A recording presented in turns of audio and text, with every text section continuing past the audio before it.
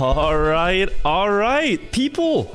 Hello, and welcome to the Trackmania Grand League Spring 2022 season. I am going to be your host, your caster, and also your friend for the evening. We have Trackmania Grand League Challengers, and we also have Trackmania Grand League coming up later tonight. People, hey everybody. Sigma is, dude. People, hey. We are actually just about to begin. We don't really have a lot of time. The first match starts in just 8 minutes, but it's gonna be really cool. There are a lot of new players in Trackmania Grand League Challengers this season, and it's also a brand new format. It is 1 lap that they play now instead of 6 laps or bonus points in the multiplier formats that we had. They're trying something new. It's just pure 1 lap, 5 matches in total. This guy Sigma is and whoever wins the most wins the step. That's how it's gonna work. So I'm really excited to see who will do the best in this format. For example, Tween, who was in the Trackmania Grand League last season, got relegated to Trackmania Grand League Challengers now. But if you look at the player list and also the format that I talked about, this is somewhere there where he could potentially do well.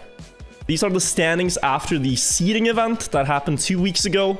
Enner is the top seed in the Challenger League, just ahead of Miquatro and Hedra and Soulja.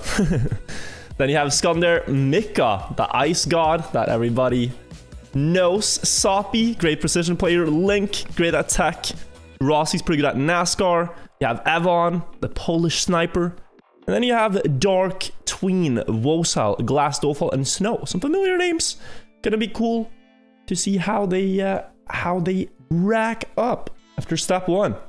The format itself is an explanation of its own. We can have a look because Nadeo were kind enough to make an explanation video of the format that will be played. So, I mean, let's take a look. Let's take a look at what they made for this season of Grand League. I'll be quiet. Players that won their first match will play against other winners, where the losers will face other losers, like in a normal Swiss system.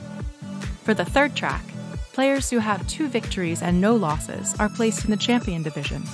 Players who won their first track and lost their second will go in the Gold Division, and so on. For tracks 3, 4, and 5, the format changes and follows a rising-falling principle. The 2 winners of each track go up in division for the following track, while the 2 losers go down.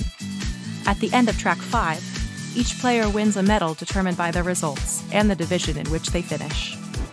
At the end of the season, players will be classified following the Olympic Games principle, meaning that a gold medal is worth more than multiple silver or bronze ones. The 8 best players qualify for the final phases of the competition, while players in 9th to 12th place will clash for a single spot in the final phase thanks to Final Chance. Players in 13th, 14th, and 15th place will face off against the best players of Trackmania Grand League Challenger to try and keep their spots. The player in 16th place is automatically replaced by the best player in the Challenger League. Voila! Now you know everything about the Trackmania Grand League's new format. So, and now, yeah. let the show begin. There you have it. That is the new format that they will be playing. It's a long explanation, but basically, just try to win rounds against your opponent in each match and win some medals. The guy with the most medals wins. It's not any more difficult than that. And I do have the first 4 matches that we can take a look at on Quicksand. They're about to start in 4 minutes. I can perhaps show you guys here. If you look in the bottom left corner. Oh, wait a second. Yeah, bottom left corner, here we have the matches. So, we have Enner, Skander, Rossi, and Wosal.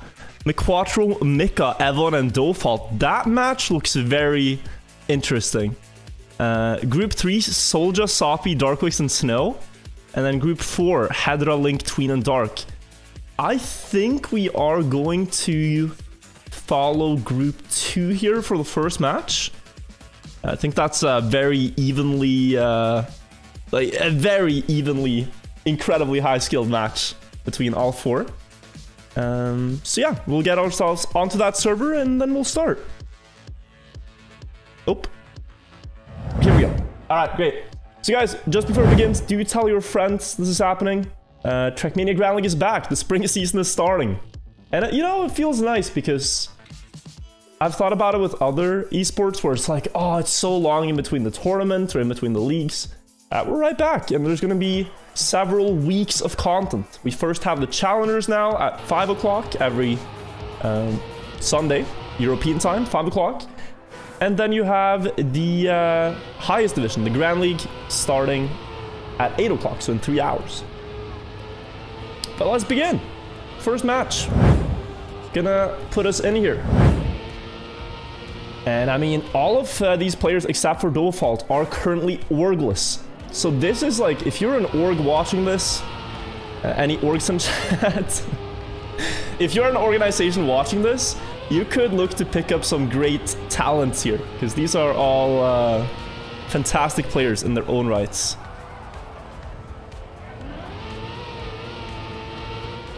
Looking to impress. There's so many orgs. So many orgs of individual chatters. Is the FPS a bit bad? Oh no. I think it's just that the server is loading stuff. Very bad? It says I have dropped 0 frames, which is questionable. Hopefully we get it fixed. Give me a second. If I go full screen. Now I think this is just a server warm-up, or?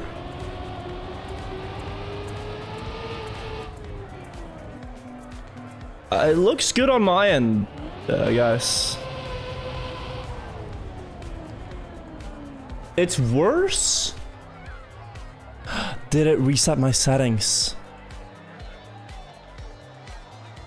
Okay, wait 1 second.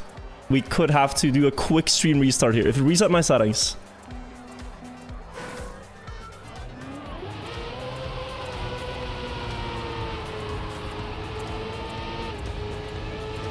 Honestly, not sure.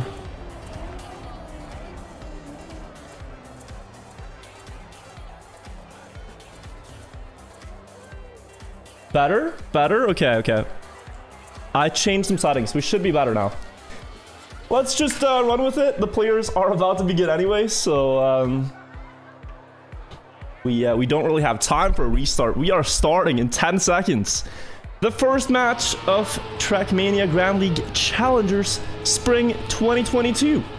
We have Dole Fault, Avon, Nikka, and Wirtual ready to duke it out on Quicksand. This is a map where the pace is very fast. Oh, I can tell that it's lagging. Is it only good if I'm not full screened?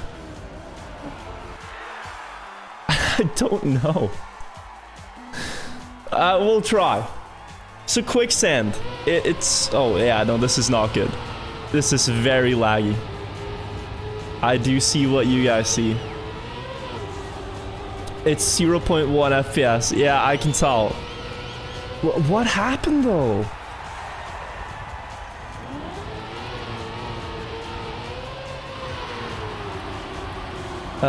One second, guys.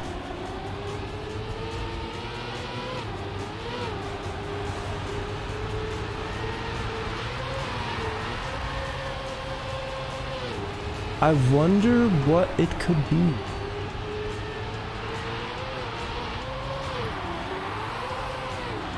Don't panic. No need to panic.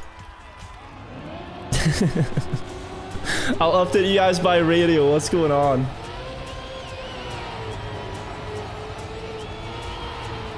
When I know, but for now I have no clue what's the cause of the FPS issue.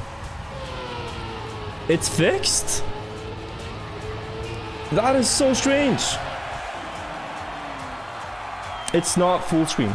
We are in windowed. Avon does take the first round. Alright, let's get into it. So we had some lag problems the first round. Now we can see what's going on.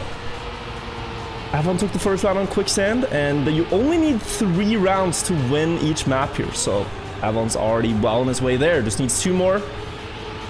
As I mentioned, it's a high-paced map. You drive at 400 speed through this banked dirt corner, and they all did it pretty well. Except for Nikka, who hit on the outside after the turn.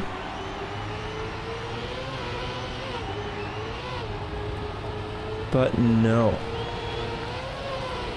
Guys, I'm gonna need to fix this real quick. This is unwatchable. Give me a moment here. Let us... we'll get into it, but for now, we might just have to surrender match 1 and try to figure out what the cause of the problem is. I think there's a couple of things to try. Oh, is it in-game settings? Oh, it's 1 frame. Wait, did that already fix it? Is it better now?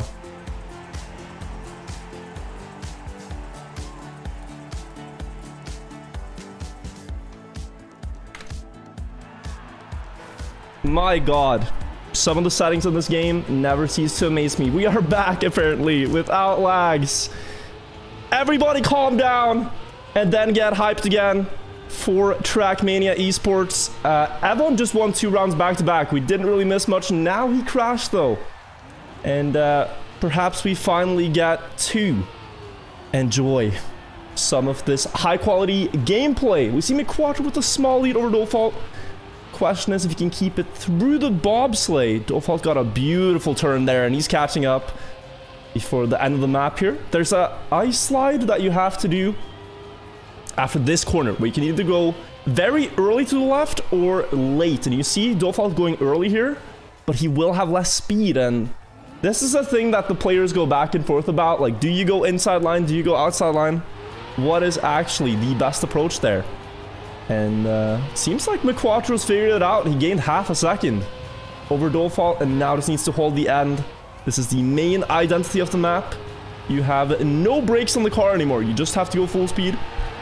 And he gets there. 1:08.67 the winning time. That is pretty solid.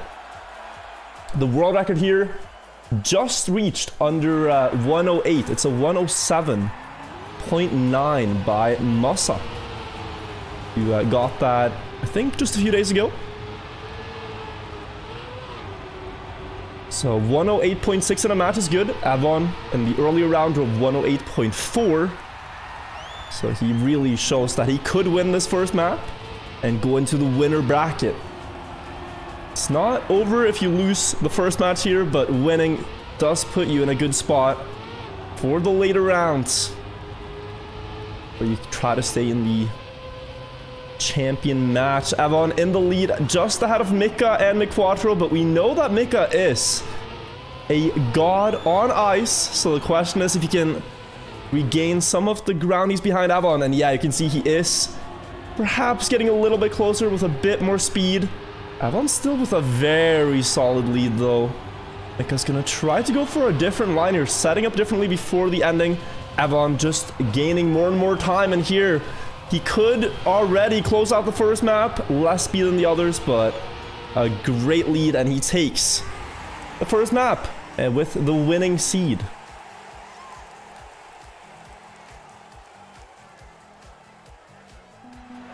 So now the players will drive until top 2 and top 3 have been decided for the seeds.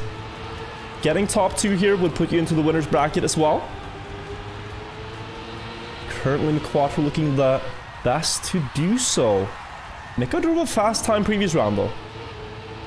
Although he didn't win, Dole Fault crashing out. It's a 1 versus 1. McQuatro versus Nikka, going into the bobsleigh now. Oh, Nikka getting more exit speed by setting up so early. Now trying to go wide for the tech turn. But McQuatro is holding on, fighting in first there. Not letting Nikka really get a lead, and though Nikka tries on the ice, he clips, and McQuatro has a chance here to go into a 2-point advantage. Huge gap down to his opponent. Just needs to time the dirt turn here towards the red booster and then quickly snap to the left. Hit as much of the dirt as you can. Dodge the sand for more speed and you get a 108. McQuattro now with 2 points.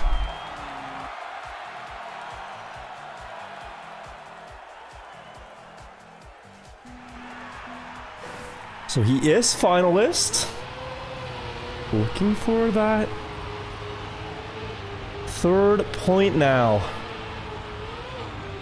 And one interesting thing is that the 3rd and 4th seed, it does matter if you get 3rd or 4th. If you get 3rd here and win in the next one, you go into gold. But if you have 4th, you go into silver.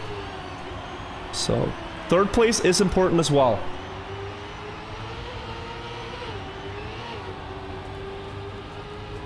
Quattro though, really good run so far. No mistakes. But Nikka is only a 10th behind before the ice, and he really tried to risk it last time. I expect no less this time, just a clean ice slide, and the exit speed, is it there? Not as good as he'd hoped for. McQuattro is going to actually gain on Nikka in the ice part. Staying a couple of tenths ahead. And Nikka now really has to hit a lot of dirt in the end to gain back the time he's behind, and he's not going to get it. McQuattro will take the 2nd place in this match and join Avon in the winner's bracket.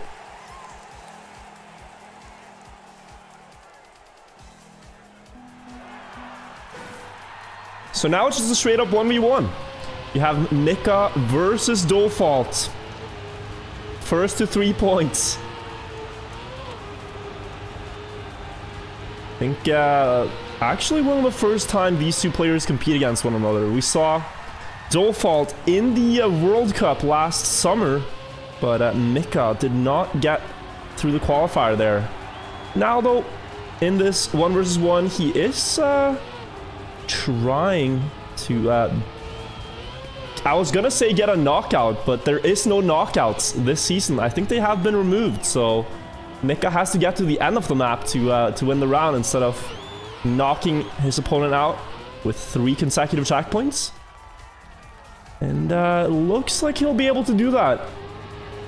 The ending here isn't that scary. It's only about how much speed you can carry, but usually you will survive it without a crash if you just time this entry correctly. And Nikka does get that. Safely into the finish. 109, you can tell he slowed down the pace a little bit. Took it just as safe as he needed to. And it's still not too late to salvage this. Get into the highest seed of the losing players. Do you see actually different approach than the start? Dole Fault entering the wall ride a bit later for more speed, and last time he crashed here with that speed. This time he carries it. A great approach onto the plastic. Low line there. Lets him overtake the lead. And Nikka had to release the turn before the bobsleigh. That gives Dole Fault a solid advantage in this round. More speed now. Just needs to dodge the checkpoint. Yeah, and he gets that. 0.4 of a second ahead. Is that going to be enough on the ice part versus the uncontested world's best ice player? You can see Nikka gained 2 tenths right back. Dole Fault still remains ahead. 0.3 now before the ending. Turns on the quicksand. Oh, and Dole Fault goes too early. I was just saying how you shouldn't really crash there, but he full committed to the right. And Nikka takes that. That is something we don't usually see.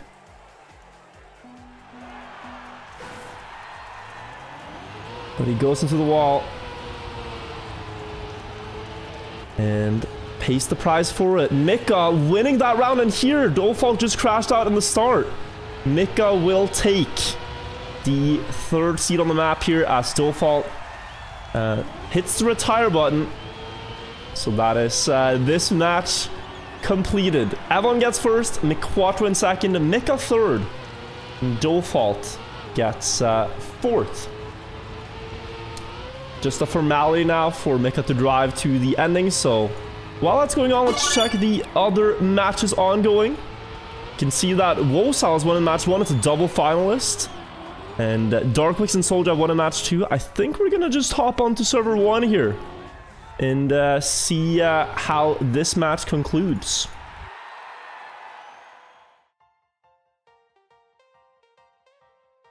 Let's see. The matches are all played simultaneously, so we jump into the action here and we see that Enner did just win his match as well, together with Wirtual. Enner is the highest rated seed for the season, and oh, look at this. Rossi with a different starting line. This is something the players have perhaps been keeping secret. It did not gain at all in this round, and Rossi actually crashes out with it. But I expect we might see that in later matches too, because it gives you more exit speed.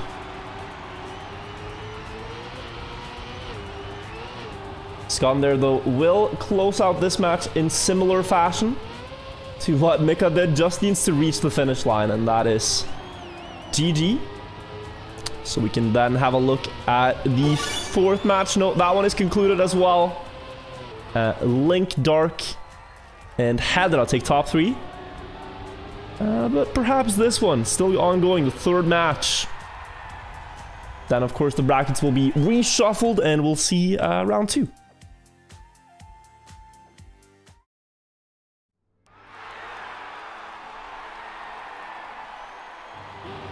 Soppy versus Snow. Snow has only 1 point, and Soppy is finalist, so Snow needs to win 2 rounds in a row here.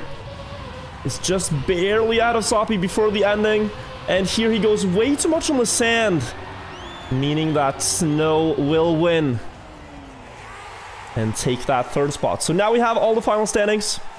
Let's take a look. Wirtual, Enner, and Skander, Avon, Mika, and Miquatro. We have the Darkwix, Soulja, and Soppy, and Link, Dark, and Hedra taking the highest seeds. Rossi, Dole Fault, Snow, and Tween have the bottom seeds going into this. Okay, that is round 1. Just want to say terribly sorry about the lags. New computer, not everything works as I'd hoped it would, but from now on we should be good, guys, with the quality. Welcome all to the cast. There's a lot of matches today. There's the Challenge League that we're watching now, and then after this we have the Trackmania Grand League as well. The top 16 in the world. I can quickly show you. I see if we have the schedule. Do we? We do. We are in week 1. The season just began, and there are, non-stop action until May. So about the next 2 months, we just have Trackmania Esports every Sunday. And we only got to see the first map here, but now they're going to switch maps.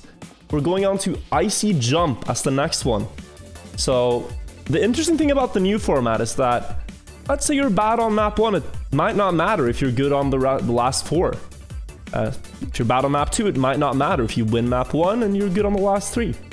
The 2 maps that you really have to practice every time is map 4 and map 5, because those 2 matches you have to win to get the highest medal, the champion medal. That's how it works. But we should have new servers coming up in a second.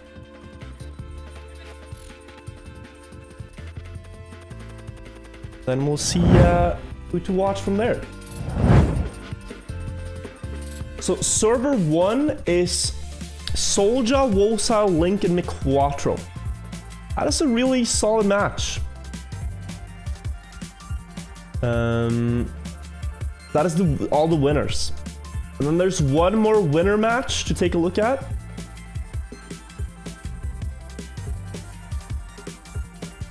Which is... oh, I have them here. Avon, Darkwix, Enner, and Dark. Now, from a caster's point of view, casting a match with a player called the Darkwix and Dark is going to be a challenge. But the first match looks pretty good. Wosile, Link, McQuattro, and Soulja.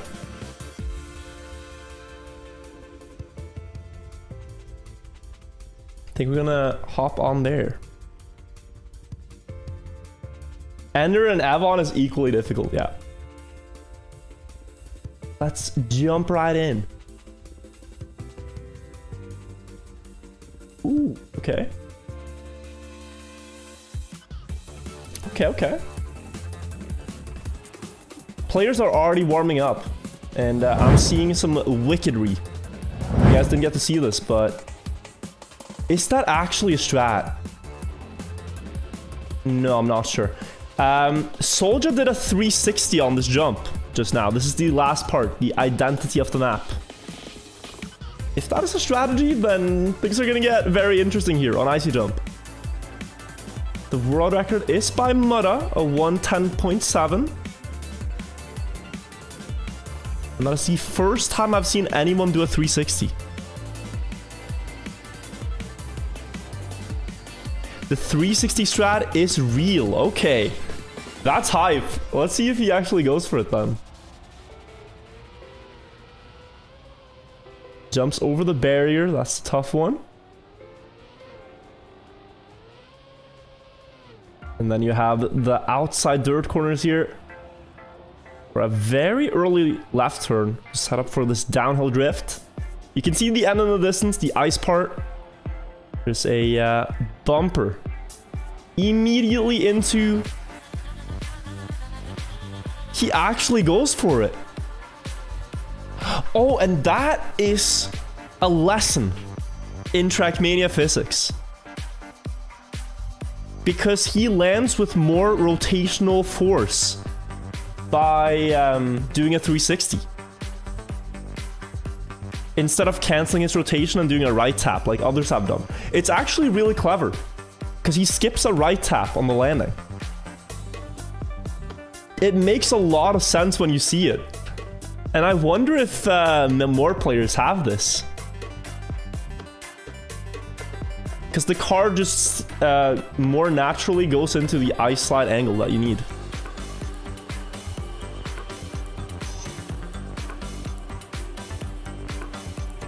See if Link here in the end goes for it.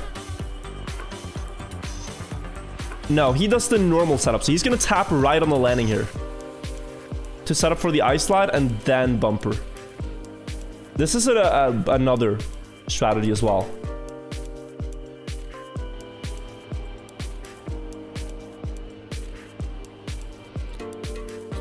Do you go for the style points or do you go for the fastest strategy? Who knows? We're about to start match 2 here. We're watching the winners from round 1. It is Soulja, McQuattro, Wosile, and Link.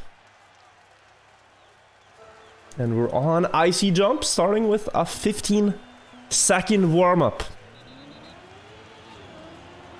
Now, out of these players on the leaderboard, the highest or the fastest personal best that I could find is a 111.5 by McQuattro, 0.6 actually. And the world record is almost a second faster. So I do wonder if some of them have secret personal bests that they have done offline and not revealed. Or perhaps the world record from Mutta, which is a 110.75, just is really, really strong. We will soon see here. In the first race, we have Soulja building up quite a lead before the plastic. Here, you really have to keep the gear so you can do this bumper jump over the barrier there. Link is getting a bit closer, but McQuattro and Wosile are falling decently far behind, and only first place in these rounds matter. Getting second is not good enough, so you have to go all in here in the end. We have Link, who doesn't go for the 360 versus Soulja, who does, but Link hits the wall, so his closest competitor is McQuattro. Look at that wicked flip. Will Soulja win this round?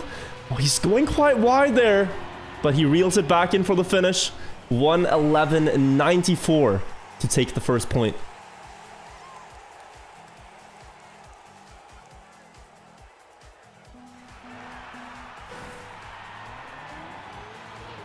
Second round in, and we see players doing a Neo slide on the start there to set up for an early ice slide. Here, no slide ideally to get a bit more speed. And then you want to set up wide on this platform for the downhill drift. Of course, all this easier said than done, but you can see the speed that McQuattro will get out of this. It's a lot higher than that of Link, and he should be jumping back up into second place. Wosal with a great start so far. Making it hard for the others to follow. He dropped the gear. That gives them a way back in. Now onto the dirt they go. Soulja and McQuattro have fought their way back into first and second. Wosal still trying though. And this is going to come down to the ending. Perhaps Soulja's 360 strategy will be the fastest one. The others are not doing it. And a respawn from Wosal as he does not have the trajectory. McQuattro with more speed, but it's not enough. It's a great round, but Soulja wins it with a 1:11.64. And that is faster than his personal best on the leaderboard. So Soulja has definitely practiced offline. Good time. And with that, he won twice in a row. He's actually already finalist.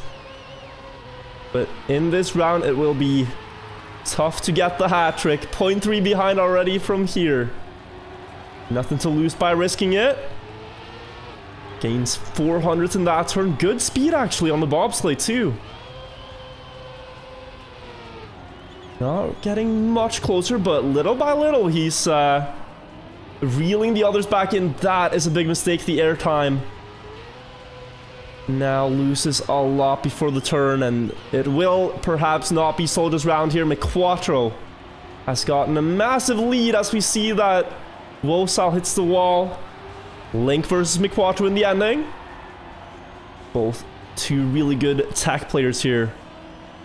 Both of them have been in the Challenger League finals in previous seasons. Link even qualifying to Trackmania Grand League in a previous season.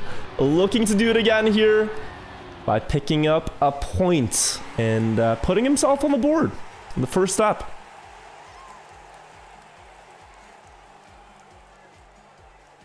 McQuattro has also been really close, but never quite made the step up to the top 16.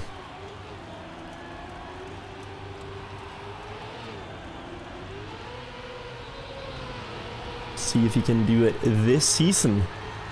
One thing they have changed now is that the best player from the Challenger League after all steps are played just gets auto-promoted. And the bottom player from Grand League gets automatically demoted. So there is a really good chance if you beat these other 15 players through a season, then you just auto-qualify.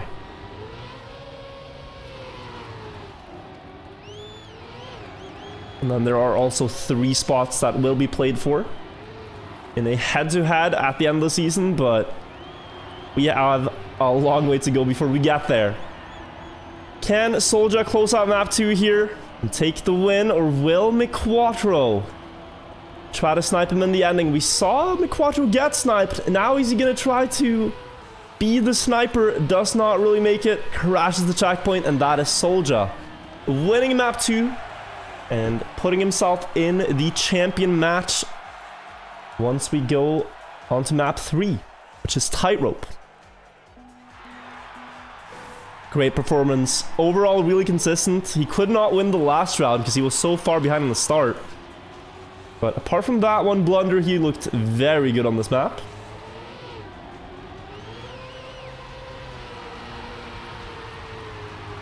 Now, in his absence, let's see who can pick up the remaining points. Here, only top 2 is good enough for the winning side of the bracket. And Link already has a point, but a very awkward landing there, which puts him far behind McQuattro and Wosal. Oh, McQuattro keeping the gear. I don't think Wosal did. So now the difference is in McQuattro's favor, ever so slightly. Vosal, though, risking it onto the dirt, going very far out on the bank turn to put himself in the lead. 2 turns to go and the identity. I think both players go for the sideways lineup. Turn the car not 90 degrees, but very close to it. And then a right tap to give you an ice slide. McQuattro with more speed, and he will actually take this one. Link failing the ending there.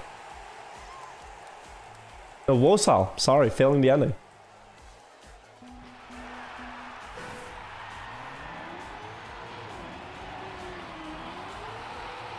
All right, next round. Right back into it. We don't really see players going for the no slide here that we have seen from players in the Grand League. It's maybe a 10th difference, but very difficult to do. Consistently, oh, Vosal. Not a spot you want to crash. You'll have so long before you can recover. Same here for Link, and it looks like McQuattro's been gifted around. His opponents have both failed, and he will realize that here on the splits. And once you see a gap like this, it's all about just pulling the brakes, not going for anything stupidly risky. The ending can still cause some problems, but there's no need to go for the most precise drifts inside the walls here. Just try to safe it. Small release before the jump. He's gonna hit the tree. Oh, almost. But he dodges it. That looked very controlled. And McQuattro will take it. 2 points for him now.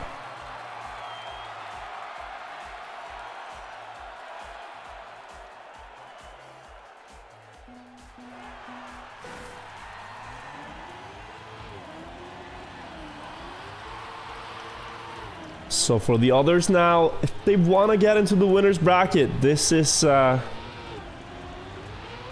when you gotta step up. McQuattro only needs one more win to get there himself.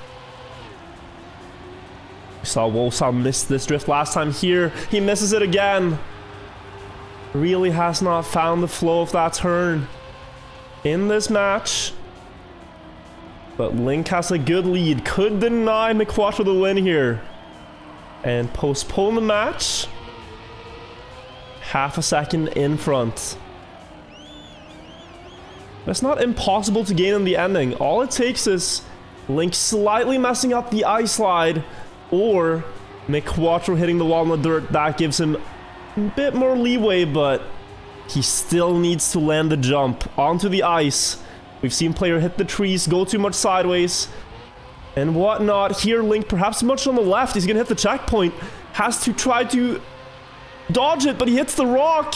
Is anyone gonna catch him? McQuattro will actually take that round as Link does not get the ending right. And McQuattro does win it after all. It's not over until it's over. McQuattro wins together with Soulja. They go into the winner's bracket. Such a big jump. So if your lineup is a little bit off, that has big consequences. Way too dank. Next match, let's take a look at the other winners bracket. Avon, Enner, Darkwix, and Dark. Looks like Avon has already won. Let's see the remaining matches.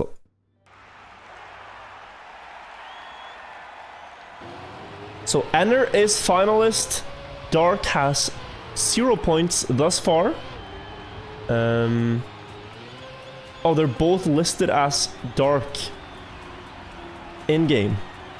I'm not sure who is who. But Enner is at least in front of Dark and Darkwix. This is the Darkwix. We can see the car skin. So Enner... Oh, also going a bit wide here, perhaps. That's not going to be a lot of speed towards the finish. Will Darkwix catch up? No. It's not going to be enough. And Enner gets the win. Joining the winners bracket together with Avon. That's going to be a match. Avon, Enner, Soulja, and McQuattro in the next round. We got to watch that.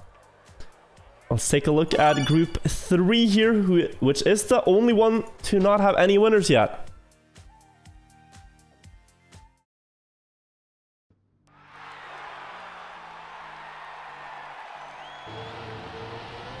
Skander, Hedra, Snow, and Dole Fault, they all did lose a match earlier on. But here, if you win and you go into the 1-win, 1-loss bracket, that's not too bad. Hedra here has 1 point so far. Skander is finalist though. Chasing him down, 0.32, and great speed by Skander. If he gets this ice slide, he could make the comeback happen, but no, misses the jump, and that will put us into a triple finalist situation. Snow is finalist, Hedra is finalist, and Skander is finalist. So it does not really get closer than this. Only Dole Fault could prolong the match before it reaches a sudden death scenario. And now is when you really can't afford a mistake. Skander losing a little bit in the start. Things like that could be decisive. Hedra with a good approach to the drift. It's going to have more speed than both the BS Plus competition players. Going up into first now. Landing a bit wide, but maintaining the speed importantly before the plastic. Gets the setup and keeps the gear here. Hedra remaining ahead. Snow with a good speed slide though will catch up as they go onto the grass. Both players with a good gear up. And actually, this is a 4-player race still. All of them with a chance to win. So a lot can happen in the ending. Dole Fault, if he wants to deny the others, has to gain 0.3, but it looks like a battle between Snow and Hedra on the last jump. Who's going to carry the most speed in this ice slide? Hedra landing the first, but Snow with a better ice slide. Is it going to be enough? Just barely. 0.03 of a second. Snow wins the match and goes up into the gold match in the next phase. And quite heartbreaking for Hedra, you know, only 300ths as Hedra rather, when you're that close, but now you have to do it again. Drove a good time in the previous round. Skander didn't have the greatest start here. Dole Fault had to release in the drift, and this is another opportunity for Hedra to close this out.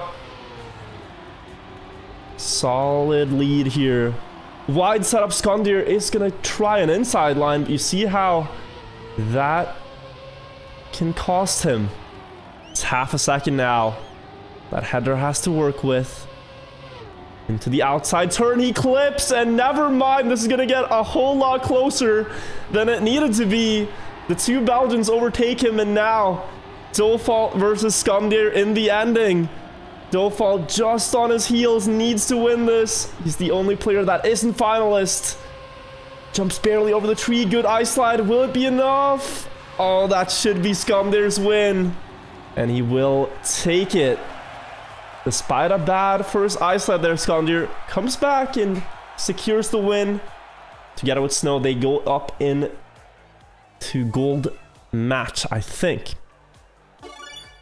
So these are the standings. We have Soulja McQuattro and Avon and Enner are the top match.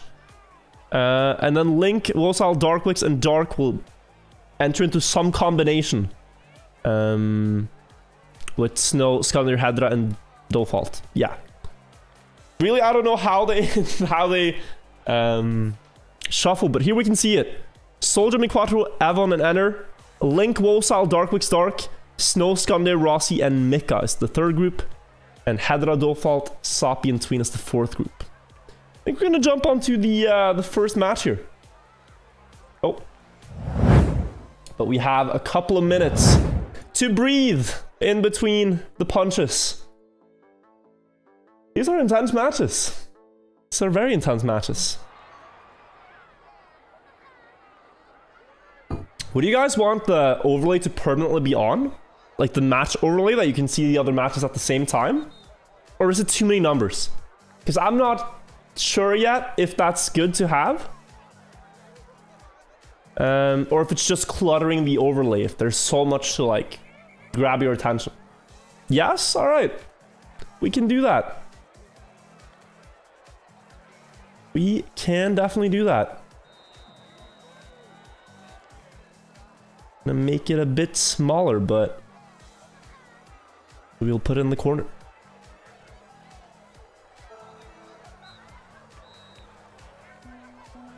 It can be a lot smaller, yeah. That's what we are doing right now. You can see how this looks.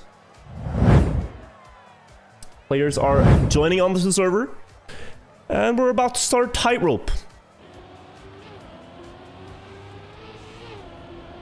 I feel like it's cluttery. No, I think it's a bit much. It fits that spot, but it's like, I think we will turn it off.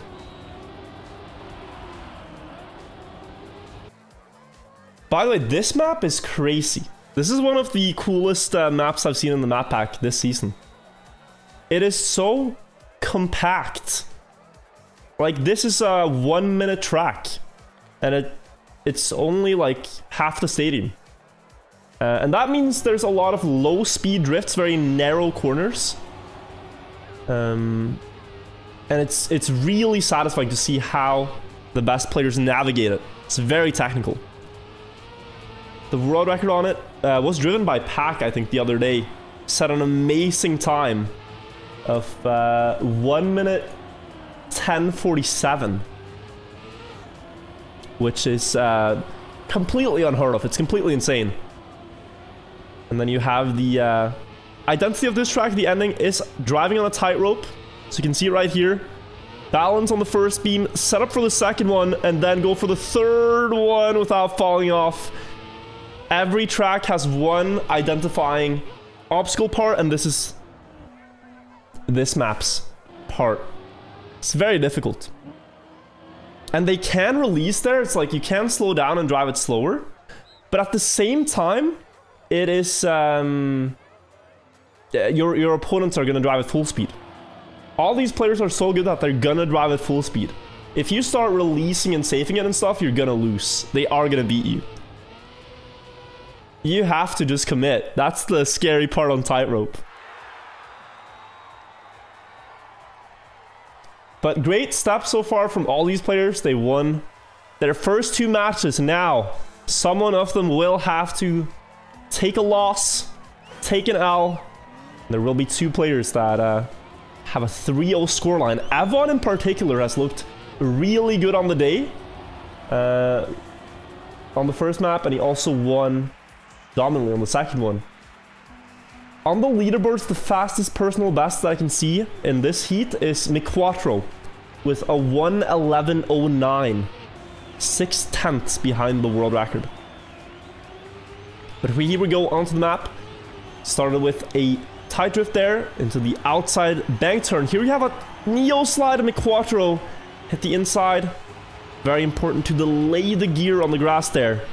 They take a line where the gear shift happens later, so they get more speed.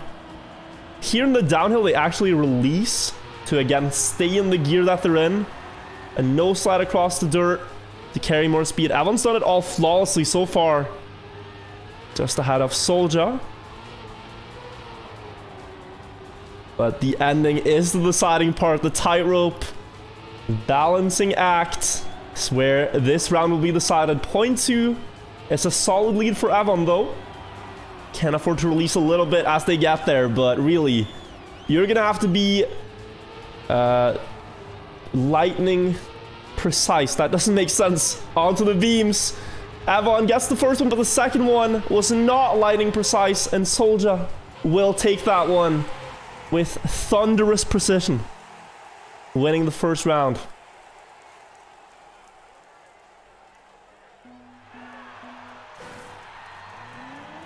Really shows how you have to be on your game in the end there. Especially for players like Avon who do play keyboard. On parts like that, you don't really have as much control as a controller player would. In that, oh, that's a big mistake. In that you can't really adapt your line as much. One keyboard tap is a lot more than just gently changing your steering angle on a controller. And that might be what cost him there. But then again, Soulja is also a keyboard player. You can see the wheels just tap, tap, tap. Back and forth. But McQuattro and Avon and Anner are both controller players. Here in the uphill, very close between Soulja and Anner. Just 700ths apart before the end, and here you really get to see why you need to full speed commit in the end, because if you won't, your opponent will, and they will take the point. Here we go. Soulja has a small lead, but Anner with a speed advantage, and Soulja released. Anner had to release as well. Anner about to fall off the beam, and out of nowhere comes McQuattro to take the point. Both Anner and Soulja hesitated, and McQuattro just went in. Didn't look back.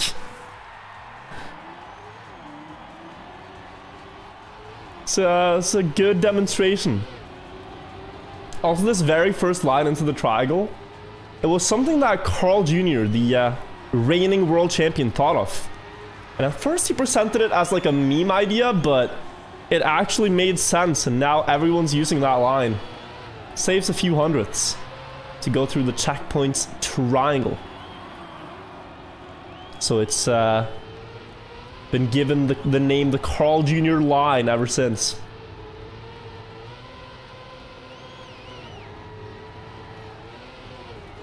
But up until now, Soulja looking very consistent on this map.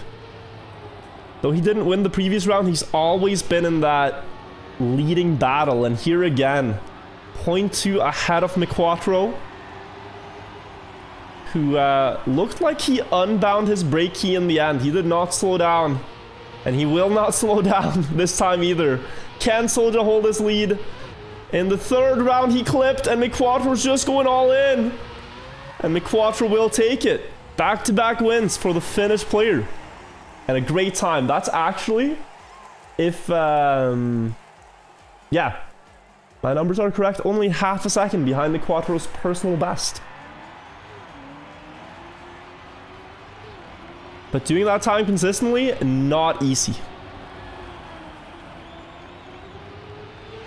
Not at all easy. And what's interesting too is, like, if you were to try to save that ending, these players have built up like a rhythm in their practice. Oh, Avon getting airtime. Saves himself fairly well, doesn't cost a lot of time. If you ruin your rhythm by trying to save, it might just be harder than doing like the pattern you've memorized. So, all in really is one of the best options there. Whether you're 1 second ahead or in a close fight, McQuattro clipping as well. This could be Soulja's chance to get finalist as well, or it could be Avon to get himself on the board.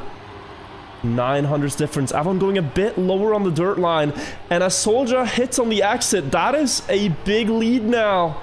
At least 0.3 of a second in his favor. Sets it for the second beam, all good, and gets in time to the third one. Avon winning, new best time, and a well-deserved point.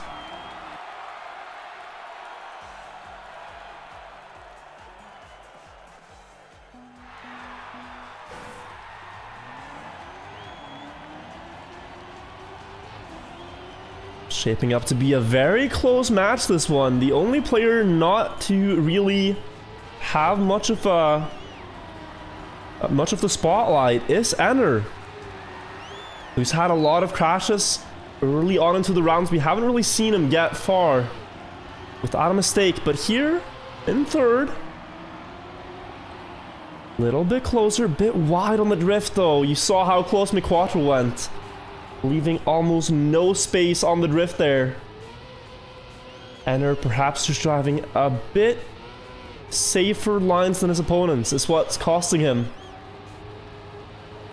The gap is 0.3, and here it will extend 0.4 now. Soulja and McQuattro really battling this one out. And Soulja, this is where he made the mistake the last time. Now needs to get a great end to the 9. McQuattro, the first win here. 0.18 is the difference. Has to full speed and hope for a mistake from the Finnish player, but he makes a mistake himself. Anner chasing him down though, and Anner, from not having the spotlight to getting the round of applause here. Sniping McQuattro on his win. That's one way to make a grand entrance. Now, all of them have a point. McQuattro has 2. And it's first to 3 points that will win the match. Oh, good drift there. Now they're going to set up for the gear. Soulja perhaps missing a little bit. But it does not show up in the splits. Avon losing time in the downhill. And once again, McQuattro and Soulja have been the fastest 2 players. But Enner is going to join them in that battle. Actually, Avon as well. They're all trying to chase down McQuattro, the one finalist. 0.3 ahead of everyone else. And he is going to have to get a good ending. No doubt about it. How much will the gap be before we get to the tightrope? It will be nothing as he clips on the outside. Now it's a 3-horse race into the tightropes. Avon with the lead, but Soulja has a lot of speedy clips though. And will it be Enner again? No, he clips as well. It's going to be Avon who is the only survivor. Despite clipping a corner, he takes that win and goes into finalist himself.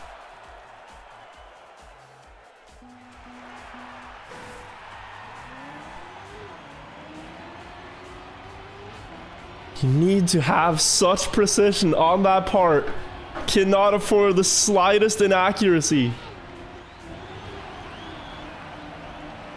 as it will ruin your trajectory.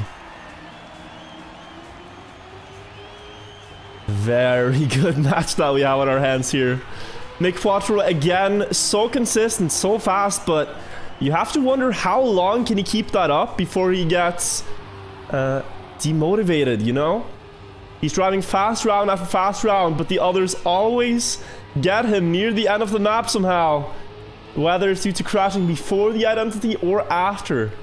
And soon they could overtake him and perhaps even win the match before him. He remains ahead before the identity once again.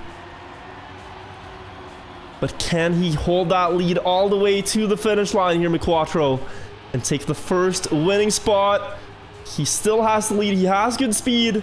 Just needs the 3 turns. The first one is there. Enner's getting closer, but not quite. He crashes. Avon crashes as well. And McQuattro will take that one with a new best time, 1:11.32. And with that, he successfully takes the first position into the champion match. Well done from McQuattro, and also well deserved. He has been driving so consistently. Now, despite Avon being finalist, you have to imagine Soulja being a favorite to take the second point. Avon crashing in that downhill drift. Soulja's been so consistently fast. His pace here really was matching McQuattro, and he hasn't landed the end that consistently yet, but just this is already a winning spot if he can get across the tightropes. We saw Enner snipe once in the ending. Can he do it again? Nothing's for certain.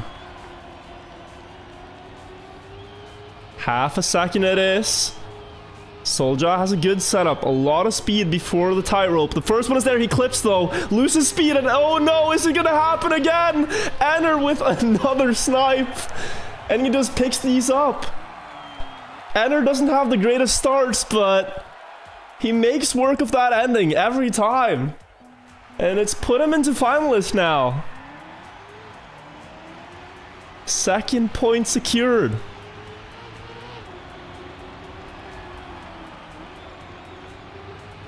Double finalist situation, and Soulja, the fastest player consistently here. Before the end, it's not finalist. We could enter a spot with 3 finalists. So we see Soulja in first, but here Avon with a great jump. Good drift to follow, and Soulja will be in last here actually. Has to send a Hail Mary attempt here to catch up to the others. Oh, Enner clipping the corner. 1 versus 1. Avon trying to secure the spot. Soulja trying to deny him. 1100 is the gap. And we still have the 3 tightrope balancing parts left to go. Who's gonna deliver now? Oh, better setup for Avon. More speed. Just needs to time the turns. He gets the first one, but then he pulls off a backflip. And it will be a triple finalist situation. Whoever wins this next round wins the match.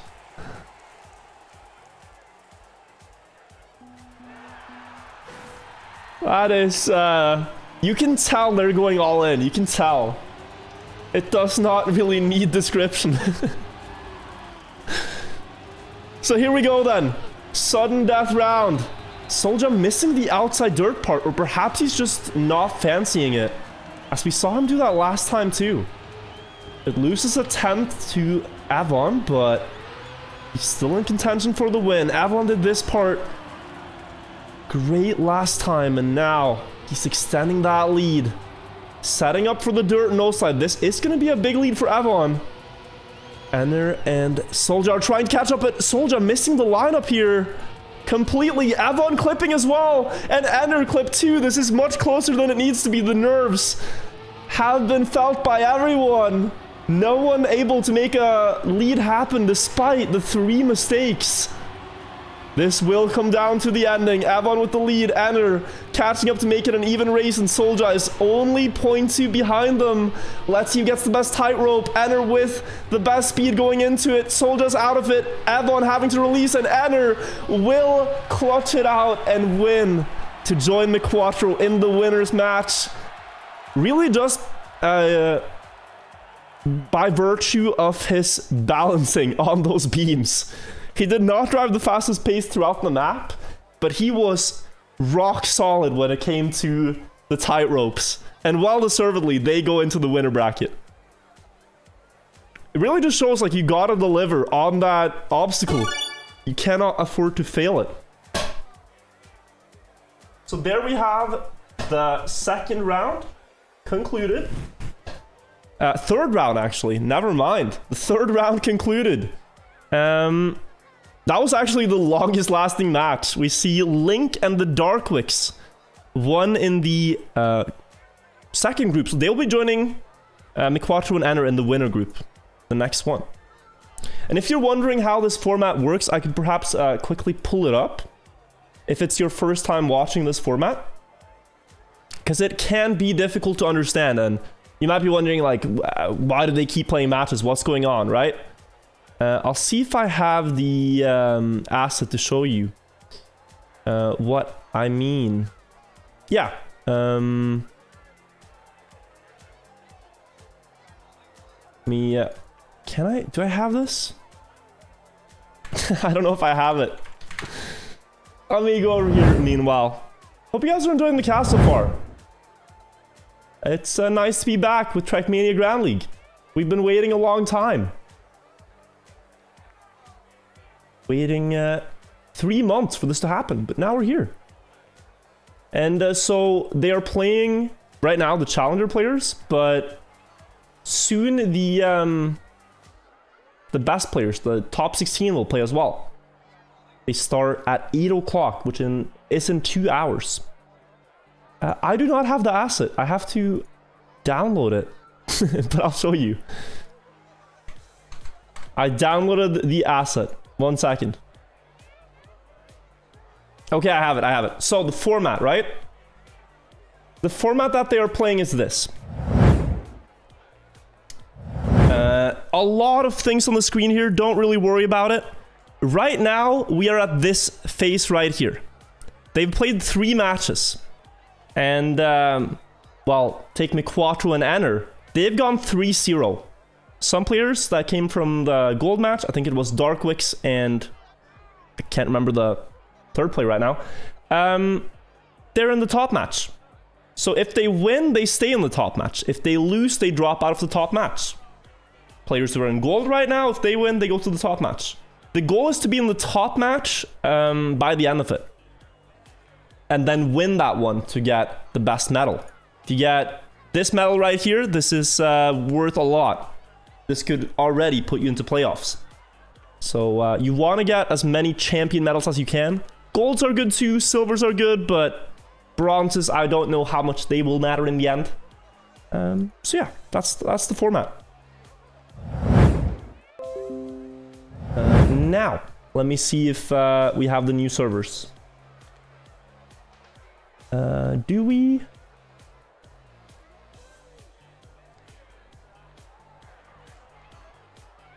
Yeah, I think we do.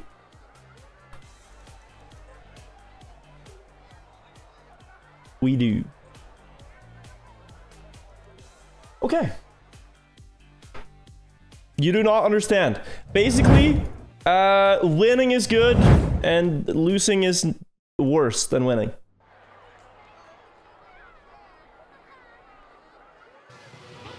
So right now we are watching the players who have won the most of the day. They have all won their first 3 matches or gone 2-1. No, 3-1. No, 2-1. And we'll see who remains in the top match. If you lose here, you go into gold division. Does that make sense? Like, if you win here, you remain in the champion division. If you lose here, you go into gold. If you lose in gold, you go to silver. So, Enner, McQuattro, Link, and Dark are our top players of the day so far. And they're going on to a very unique map. This is Water Glider. And for the first time, I think, in Trackmania Grand League history, we have underwater driving. It works much the same as normal driving, but you have wet plastic, which is very slippery. It is so difficult to drive.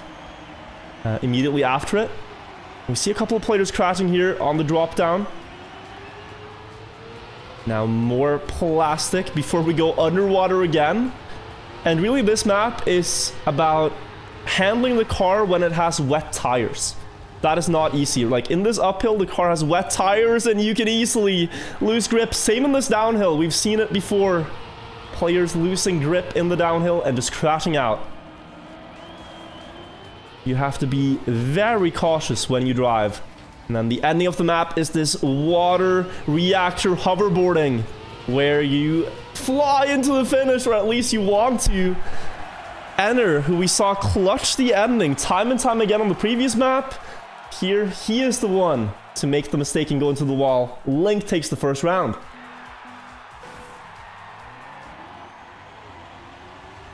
Now, the world record on this map is a 57:12 by mime. It's a really fast time. That's almost 3 seconds faster than what the winning time here was. I don't really know what he did in that run. But we'll see Mime play later tonight. Perhaps he's going to reveal some secrets.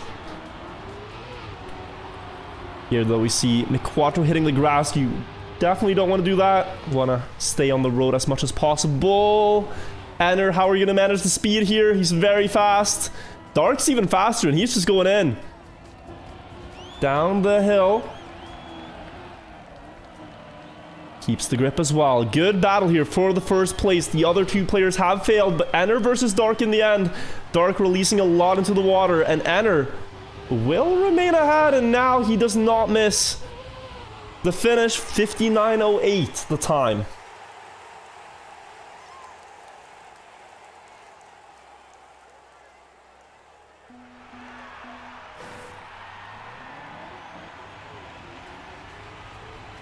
Next one.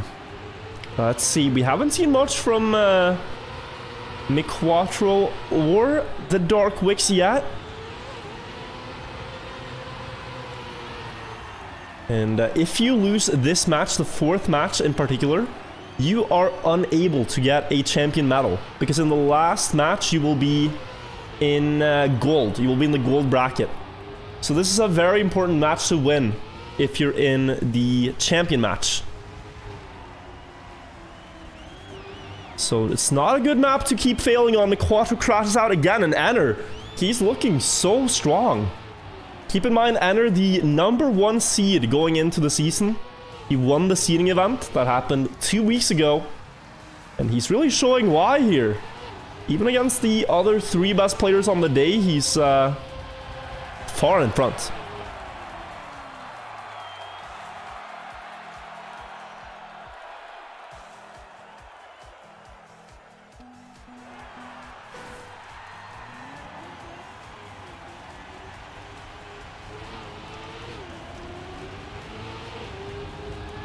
Now then, Ender is finalist. One more round will give him the spot in the champion match on the last map, which is what you need if you want to win the step. And apart from that, it's just mistake after mistake from Quattro, who looked really good on the other maps, but this is far from what his speciality is. He's really good on tech, particularly in Quattro. This is very much so just an obstacle track all the way through.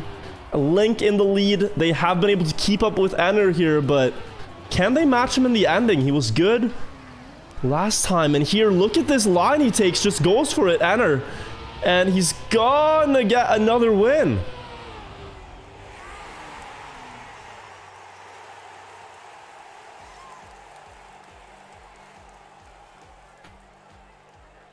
Ender is in the final. Now it should be a little bit easier for the others to win rounds. I mean, the only round that Ender didn't win was one where he crashed the ending. Apart from that, he was first every time, so it's clear he had prepared really well for this one.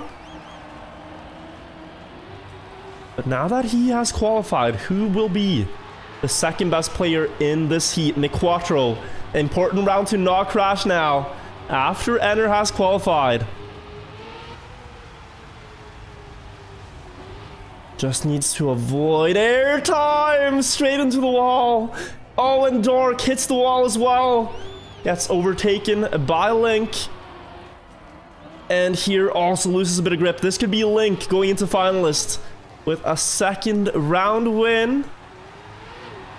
Just needs to get the hoverboard part correctly. Good timing on the last sear, and that will be Link with 2 points.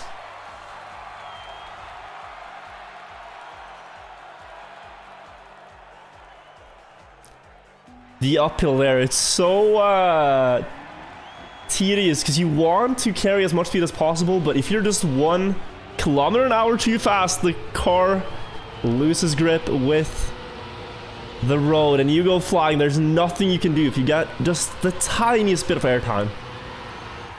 So Quattro needs to brake a little bit more next time, but he doesn't really get many more chances. This is one of the final rounds, especially with Link finalists. It could be the last one on this map. Here needs to brake a lot more, needs to avoid flying out, but he slides out instead.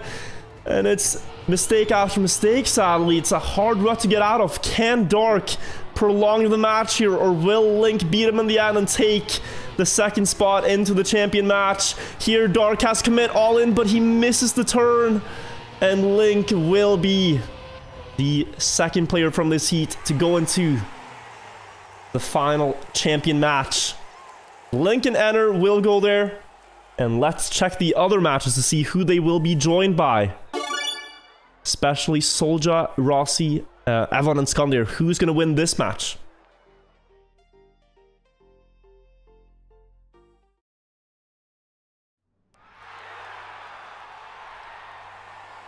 We see that Soulja has already won and Rossi has already won as well. It's Soulja, Rossi, Link and Ender in the top match. Confirmed. Okay. Can quickly check if any of the other matches are ongoing.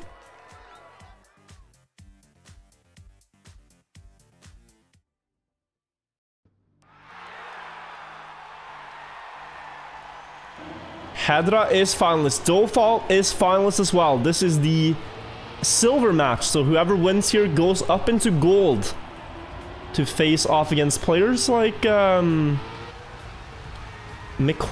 silver. Yeah, they go up into gold.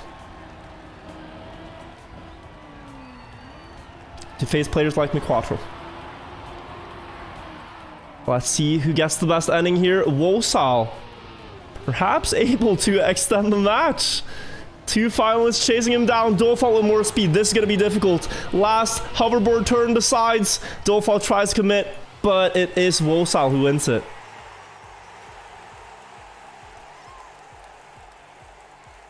So he is finalist as well.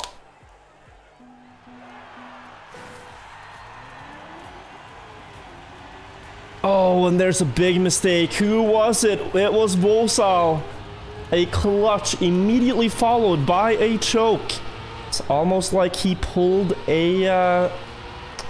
I don't really know the term. Hedra, though, is finalist. Trying to close this one out. Go up into gold. Has had a few attempts at it.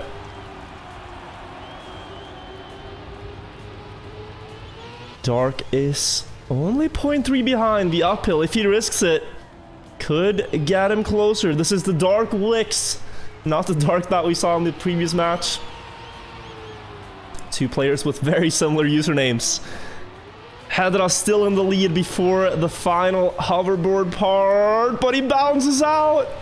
Dark Licks takes the lead. Last turn now. Commits early for the turn and he gets it.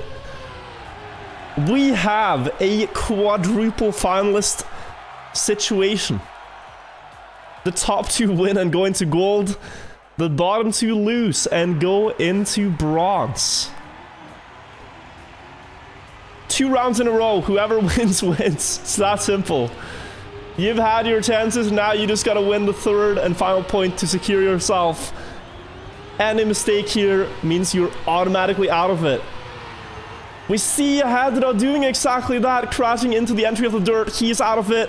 It is Dark, Wosal, and Dole Fault left to fight for it. Dole Fault with a good plastic no slide. Puts him into first place. Dark with more speed, though. Catching up before the underwater part. Here, a bit wide on the exit. Will he have the timing? Oh, he slides out. And that means it's a neck-and-neck race between Wosal and Dole Fault for this first finalist spot. Who's going to be into the reactor part? Wosal has the advantage, but it's all about this early turn. And look at the speed from Dole Fault. It's going to be a hard commit to the left to carry it back. And no, it will be Wosal taking that first quadruple finalist round. Something you don't see too often. Dole Fault, though, close second, but that's not enough. You have to win. It's only a 10th difference.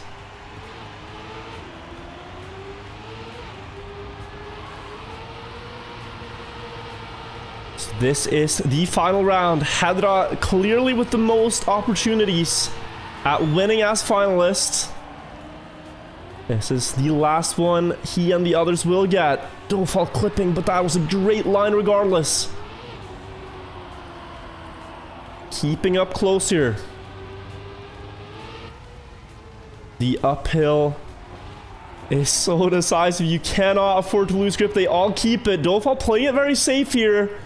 Did not go as fast as he usually does, and he is alive in the race to fight for it now. But his opponents are far ahead. Dark versus Hedra in the ending. Dark jumps out, bounces out, and so does Dole Fault. This is Hedra's round to win, and he takes it. Will join Wosal in the gold match. And they will face off against Dark and McQuattro.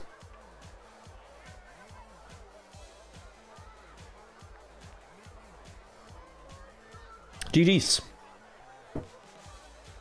So, we're getting closer to the conclusion here. We're gonna have, I wonder if we're gonna have the challenger match immediately. Like the champion match, rather. Essentially, we are here. I'll show you. We are at this part of the bracket. Right here. This bottom one. And you can see that champion match is gonna be the top one. Whoever wins that gets a champion medal. These are worth a lot. If you lose the match, you get gold. If you win the gold match, you get gold medal. If you lose the gold match, you get silver, and so on. In the Grand League itself, these 3 matches will be played first, and then the champion match after it. But it might be that in Challenger, they're all played simultaneously. I don't know. But yeah, it's a lot of text. It's a lot. But just look at this. Just erase this top part from your mind and think, okay, champion match. If you win, you win. Champion medal. Then it's a lot easier to understand. But yeah, if you want to look at the entire format, it quickly gets big block of text. My brain can't compute. So that's why I'm trying to explain it in simpler terms for you guys. It looks like they will be played simultaneously, so we are going to watch the champion match and get into it. The final track is Grassline, which is a good one. It's a good final track. It has a bug slide. I always get like surprised by the sound.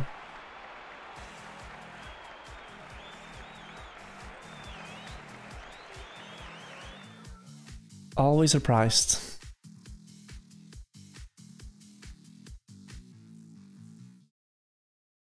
Here we go. We're on the server. So are the players. This is one of the maps that I've seen players practice the most. And it makes sense because it's the last track. This one decides your medals, ultimately. So there's a lot of different lines they've discovered. Players have also hinted at new lines that they have yet to reveal. Don't know about that, we'll see, but it's just like when you look at a leaderboard and a lot of the times are driven, like a lot of players are missing their personal best on the leaderboard, you start to think, huh, could someone have a little trick perhaps? But on this map, we don't really know. There's some tricks though that everyone uses and are kind of like public knowledge. For now, we're just gonna see the warm-up.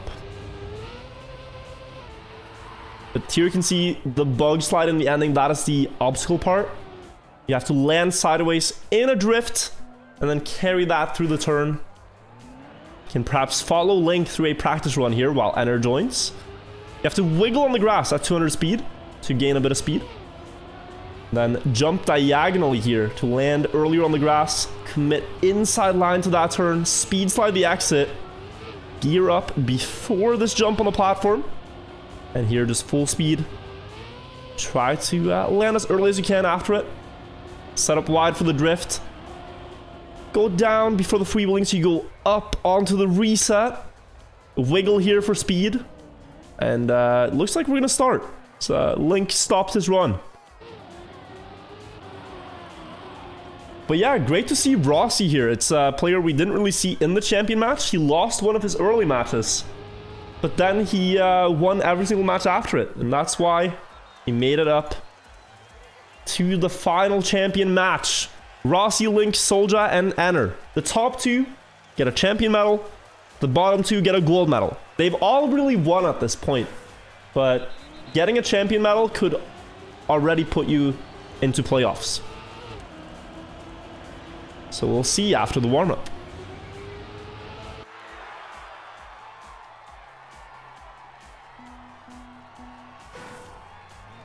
Okay, if anyone has a trick up their sleeve, now's the time to reveal it.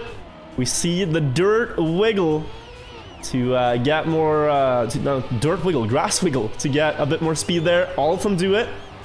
Here, the speed slide. Very familiar territory for all of them. And the full speed commit into the turn. Really well executed by Enter, who takes first for now. Then into the freewheeling. You want to set up low so you can go high up into the turn. Look at how close Link just went. And it pays off. You get a lot more speed and a better trajectory for the loop after it. Enter and Soulja, 1800s ahead of him, but he's catching up here before the end. Here into the dirt, another speed slide, and then we have the bug slide in the ending. Set up wide to the right, and now try to put the car sideways into a drift. Cancel the drift, and no slide to the finish. That's going to be Soulja winning round one with a great time already. 1:03.24 is really good for matches.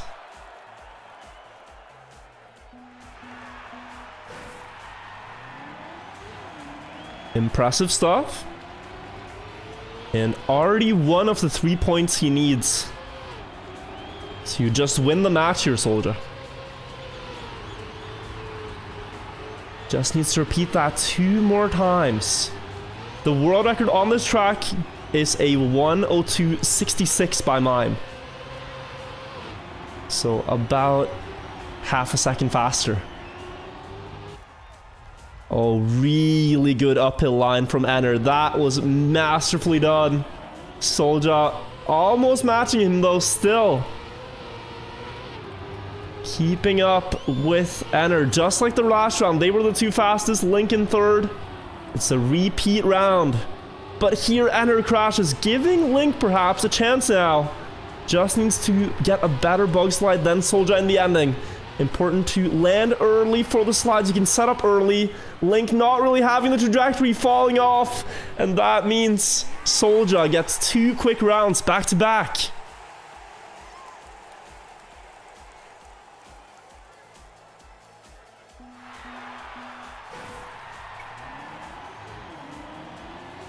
And you might have thought like, wait, why didn't he steer more? He just drove off the platform. In the ending, at the very last turn, players only steer at about 40 to 50% strength. And the reason is that if you steer any more, the car actually loses grip. And it's faster to keep the grip by only steering 40%. So he was trying to keep that no slide going instead of panic steering.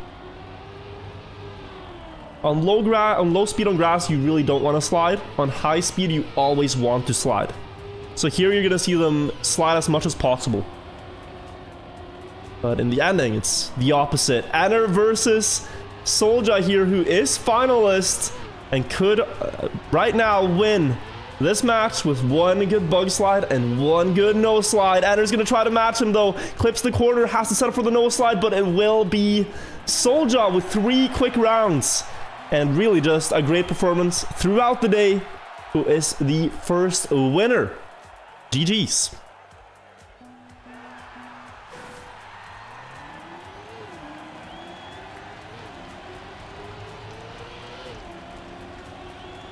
Now the others have a chance to fight for the second spot. Rossi went wide there on the first corner.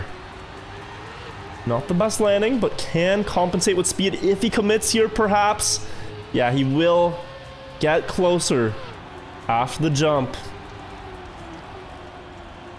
Link already 1500s ahead before the loop. But we see this slightly sharper loop line actually paying off. It gains a few hundreds over the wider approach that Link does. Now the ending, it's neck and neck. Who of these players is going to strike first and get a point? None of them could match Soulja, but now they just need to beat one another. Enner clipping the corner and he flies off the edge. It's Link to win the round with a 103.6.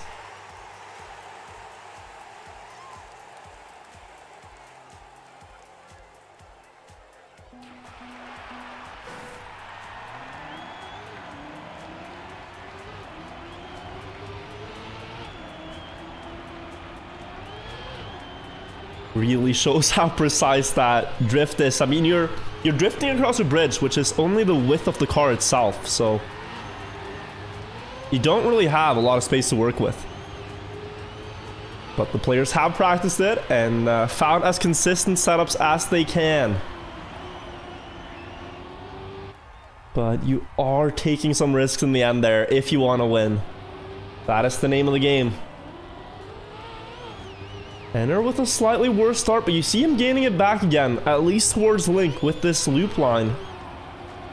Now it is Rossi in a really good spot. Try to win it. Link catching up though. Good speed slide, good gear, and just like that, Rossi's lead is gone.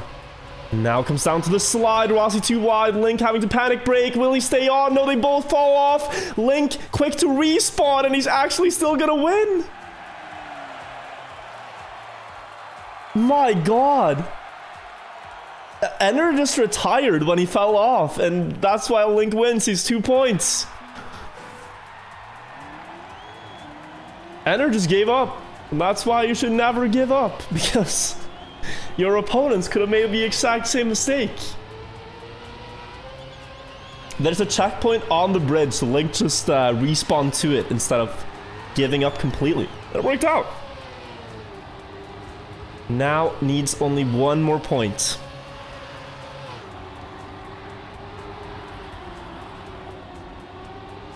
That is an important round to take. I mean, just morale as well. Like, when your opponents fail and you win, and you still win, that gives you such a morale boost. It's hard for the others to come back from, perhaps. Really close round. All of them are equal before the end. We are going in to a highly risky part, and no one's gonna hold back. Link could potentially end the match right here, right now, with a good bug slide. Has not the best setup for the no slide, though. Will it be Rossi? And there you can see it. Just that no slide through the final corner. If you can carry the speed through it, it gains so much. And he takes the point, denies Link the win, and extends the match. The closer to the corner you end up after the bug slide, the worse, essentially. You want to end up wide, and you want to be able to carry the no slide.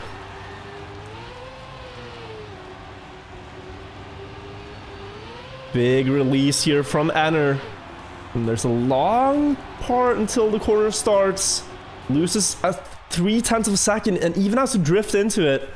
Enner is far behind here. It's going to be Link versus Rossi into the second half.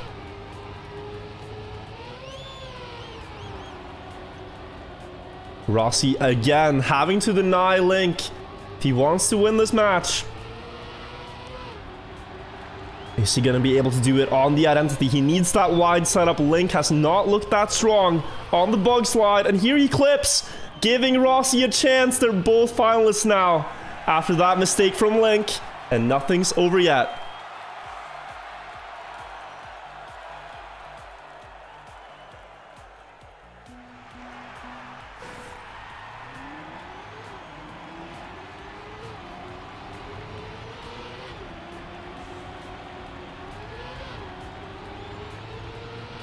And now for Enner, this really is desperation. You need to win 3 rounds in a row. If you do not win here, one of the other players will, and the match is over. It is not impossible though, but he hasn't looked as sharp on this map as he did on the water one. So winning is gonna be a lot tougher. Has that better loop line that we see, and he's catching up to Link now. Gained almost a 10th in the loop there, just with that. The difference is only a few hundreds between all of them, and it's impossible to predict who's going to win here. Just have to see who gets the best bug slide and the no slide. Link clipping the ring, he's not going to have it. Rossi going off the edge, and that will be the first point for Enner. Only needs 2 more rounds in a row, which isn't that impossible. It doesn't sound as bad as winning 3 in a row. He can do it once more. He is finalist 2.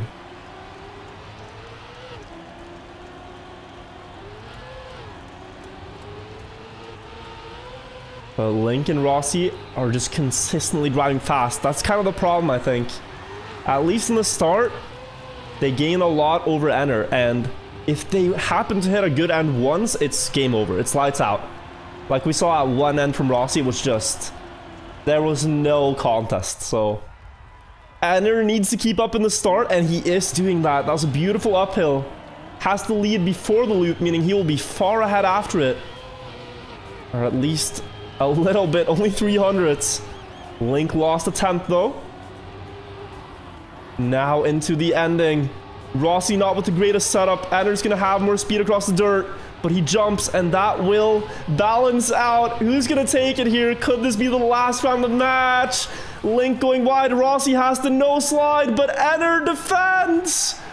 by 300ths of a second. Enter defends the lead. And we are going into a triple finalist round. Whoever wins this round now takes the second champion medal. Together with Soulja. What a comeback it would be from Enter if he can manage to win this third round in a row.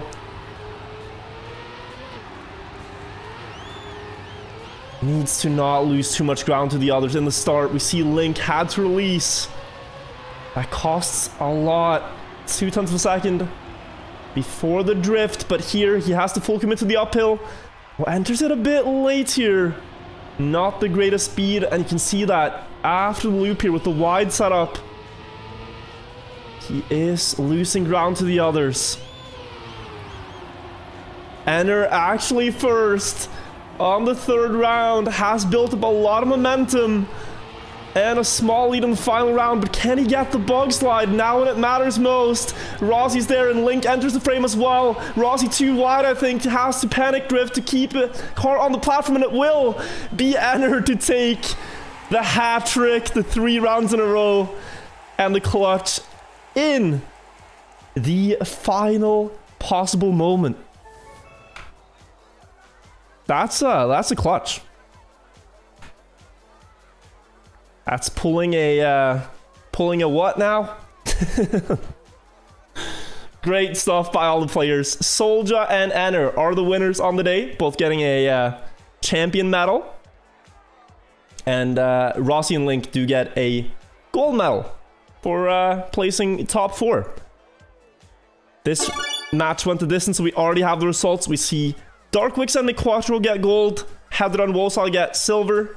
Skondir and Avon get silver. Soppy and Snow get bronze. Dark and Dole Fault get bronze. And Nikka and Tween, perhaps a bit surprising, don't get any medals for 15th and 16th. So Nikka and Tween, 2 really great players that really didn't get it to work today. We'll see if they can come back next weekend. Guys, that was Trackmania Grand League Challengers. Welcome to the stream if you just joined. This was the Challenger division. The main division is going to happen at 8 o'clock. There's about a 1.5 hour break in between the steps now. But in that time, we'll have time to play Cup of the Day and also play some other tracks. And then tonight, we are doing Trackmania Rewind, which is like a yearly thing I used to do. I haven't been able to do it yet because we haven't had the leaderboards. But Trackmania Rewind, it's basically that we review all the world records that were set in the past year in Trackmania Nations Forever. So you can see it here. We did this one 10 months ago, and then this one 2 years ago. So it's a 2-hour, 3-hour thing. We look at all the records that were set and compare and tell some stories. So that is the plan. Indeed. I need to fix that. Every time I change scene, it does the window sound. Every single time without exception. Well, that's a Samsung sound. It's not what I was. Never mind. But yeah, I think in the meantime we'll just grind some Trackmania while we wait for Cup of the Day. My friends have this one Snapchat filter. I'll show you. My friends have this one Snapchat filter, and I die every time. It's so dumb, but it's also so funny when they use it. Can I even find it? I don't know if I can find it. I don't have it. Like, do you save Snapchat filters? I don't. It's basically just a lot of sounds and it's pixelated and you can't hear anything.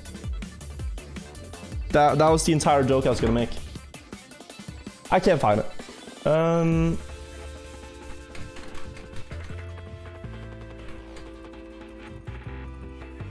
But yo, Ferg, thank you for the 100 bits. Janik, thank you for the host. Welcome, we're gonna cast with Janik later. Kaitar, thank you for the prime. Ryan, thank you. Mindful, thank you. Not fully coping, thank you as well. I appreciate it. I do appreciate it. Also, guys, this might be my last stream before I go to LA. I'm going to LA for the Streamer Award show, which will happen on the 12th, and I don't know if I'll be streaming before that. So it might be a while until you see me again after the stream. But it's really hype though. I've talked to people who are going to the event as well. So I'm gonna get to meet some creators. I'm gonna try to record while I'm there. I don't think I'll be streaming from... Why am I so tall all of a sudden? What happened? Why am I so bright? It's a lot of lights today. My lights are kicking in. Let me turn them down. Oh, not like that. Yeah, damn. Looked like I was, I forgot to buy curtains or something. Where's the... Oh, there we go. I'll make myself a bit shorter. No, that looks bad. I'll just change the camera. I'll just change the camera. There we go. So yeah, the plan is to play ourselves now for a little bit. Play Cup of the Day, and then yeah. Yesterday I was so impressed, guys, because I don't know if you saw, but look at this. Do you see Muddy's record here on the Track of the Day from yesterday? I was so impressed. I was so incredibly impressed. Muddy's really gotten good at full speed.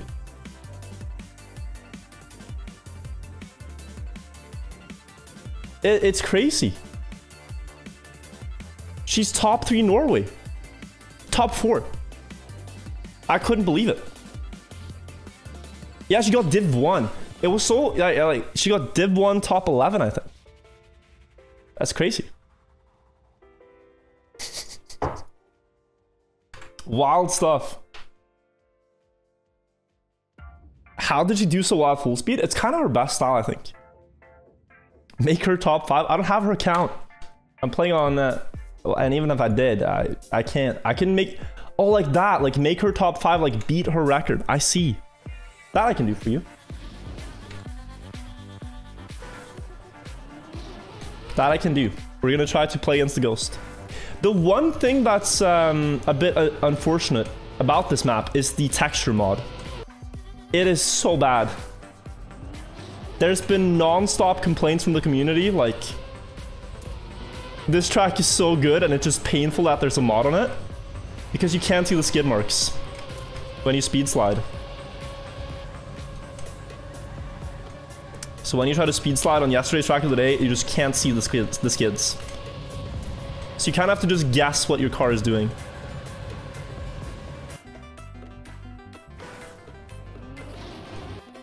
I got Togs to talk about the Giga Chat game, Nations Forever.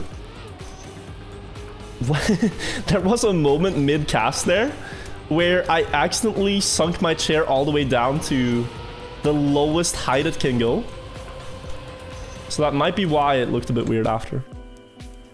Why would the mapper do this? I don't know. But it makes it nearly impossible to speed slide. Or good practice. Nightwolf, thank you for the bits. Fungus, thank you for the 2 months. Welcome back.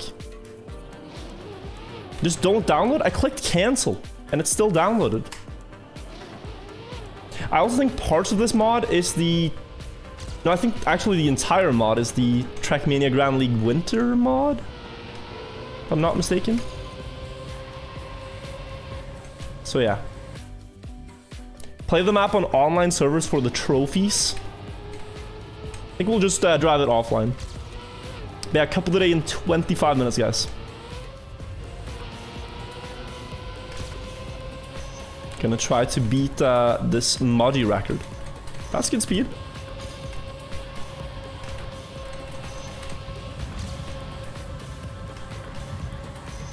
Oh, that's a bad wall ride. Oh.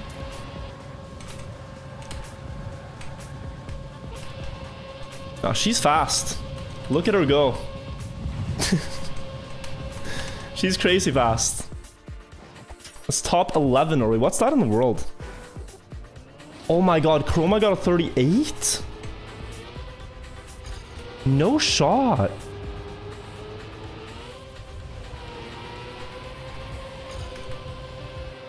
That's an incredible record.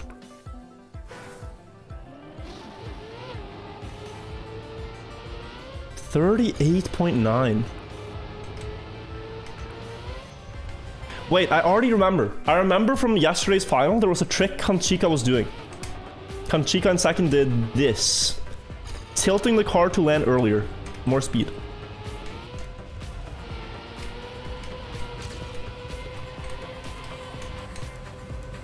$542, that's not that good.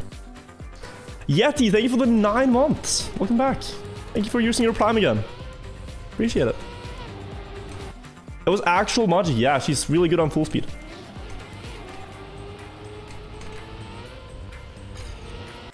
I can't really beat her. Is Chroma better than Muda at full speed? I'm inclined to say no. Because I consider Muda the GOAT. But I also think Chroma is incredibly good.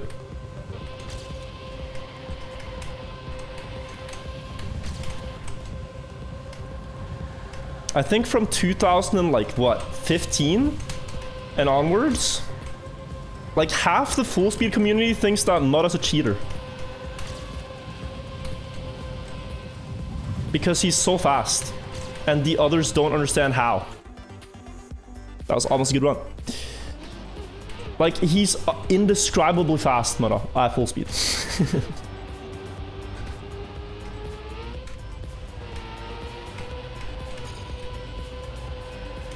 And there are full speed players still to this day that thinks Mudda cheated. Or is cheating.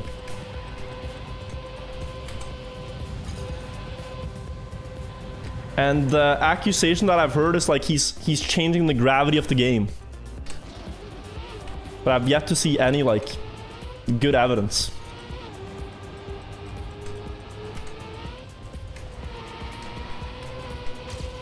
It's pretty baseless. As far as I know.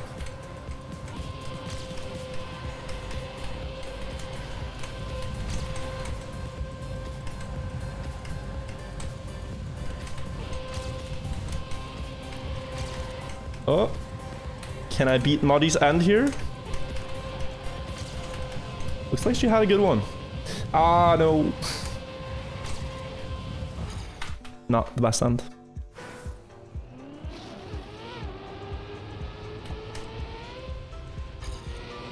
Imagine being so good at the game that 30% of the community thinks you're cheating, even the pros. Yeah, or like just really good at like one bit of the game too.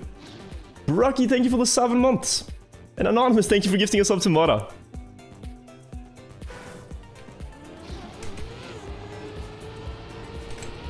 But like, I think the thing that Mudda does really well is just he's so thorough in his practice on things. Like if you watch how Mudda practices for Tmgl or practice for anything, he's so methodical about it. It's not just I'm gonna randomly play full speed until I'm good. It's like no, he will open the map and examine every speed slide, like every angle, find out the best angle to slide at, how he can reduce like even the smallest airtime. Like think about this, the airtime that I get on this transition here, there's a small hop, things like that. And if you think about all these things consciously, you go much faster. It's just another, like... It's an entirely different game if you play it like Mudda plays it. It's not just cargo brr, it's an equation. Or a dance.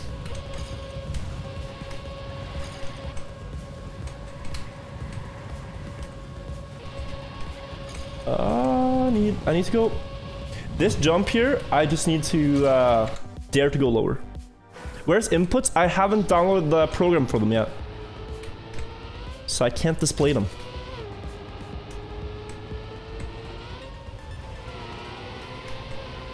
But I'll try to have it set up after LA.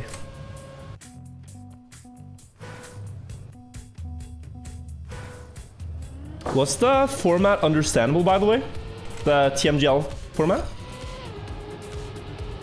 Did you guys have a clue what was going on or no? Should I try to be more clear? No. Okay. No, but I appreciate hearing that.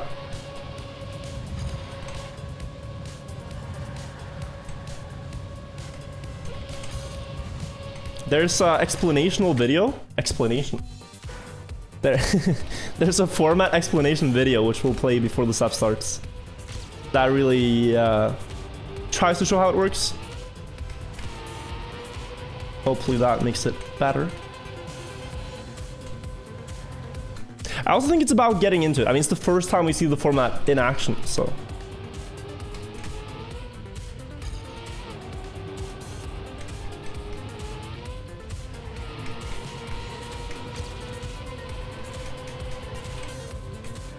.537. I'm lacking so much speed in the start. Already that's the first 2 speed slides, guys, is where I lose probably half a second to Chroma. Just in speed for the rest of the map.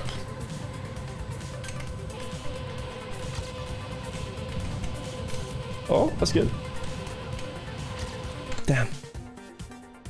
Seems like this Maji guy. Hmm? The Maji guy is very fast.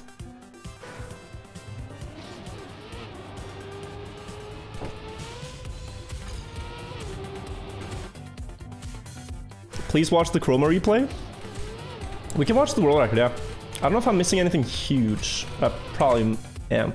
Let's take a look. Oh, it has Cam 3 bug? Wait. Rejoin. ASDJKE, thank you for the 10 months. I gotta keep practicing.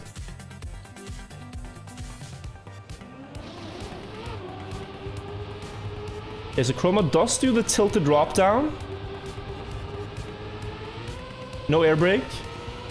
Speed slide. Oh my god. 548 into this wall ride.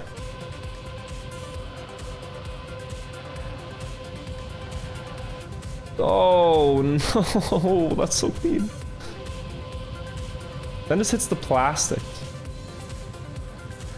Wow, low, very low. Okay. Relax.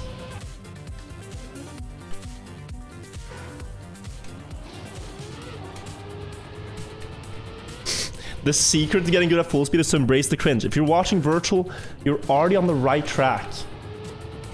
That was uncalled for. But yeah. Or, you know, just actually speed slide correctly. 544 for the first time ever. We're fast.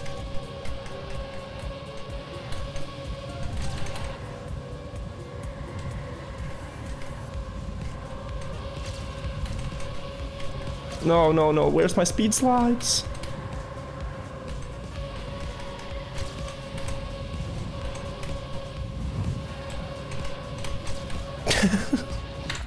I can't commit for that last one. I don't know. I keep missing the last one.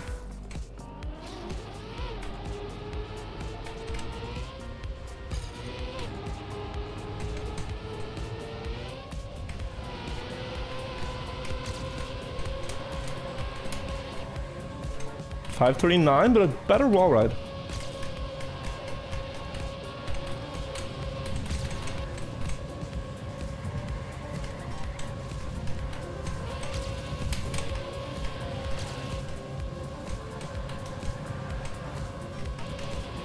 Okay, we're close.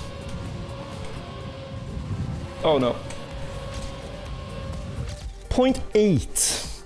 That's a little faster.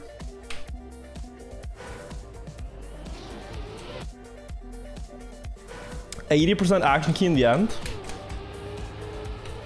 I think I'm just gonna do it normal.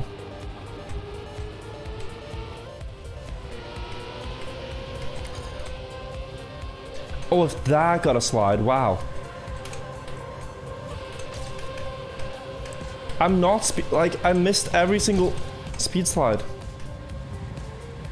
And I'm still fast. Okay, not anymore. That was a good wall, right?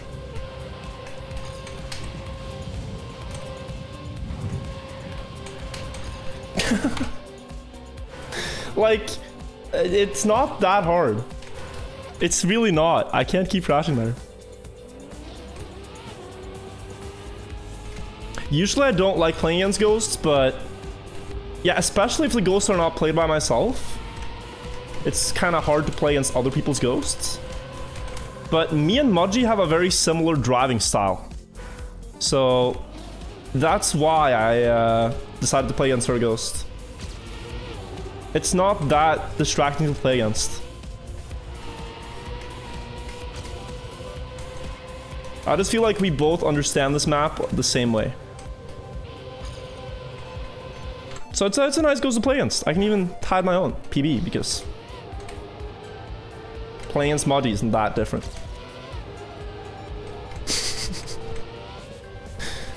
Is it a conspiracy theory that Mudgy got kicked off the Cup of the Day servers yesterday?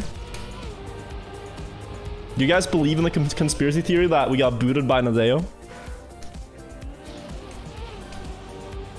Or was it just random? Was it just a random thing? First time anyone's ever game crashed in the Cup of the Day round. While Mudgy was playing at her peak. She got nerfed.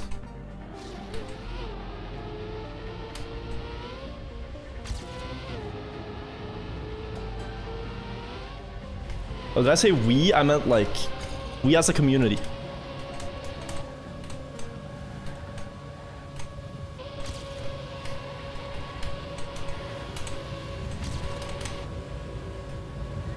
My bad, my bad.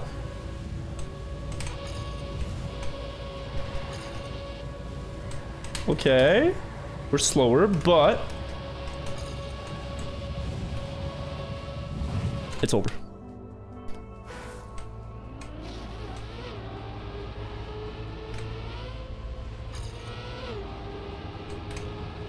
Come on. That was decent. That was good too.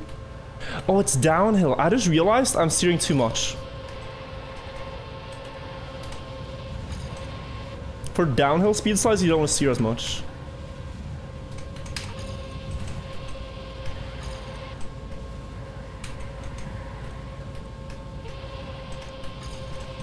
I have driven it wrong. Okay. Let's put on... Should we just listen to the in-game soundtrack? Why not? Can you get rid of the smoke? Oh, you mean the tire smoke? I don't know how fast. I like it on for the visuals. When I spectate and whatnot. Like, speed sliding on this track is just feel. It's not anything visual.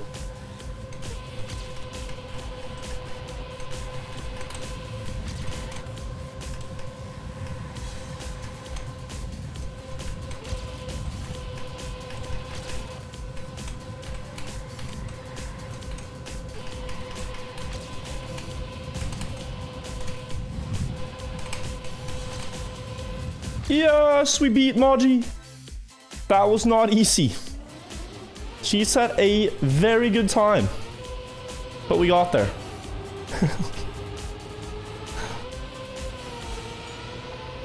Keep practicing, Mudgy guy. That was close.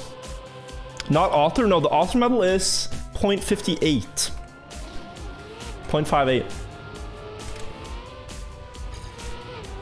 So I need a better start for that. That's where I lost it. Does Mark have this author time?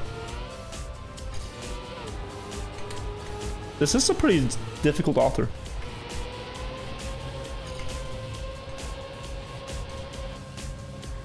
He didn't play it? Ah, okay. That's a really strong time. You need good full speed fundamentals to beat it. Or maybe I'm just driving the map wrong, but Oh, 5:48. Oh my god.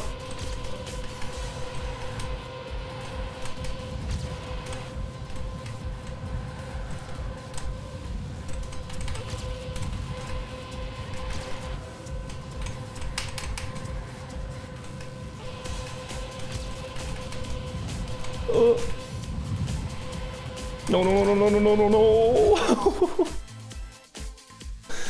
Ah, that's painful. That was such a good first 2 speed slides. I measured my speed into the first wall ride, right? And I saw 5:48. I was just like, yeah, let's go. We're gaming. That's a chroma level speed slide, but then I threw. The idea is, if you get more speed on the start of a full speed map, you never lose it. You just carry it. So it snowballs. So like 5 speed advantage there is like perhaps 0.3 across the map if you drive perfect.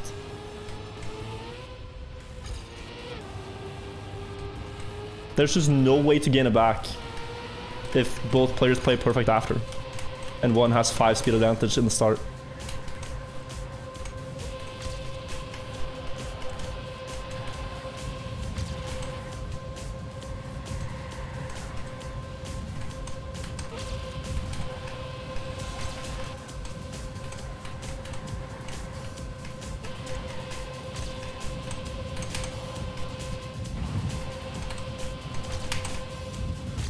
Oh, okay, let's go. That's author time. I beat it by 100th. Nice. Good stuff. Got it just before the cup starts. Starts in 5 minutes. Still, it's half a second behind Chroma. Let's compare. Let's see where we lose to the god himself. 2nd place Norway. Either Gaming, thank you for the 13 months. Caesar, thank you for the Prime. Computer Whisper, thank you for the 5 months. Bullseye, thank you for the sub as well. Thank you for joining the vibe. Cancel Sweden. Yes, with the 9 months. Great name, thank you for the resub. And Scratto, thank you for the 7 months. Check AO7 TMX. Wait, half-fast.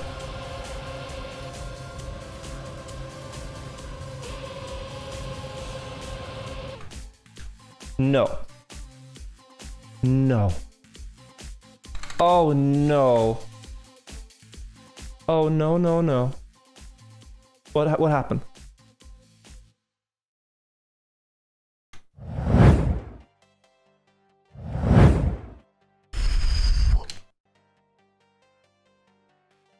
Oh shit!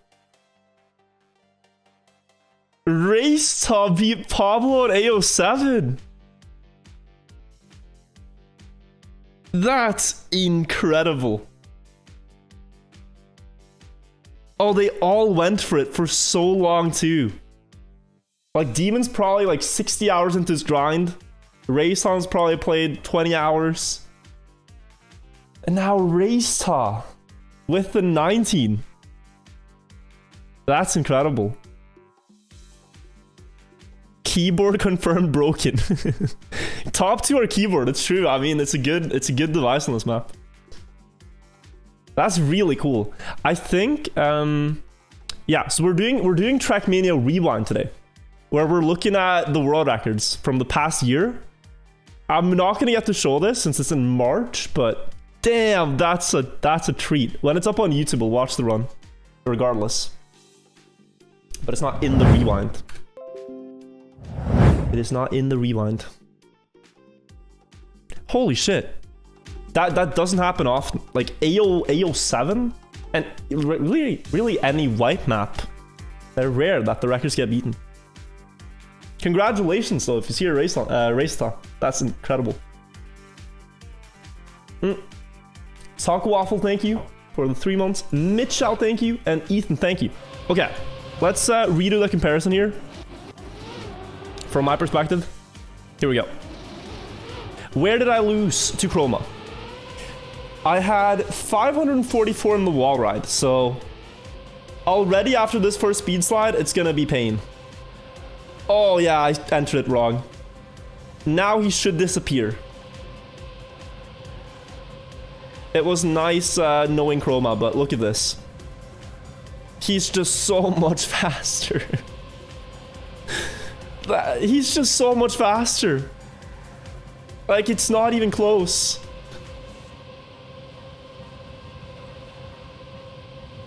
Oh. And I felt like I was driving well, you know? I was vibing with this run.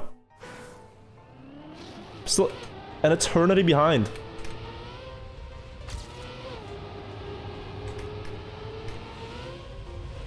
We got last time before a couple of days starts. 5:43.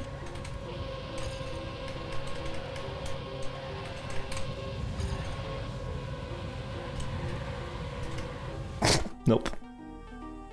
Again, that felt like a good run. But like AO4 from Java and AO7 in the same week, yeah, that's actually incredible.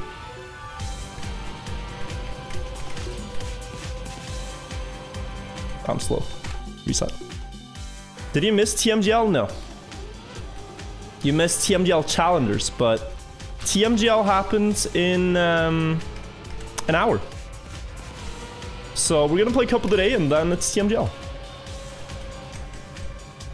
5:44. No. Oh, although.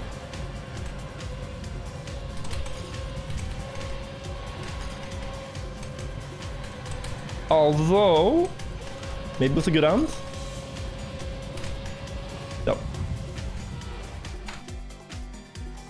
Oh, it's 1 minute. Yeah, let's join the server. Couple of days starts in 40 seconds. All Trackmania soundtracks are good. They're really good.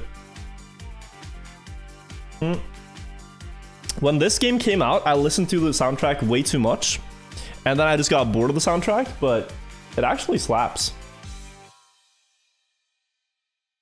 Muddy's complaining about me changing her keys? Oh. No. Wait, me changing her keys? Is she insinuating that I played on her account? What the hell? I feel gaslit.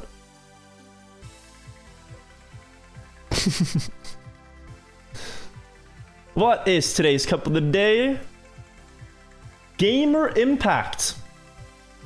I'm gonna need a wicked spam in chat. We have a gamer track. If there's any gamers, type wicked. Show yourself. It's gaming hours. Bobsleigh. Oh. Action key 4. This one. Okay, we're ready. Instant action key.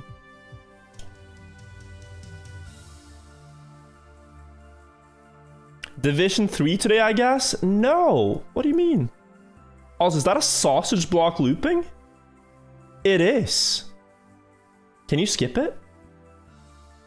Oh, no, you don't drive it. You just go here. Yeah, you jump out. Oh, and there's water bounces too. Get ready for the ++ experience, you absolute gamer. I'm ready for the experience.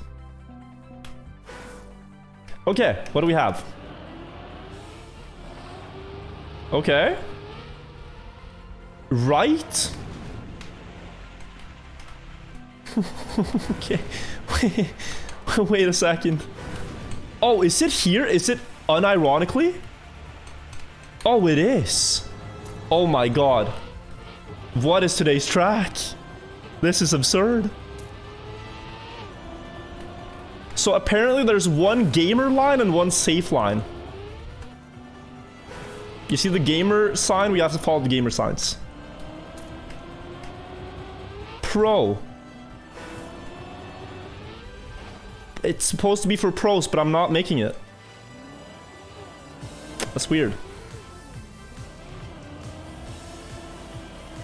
It's really strange mapping. Ice. No grip? Dude, what a map. I feel like it's a complete meme map, but smooth. Is there a risky finish? No. This looks like a meme. This map looks like a meme. I need to see the GPS, because what the hell? Is there no GPS? Oh, there is. Okay. This is a difficult map if you're a beginner. Yeah. Jump up. Even if you're good at the game, all the risky routes here are hard.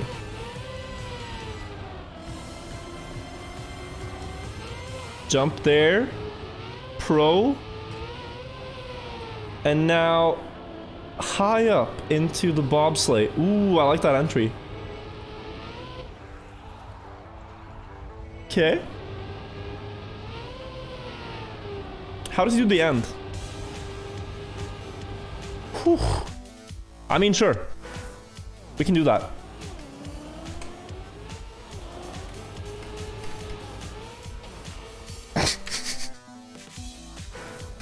My god, this is difficult.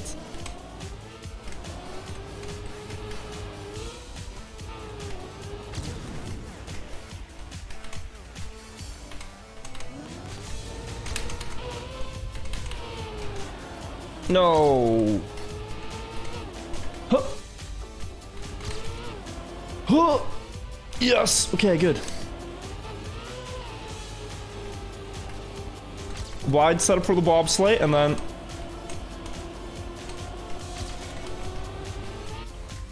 oh, I'm too high up here. I don't think I'll make it with the speed. I did. And then it was between the O's.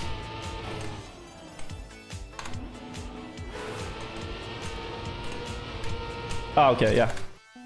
Wow. It says finish, the red word. I'm scared of this map.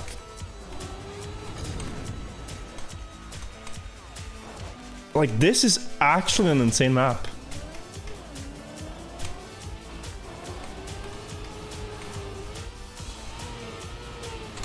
It's seriously difficult. 10 minutes to learn it. Okay, that helps. That lineup. Go.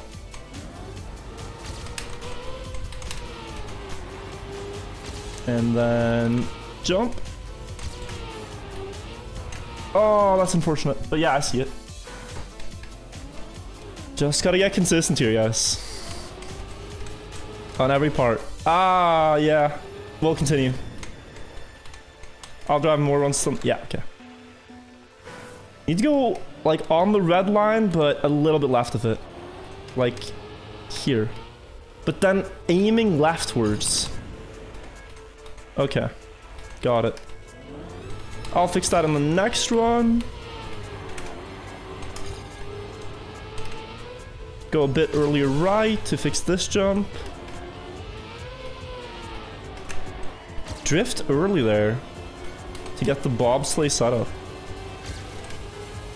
Go down early to get the plastic line. Oh my god. Ugh, disgusting. I'll finish for better splits. And then it's right there. Yeah. Okay. Whew. It's a wicked map though, you gotta say. It's a wicked map. But it's something else to try to learn in 15 minutes.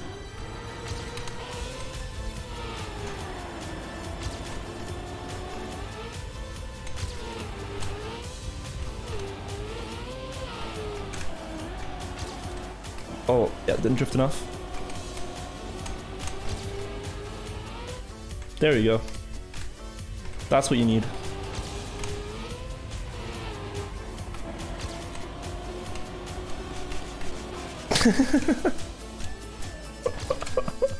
Oh, my end, man.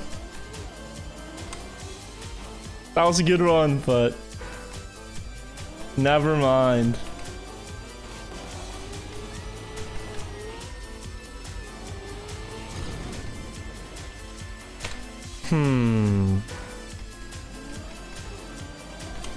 Nope, totally. That end is gonna kill, yeah. Absolutely. Oh, it needs to... That start is just so annoying.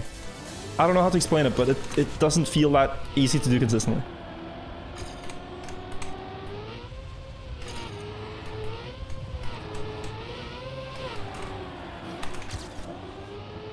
So how to do that turn better. Now the speed is just key into the plastic. Aim there. Okay, and now. Okay, that was a good end. And I was still far behind on the start, so. Just this jump. Did they release, I wonder?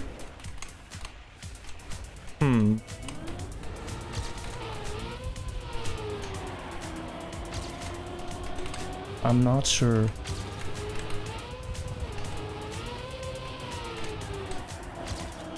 Oh, the speed. I need more speed. I just need more speed in that part. Go again.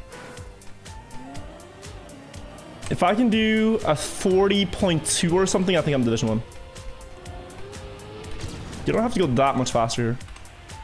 Just a clean one.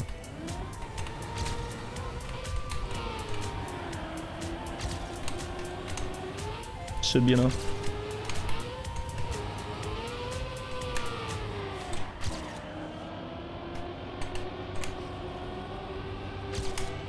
Ah, minus 0.8. See, that would be something like that.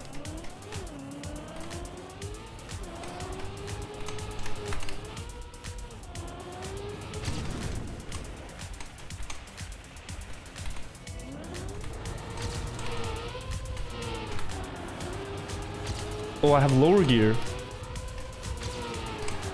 Oh, you get into such gear problems if you don't have the line.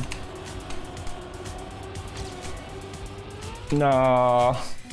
It's a cool map, but it's also so difficult to do it in a good way. Like, most attempts here will just be bad.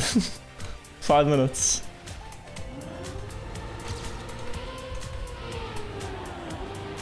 Oh yeah, lower geared again. And now this is gonna be hard. Okay.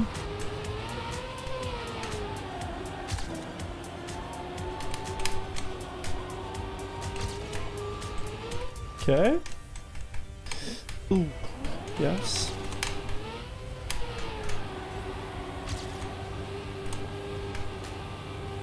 $40.2, that's 69th. So I do need to go a lot faster.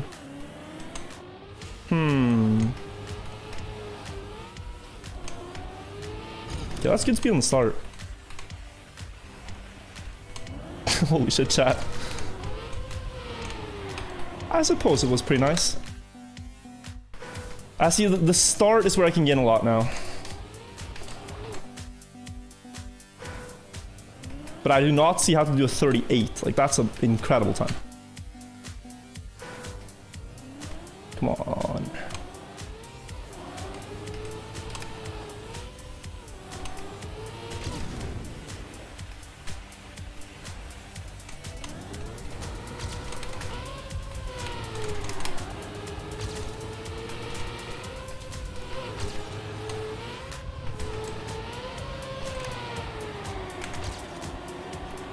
Okay. Oh, that's good.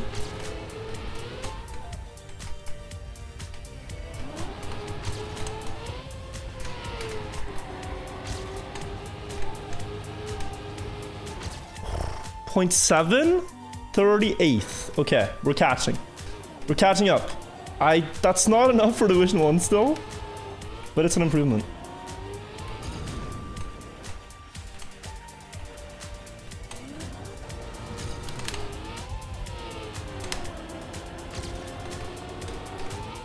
Oh, that would have been fast if I landed.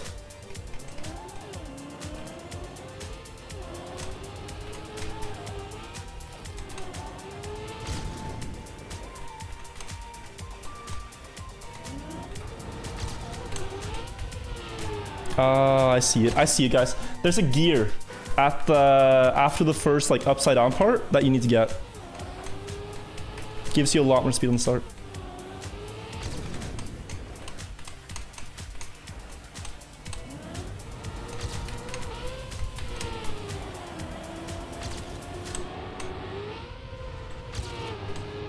Ah, jump too far. We're running out of time here, I'm scared. So are the others though.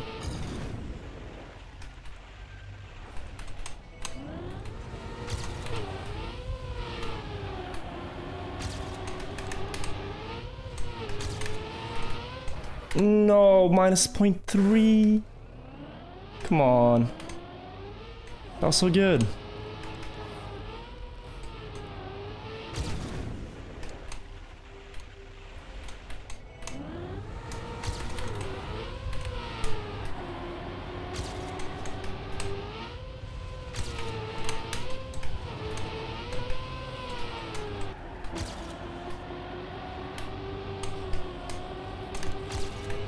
Ah.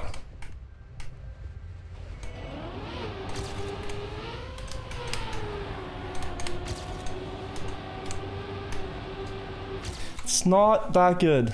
It's 58th. I still have a minute though.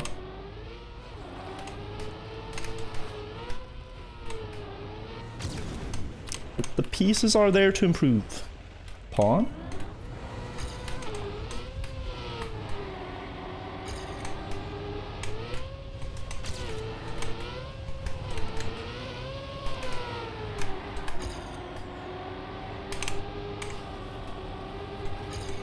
I need better access speed there. Oh god, no.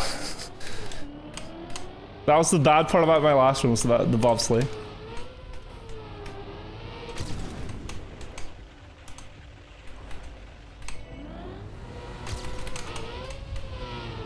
Come on, okay. This is scary, guys. This is very scary.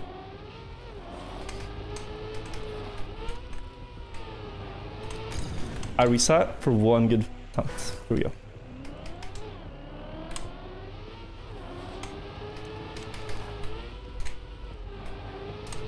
Bad start.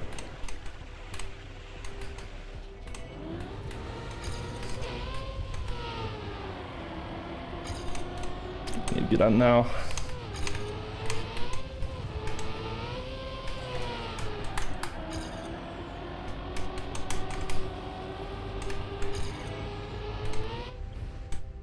Oh god.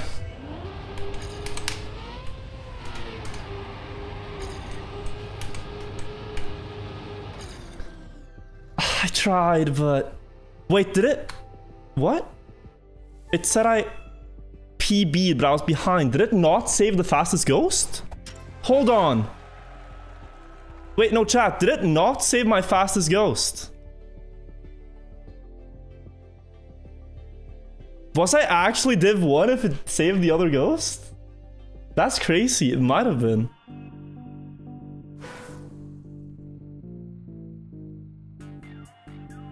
The other one would have been fast enough, probably. That's absurd if it was. Oh, that's unfortunate. Alright, div 2.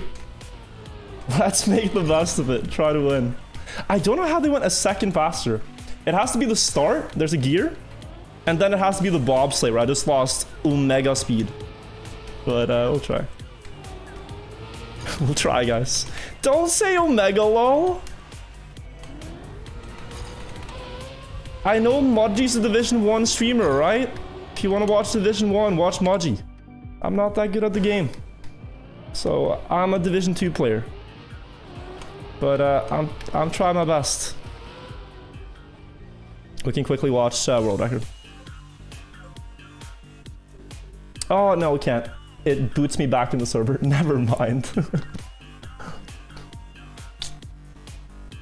Bobsleigh champion. This is the worst bobsleigh turn I've ever seen. Unironically. That bobsleigh turn is not... It's not good. It didn't save 2 of your PBs? I don't know if it did it, but it looked like it did. 38.4. It's a much lower setup. That's already a lot.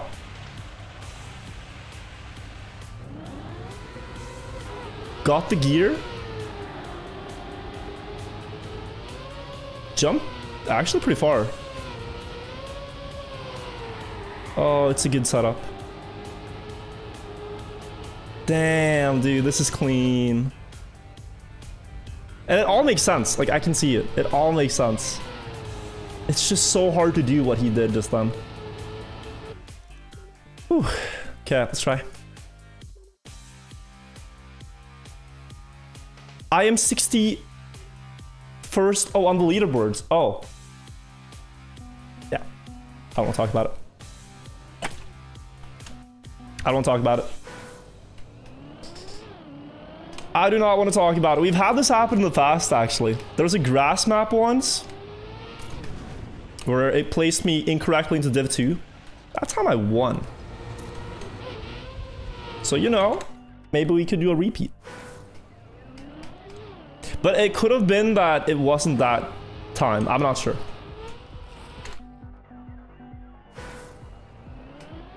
You were 62nd with a 0.6? 60 flat, Danik? I'm officially smurfing. Involuntarily.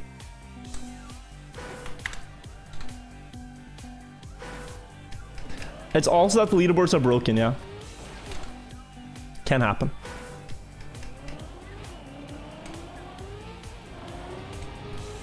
But anyways, he jumped so low already in the start. This is one line I was missing.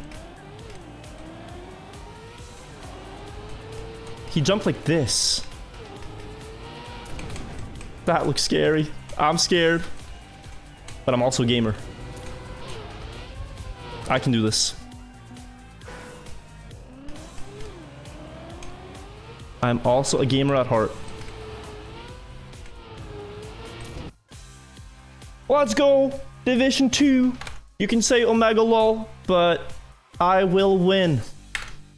And then you're gonna say PogChamp anyways. I'm gonna try to win. Here we go.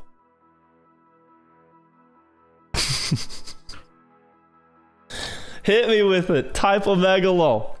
I'm gonna prove you all wrong.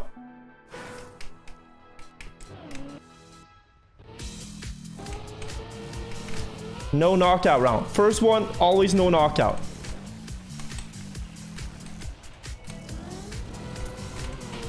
But the subsequent rounds,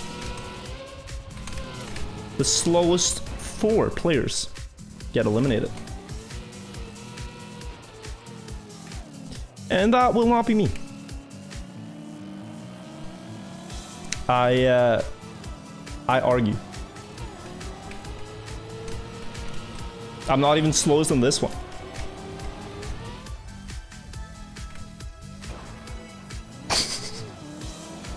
What do you even do here if you fail? Do you go here? Oh, you do. And what is the safe finish? Ah, it's just... yeah. Yeah. Div 40 tactics. King Boa, thank you for the 3 months. Here we go.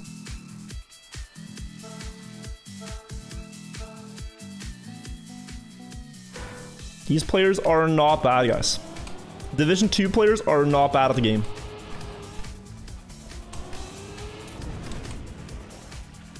But a lot of the best players have wound up in Div 1. So that's why the level here will be, you know, slightly lower, as expected. They're still good players. It's not like there's only ever 64 good players in Trackmania, and they all always get Division 1. There's like 300 players that quite regularly get Division 1, I think. With some variants. There's a 64 hard cap, yeah. Smooth map? It looks that way. It is not. This is one of the hardest track of the days we've had in recent times. It flows, but it's crazy to play. To learn. No pros are playing today? You mean those those scrubs in Tmgl? All the casters are playing. We are the real pros.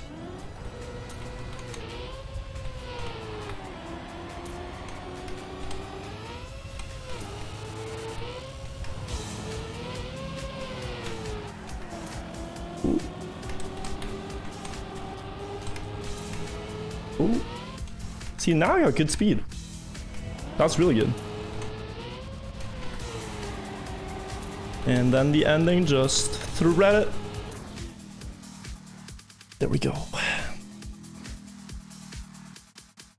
Is Matt playing? I'm not sure.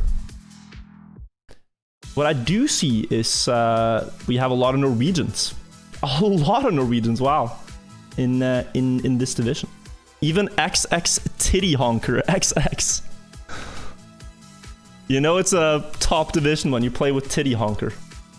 That's when you're at like peak performance.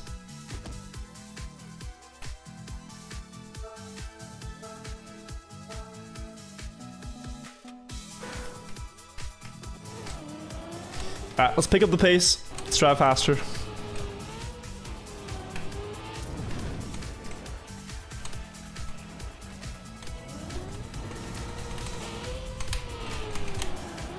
Oh, I dropped the gear. Again, twice. Wide. Just gonna release. This was a fast run, but now it's just a safe run. Now we're just safing it. What is this? This is Cup of the Day. Division 2. Division 1 was taken. And every round the slowest players get eliminated, so we're just trying to not get eliminated.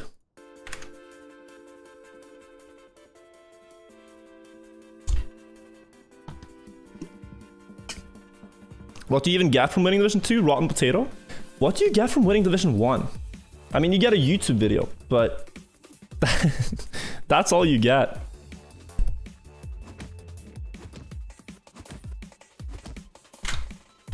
Grape juice, thank you for the 2 months. Either way, I think no matter which division you're in, you get to have fun and compete. That's what you get.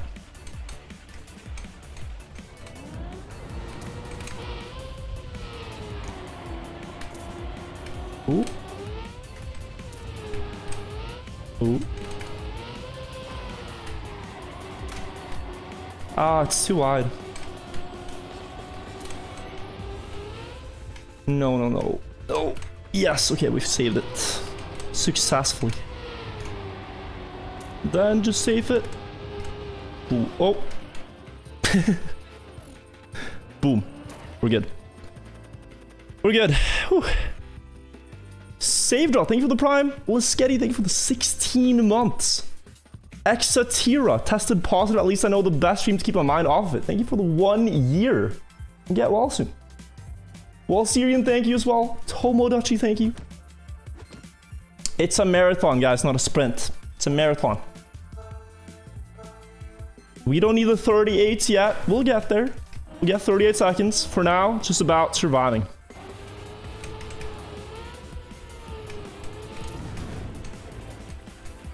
Every round.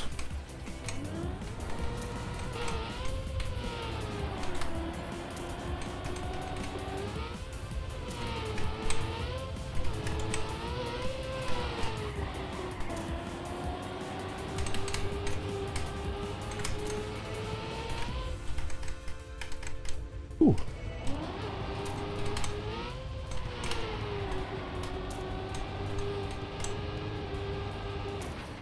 4. Inputs? Yeah, I wish I have them, but I don't. Since I haven't downloaded the program for it yet. Yo, Nina! How you doing? Recommend trying the easy finish? Nah. This is the easy finish. This map looks disgusting. It's hard. It's actually hard. How does this work? One map over and over again? Yeah. It's just drive consistently fast. Don't get knocked out. That's the plan.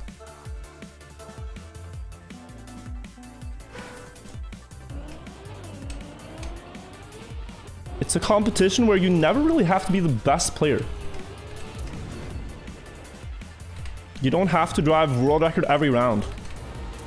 You just have to drive one fast round in the end and survive the rest.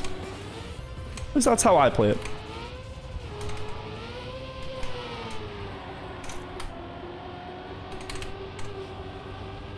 Got the timing. Oh, that's so fast.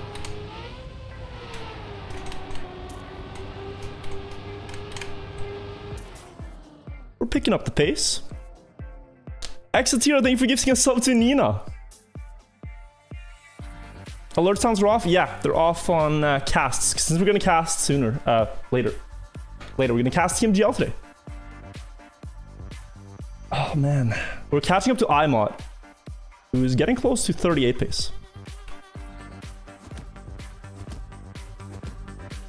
iMod smurfing as well.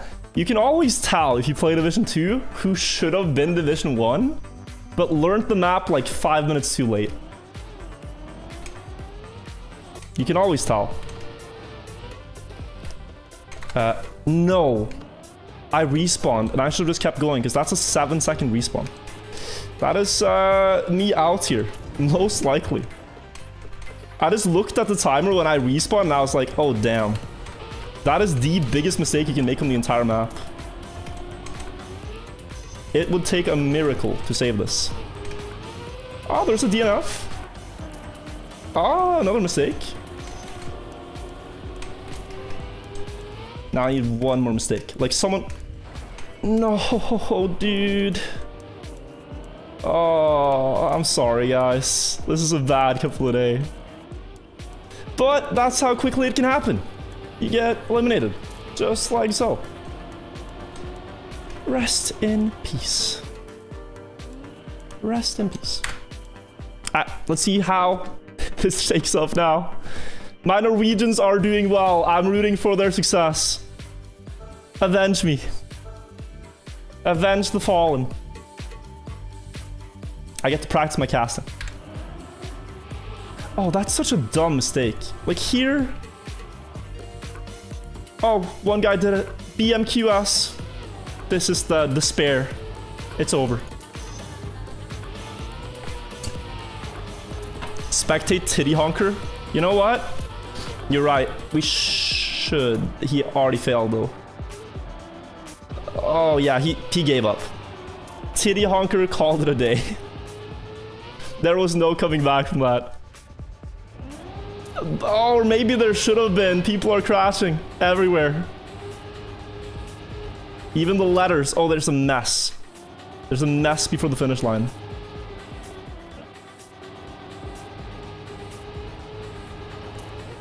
He almost came back. He almost came back from it. Can I jinx Trilux? Oh, he will be on time, don't worry. Cup of the day usually ends like 7:45. Watch Sophie? We can watch Sophie. Oh, she got knocked out. Did you not see? Like, she just got eliminated. Unfortunate timing. Now, I believe in my Norwegians here. We're gonna have a Norwegian winner of Division 2 today. No doubt. It is in the script, actually. Like, that's why players like Intux and K-Nice are doing really well right now. That's why they're not last or anything. Oh god.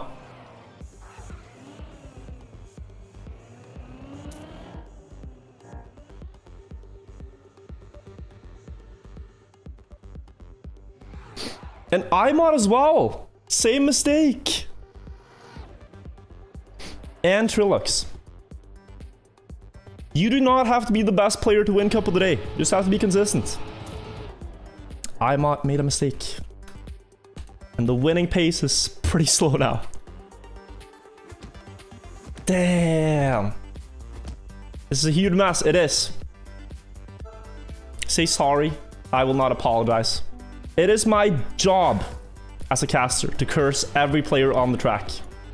I'm just doing my job. I am just doing my job. And I'm doing it pretty well. Okay, let's see. Currently, no Swedes left, but we do have a Norwegian mistake just now. Is he still in? Oh, he's almost in. Now he's in. Okay, nice. Go, go. Save our honor.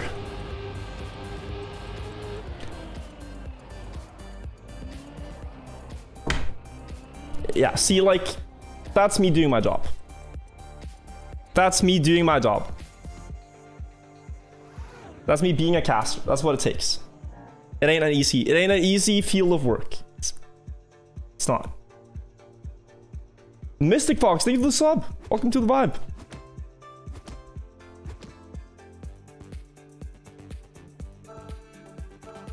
Alright. Now, as Norwegians, we place our trust in Ivernom. He's doing really well right now. March 4th, young one. And seize the win for our nation.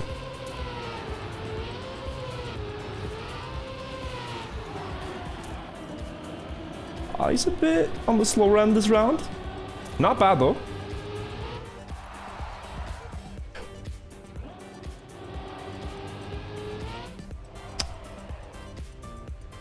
That's what it's...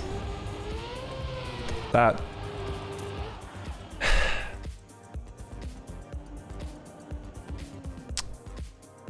We have one Norwegian left. We have one Norwegian left.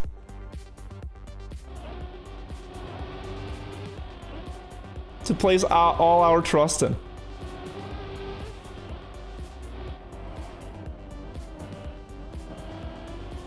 And luckily he's driving fast.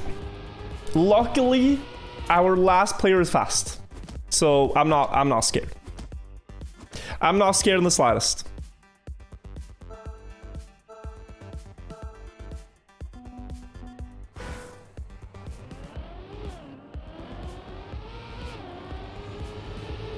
Thankfully, we have Lullir to carry us to victory. There are 16 players left, and he's the best one out of them remaining. And he's been driving so well too, no mistakes. That's why I trust in Lullir.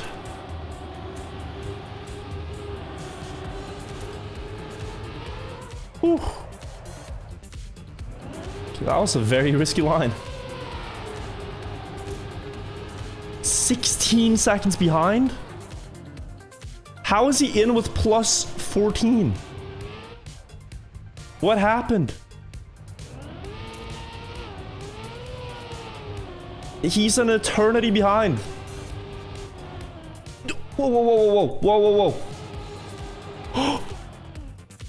He got sniped by the plus 18 guy. Oh, this is a tragedy. Oh, no. You just want to say that you don't even play this game, but you love my content. Campos, thank you for the $3. You should play it. If you haven't played it, it's very fun. Also very difficult. But a lot of fun. Mercy Resmi, thank you for the Prime as well. And Psycho, thank you for the 5 months. I'm glad you like the glasses. All right. We once again turn our attention to the man in red, white, and blue, representing Norway, Mr. Lullet. Look at the lines. Too clean. Whew.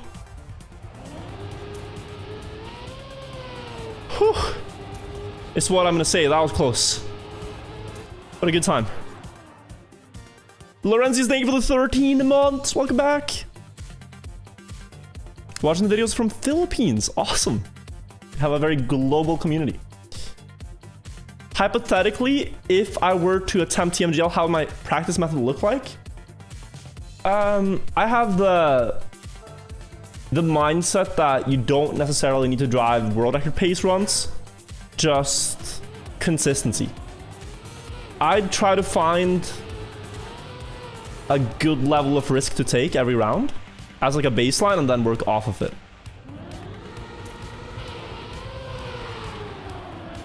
It's like if you try to go super fast every round, I think you lose more points than you win by risking so much. Unless you're Gwen, then you can do that. Thank you for the 6 months though. Thorn Almighty, thank you for the prime. Thank you for using it on me. And Gustavo, thank you for gifting a sub. This is a close round. Only 1 second behind to be eliminated. Oh, they all made it past the letters. Wow. Like if you watch TMGL matches, you see kinda, in general, the winning time will be without mistakes. But a lot of players will throw like 2 runs before they get 1 clean one through. So you just put yourself in a spot where you can win more often, I think. It's easy to say on paper, though. It's hard to do in theory. Oh god, Scotty. Nearly did my mistake.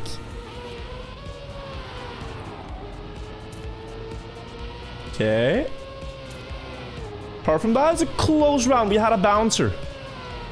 I think that... Ooh. Okay, no worries. I'll jinx someone else. Dirty Duck. It was a good run up until now, buddy. But you can now throw. Oh, what else? You can now throw. It's okay. It's alright. Or bridge low. Thank you. Thank you. Thank you for your service. He's fine. He's fine. Thank you. Whew. It's a close one. We're keeping our hopes alive. Is there a way you could display the world record for the map while they're playing on TMGL all the time? I asked for that, actually. But, we don't have it yet. I hope we can get it. Am I going to do TM Rewind this year? It's actually happening tonight. After TMGL, we're doing Rewind. People in Norway still lives? Yes. People in Norway for Lullet. Oh, there was a big mistake. Tim mit. Oh. Respawn. Dax or Tim hit the wall. Oh no. Is this even fast to do? Oh, it's not that bad. But it's pretty close between these 2 players. Daxter Tim could save himself here, though. Yeah, he will be able to. Odas made an even bigger mistake. Damn. It's like you can think about this match. It's not the pro level, but you could consistently drive a 45-second time here and be in every time. You could drive 45 and be in every single round.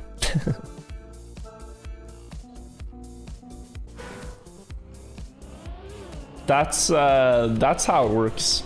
And like the same thing on the pro level. Like you don't have to drive a world record, but like let's say a little bit slower consistently, and it's a better approach than risking a lot. Daxterton respawn.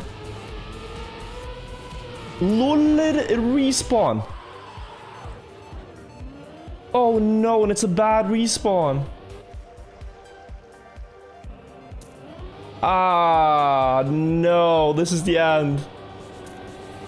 Unless Scotty throws it. In the ending, like, if he hits a letter or something. And loses 10 seconds. Okay, it was close. Damn. GG. We tried it, but Norway does not win.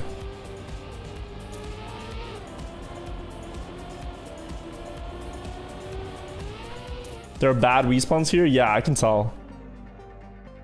I can tell. Top 6. Who do you guys got? Daxter him, though he kept crashing, is actually quite fast. Askip is fast, usually Division 1. Sealyok drove really well earlier, so... Those would be my 3 picks.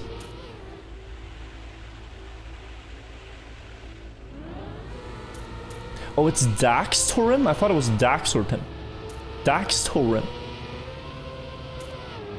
I've been saying his name wrong. Didn't even know that. Oh, he went into the wall. Is he? He's still not last. It's still +5. Needed to be in. Swift Arena from State Farm. Thank you for the 2 months. And Bluey Leader, thank you for the 6 months. Welcome back to the vibe. Why am I not on Tmgl? Because I'm casting it. But even if I tried, I wouldn't get any further than challengers. Most likely. Because the level is absurdly high. But we're going to cast it. It starts in 20 minutes, guys. 15 minutes. And we're going to cast it with Janik, who I think is ready right after TMG, right after Cup of the Day. How did COTD go? Missed Division 1 by a couple of hundredths, and then went out in 30th place, or something like that. I think I could get into challengers if I tried. I am pretty confident. But beyond that, the level is ridiculous. There's a huge gap. Or well, no, there's a tiny but huge gap between TMGL and challengers. In that the time difference is not that much. Like, it's half a second maybe, or a second faster on average that they drive in TMGL than challenger. But driving consistently half a second faster like they do is huge. It's so difficult. What am I drinking? Looks like dish soap. It's water. It's just a water bottle.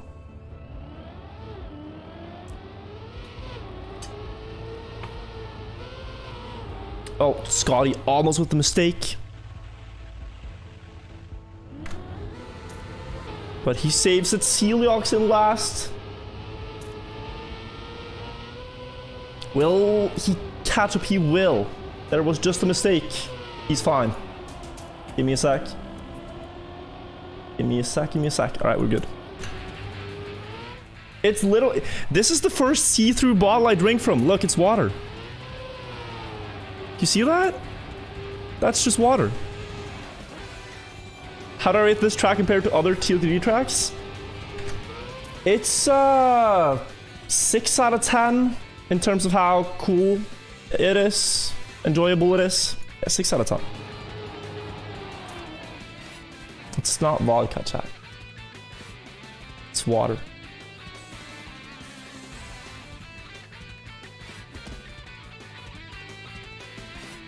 He crashed the safe finish? Wait, did he fail it? Oh god. Top 3. Here we go. I did not catch that. Oh, that's high. He gets the landing. Good stuff. Now, gotta get the gear. He missed the gear. Lower gear here could be bad, because then you have gear issues on this jump, and he loses a bit of time. But he has more speed into the bobsleigh after a good drift. Not the best exit. Still better than Sealyox. He's on the back foot, needs a good end, risks it all, full speed. Is it gonna hold? No, it will not. top 2. The map idea is kind of cool and unique. It is. But it's so difficult. It is, and like, if you fail to a mistake, it feels worse than losing on pace, in general. Good luck to both. Not sure who has the best PB, but all comes down to just one race. Dax Turim not with the best start. Low speed through the loop. Oh, a bit wide. Hits the wall. Now needs to make the jump. Oh, that could be game. That could be game right there. Askip's just gonna cruise into the finish, it looks like. Without any struggle. Yes, he will. Safe finish? No. No need. 39-39 the last round. GG. And we'll have to go again tomorrow, I think. Because that was one of my worst couple of days. What's the author time on this? I did not beat the author time. Level 1 R's, thank you for the prime. Randomized, thank you. And Eagle, thank you for the 10 months. I'm going to do 1 run. Although we are top 69, perhaps I should let it stay. I was like, should I improve? But maybe I have to let it stay now. I'm not sure.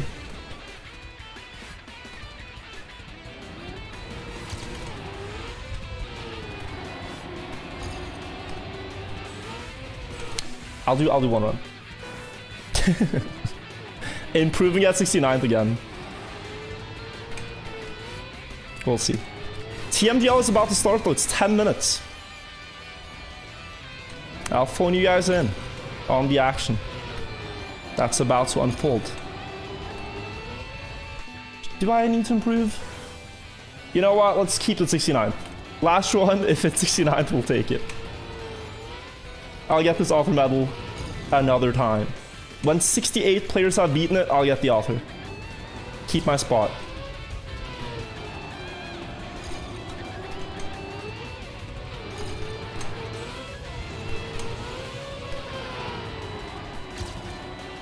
Alright.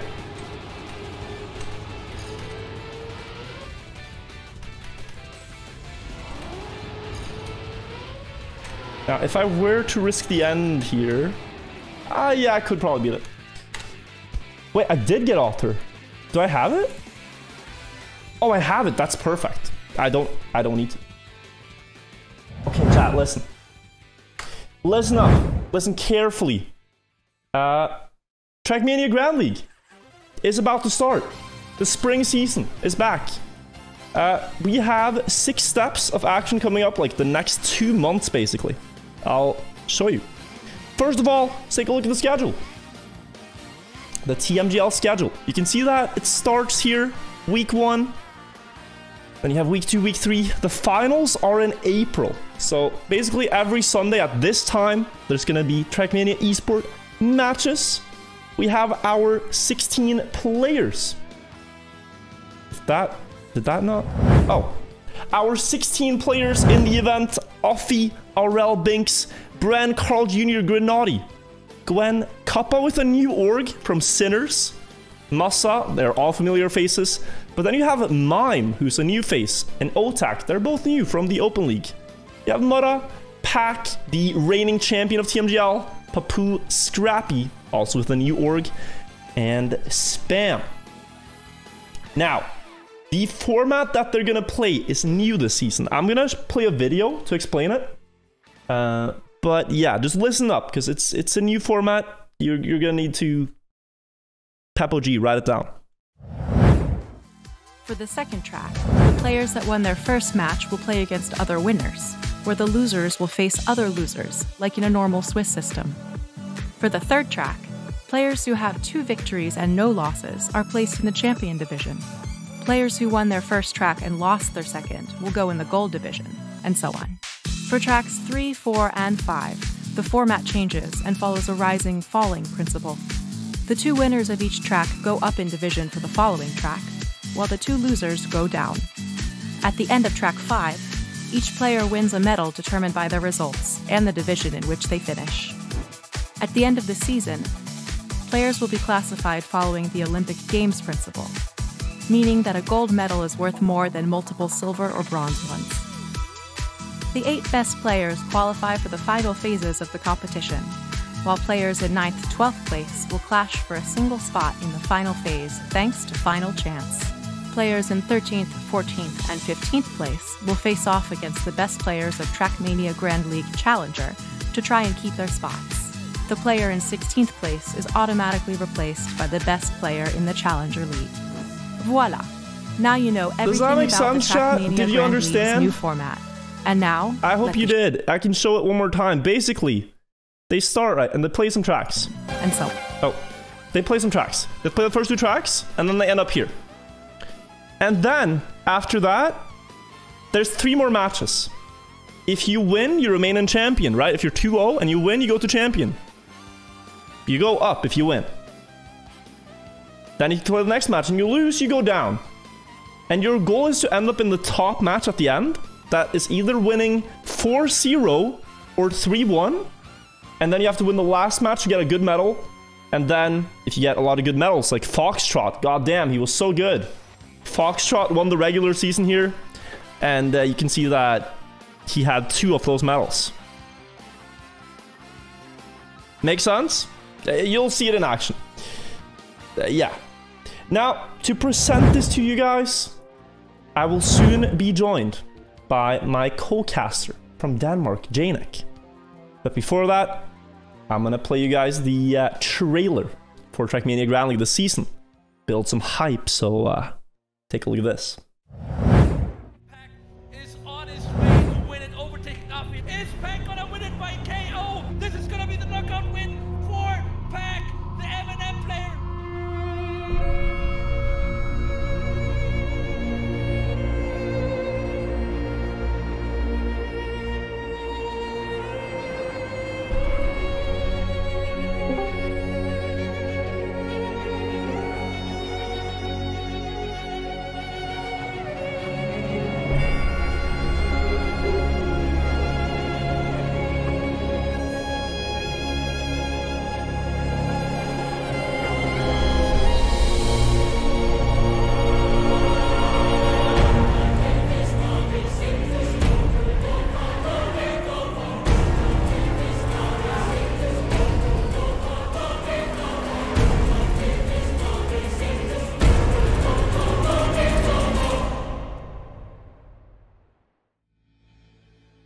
All right, ladies and gentlemen, we are back, and we are joined by the one and only Janek, who's going to be casting this step together with me, and the next one when I'll be in LA. Janek, say hi. How are you doing? Hello, everyone. I'm doing great, thank you. Yeah, I'm assuming you're doing well, even though the second oh, it was a couple of day there. disaster. We don't like to talk about those. But they happen. You got Division 1. That's already good. How did the match yourself play? Division 1. It was a quick Division 1, but let's say it's because I had to get ready for the cast, you know? Oh yeah, you had to dip for the cast. It makes sense. I would have done. Exactly. You're just on the job. You know, it's got to be done. It's got to be done for sure. We've gotten the first matches actually already set up, so we can take a look at the matches that will be played and see which one we fancy casting. For sure. I can see we have... wait, I'm going to try to reload the plugin. See if this works. So we got the first few matches. It's starting in 5 minutes, guys. Okay, we have the matches. So the first match is Carl Jr. versus Scrappy versus Mutta versus Otak. The second match is Papu versus Kappa versus Binks versus Pack. Actually, I can show you the seeding. You can see it here. Carl Jr., Scrappy, Mutta, and Otak. That's a really good match. Papu, Kappa, Binks, and Pack is the second one. Also a really good match. Then you have Mime, Offie, Spam, and RL. And the last match is Bren, Grenadi, Mossa, Gwen. Which is also a really good match. What do you fancy here, Janek? I'm looking at match 1 or match 4, I think. I think match 1 sounds super interesting. It does, doesn't it? Carl Jr., the 4-time world champion. Scrappy, the vice champion, the 2nd place in Trackmania Grand League. from, what was it? Winter 2020. Mutta, who was top for World Cup, and Otak, the young rising superstar who just qualified for the league. I think we're gonna go for match 1. So let's get ourselves on the servers. Now, have you wrapped your head around the format? I see so many people are confused, Janik, but you have probably understood how it's gonna work, right? It's about being absolutely 5-head, you know? And I understood it. The second I saw the photo, I was like, yep, I definitely know what it is. But in case I didn't understand it, did you go through it thoroughly with the chat? I did. So what you need to understand is that the players now, they will play 5 maps. So this is the first map and the first match. And your objective is to reach 3 round wins as quick as possible. So win 3 rounds and you win this match. And then you saw that full like arrows down thing. You just want to win matches like that. Like win 3 rounds, win the match, and go on the winning side of the bracket. Yes. So green arrow means that's a win. That's where you go if you win. Green arrow is good, red arrow bad. Exactly. I'm glad we have this high level analysis on the casting desk. No, but I mean, yeah. If you can't explain something easy, you don't understand it well enough, you know? So that is true. We can simplify it. We can simplify it.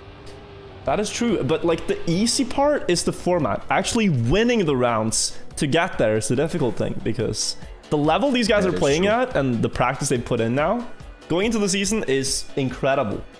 I mean, just the pace they're driving is unheard of. Absolutely. Look, I was watching the Challenger cast that you did as well, right? Yeah.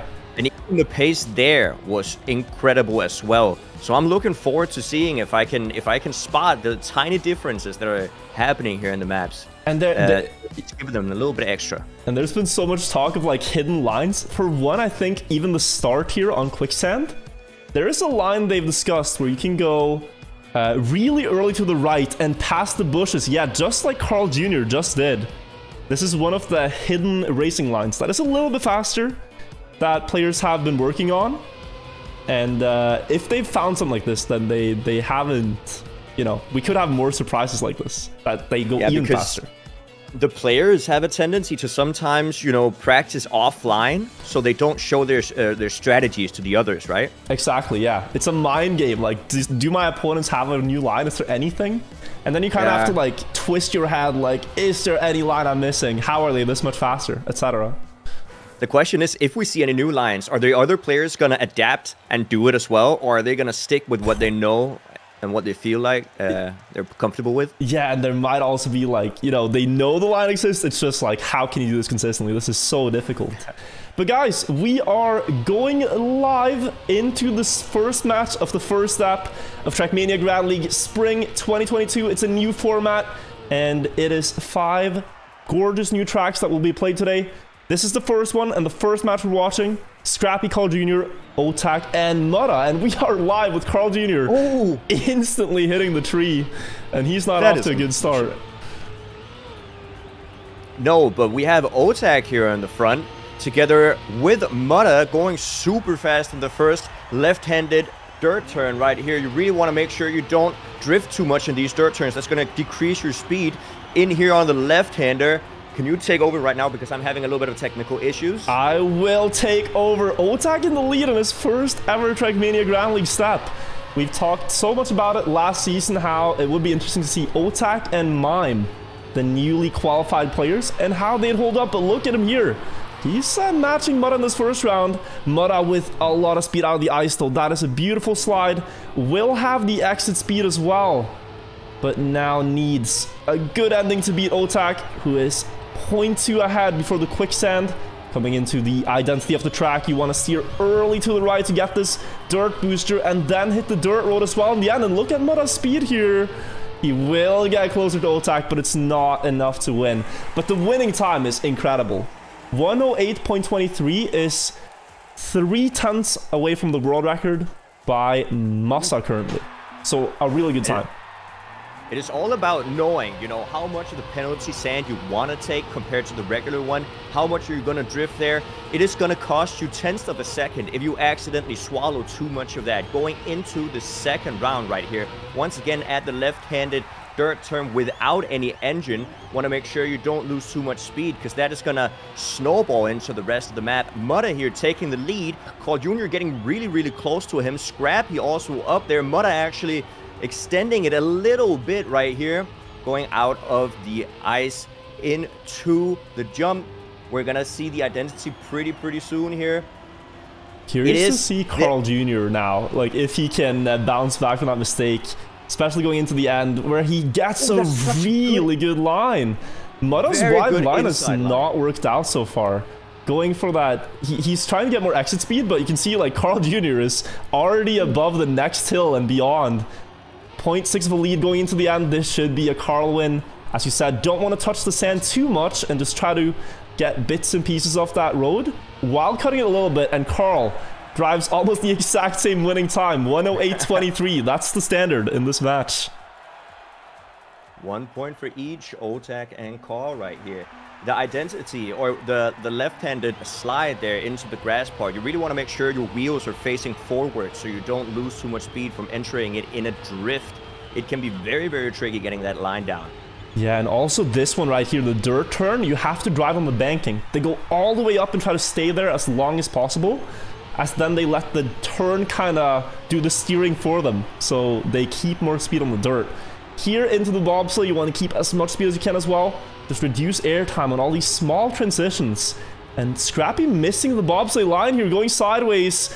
That is not going to be the round for him. Mutta almost hitting the checkpoint up front. But we have a really close race before the end. Let's see if Mutta now can get a better ice part, because that high line, it has not been working out. And we see Carl Jr. again catching up. Yeah, I think Carl's line is better. I think Carl's line going on the inside, staying very tight. It does give him a very nice entrance into that grass part, going into the last section right here, where he does seem to be doing just fine. We don't see Carl losing a lot of time right here. Mutta right behind him, but Carl just ended up with a very nice 1:08.1, actually being faster than previous round. Yeah, and that's an amazing winning time. I mean, the world record, it's 1:07.91 by Massa. And oh, that was a big crash. We saw, I think it was Scrappy. And this is unfortunate, but Scrappy's a very momentum-based player. When he gets good round after good round, it's really good. But if he makes a mistake, he often struggles to come back from it. And now we have a 3-player race with Carl Jr. falling behind a little bit here on his first finalist attempt. But if he wins this round, then he will successfully move on to the winner bracket. And right now, there's just one player in his way, and that's Otak. Otak is doing just fine here, keeping his lead, remaining steady, not losing that much time here. Let's see into the next checkpoint. He is maintaining a solid 0.2 ahead of Carl Jr. He's also going for this really inside tight line, but Carl Jr. does seem to have a little bit more exit speed, actually gaining up on Otak a little bit, doing a very small drift. Carl Jr. going for the inside line right there. That is so beautifully done, and actually overtakes him. Let's see, by the checkpoint, we're talking 0.1 seconds. It's going to be really tight here in the ending, going over the penalty grass. Carl Jr. does it beautifully. Otak is going to get a little bit further behind, and Carl Jr. actually secures his place as first.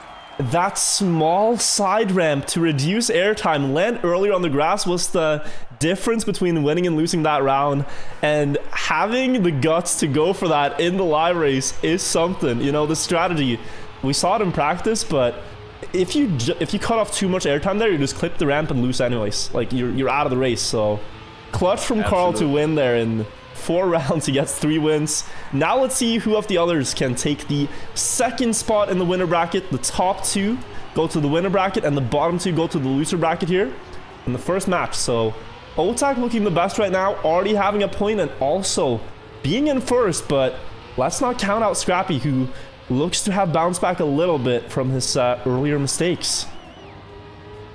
And as you've said, it can be really hard bouncing back from mistakes like that. It really gets in your head. But Scrappy also going for the inside line right here. Might be able to overtake Mutta for second place. Otak remains in first. He has been also very solid was almost winning against Carl Jr. here on the last round. Goes for a pretty outside line, but does set up for a nice line for this right-handed drift right here. Scrappy right behind him, though. He might be able to do something with Scrappy. Unfortunately, hitting the booster. Otak is going to remain first, taking that finalist position.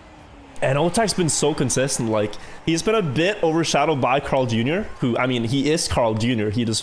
He wins, right? But Otak has been matching him pretty well, driving 108.1, 0.2, 0.3 every round. He hasn't crashed yet, Otak, and the other two players have been struggling a bit. And that's why Otak is now finalist, and he only needs one more to secure the winner bracket spot.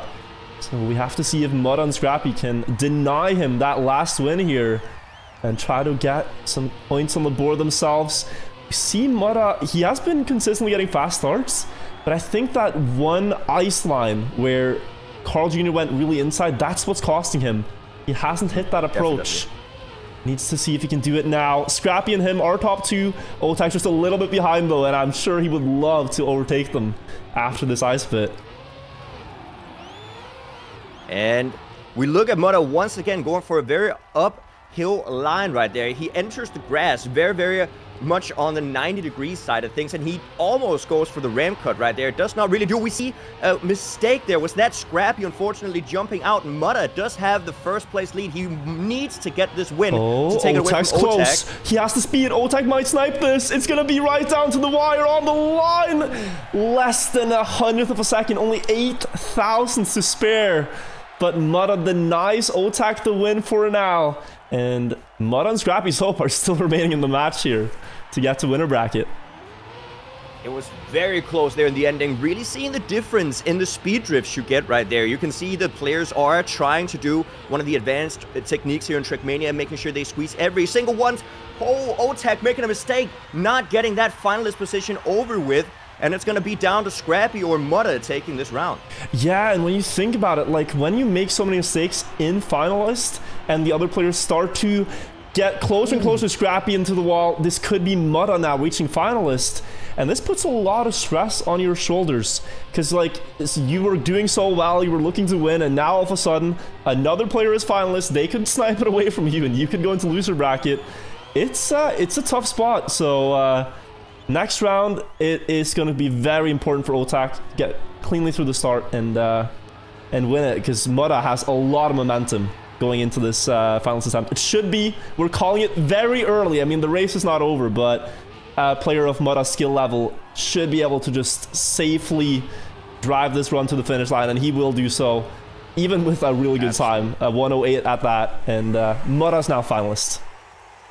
And as you said, it is all about this consistency. But you might also think, the people watching, like it's only one race from start to finish. You can't really afford to go too slow, even if that's your consistent way. You really also gotta risk it everywhere to be as fast as possible. So it's this really nice juxtaposition between going respawn. Very... Oh, Scrappy respawn. Oh no. But this difference between going safe, but also risking it where you know you're able to. Exactly, yeah, and Scrappy tried to do the safer start approach, but he respawned after crashing the wall, so he's now 8 seconds behind. And what that means is that one of the two finalists will win here and get into winner bracket. It's a 1 versus 1. This is the round to do it. Otak versus Mudda. Otak won the earlier rounds. Mudda's got 2 back-to-back, and now the ice line could be the decisive part. Mudda's going high, but will it pay off in the exit speed? We see him being slightly faster than Otak, and here he might have to go for the low jump strategy. He's going to try a little bit to stay very level with his opponent, but it's coming down to the end speed. Otak going into the sand here needs to hit the approach for the right-hander. Beautiful entry, and now the speed onto the last road. It will be Otak taking this run ahead of Mudda. A great final race there, but Otak and Carl go into winner bracket. Well played by both of the players, and it really came down to Mudda getting that inside line on the penalty dirt right there, costing him almost 0.2 of a second. And now Mudda actually did a late start. Might have had a sip of water or something, but he started 0.4 behind. And they are playing for 3rd place here to the side seedings in the loser bracket of things. So he does need to win one more time. But despite the 0.4 deficit, like starting late, he has caught it all up again by the plastic turn. So Mudda's actually on a great run, just that he started late. Absolutely, and it might, you know, come down to what you just said. It might come down to your headspace. Oh, your headspace? Yeah, the driver's headspace, they're not really making it under the checkpoint beam. So you are exactly correct in that analysis. This is probably Mudda's win here, Janik. But yeah, you know, there was so much pressure getting the top 2 positions, and once that's over with, you can maybe relax, let down your shoulders a little bit. And Mudda had maybe a little bit more free mind space to just chill with the map and gaining that on Scrappy. And he did indeed, and like I mean, Scrappy, I think he never really got into the flow of this map, and it was a bit too late even at this point to come back. So that is the results from this match. There are many matches played at the same time, so we are going to check one of the other matches that are currently being played. Actually, they've almost all been decided. We can check it. Group 2 with Papu, Binks, Pack, and the last player that I didn't see. Let's jump in. Let's see. So it's the same track, and in this match it's Pack versus Kappa actually. In the loser bracket, Kappa is finalist, and Pack has gotten a point. That is the current standing. The Pack is leading the race. And into the ice part, he will have a small lead, releases though to avoid a crash. And he too goes for that low bobsleigh line. It's very even between the two. Kappa with more speed, but he hits the wall. And it's going to be a double finalist situation. Pack versus Kappa in a 1 versus 1 after Pack closes this one out. A small formality, reaching the finish line, and we'll see who gets 3rd and 4th seed in this one.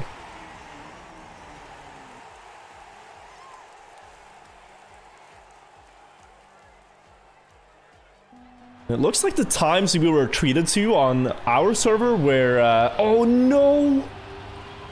Pack hitting the first bush, the leaf that decided the race, I think. I mean, it's not impossible, but it's 0.6 against Kappa. And it's not an easy gap to close, but did Kappa hit the wall? It really looked like it. Yeah, it looked like he had to panic brake. He's closing the gap little by little. Not 100% over yet. There are these risky lines that Pack can go for it, like the ramp cut right here, or jumping super far, almost hitting the CP, both doing just fine. Pack is not 100% out of it yet, but Pack gets a no slide, it looks like, and he's gonna slow down quite a lot. And if Kappa just maintains his lead right here, he should have this in his bag. I mean, yeah, just have to avoid the walls now, just pull safe mode. Marius 89, don't hit any walls, don't crash. And he will safely get that 3rd seed in the match. We're talking about the seeds. Why are they so important? Let us know. What is it that makes them so important? Oh, the seeding. You're right. So the thing that's very important is if you win your match, then you will go up into the winner bracket. You'll play against the other winners, which makes it a very tough match.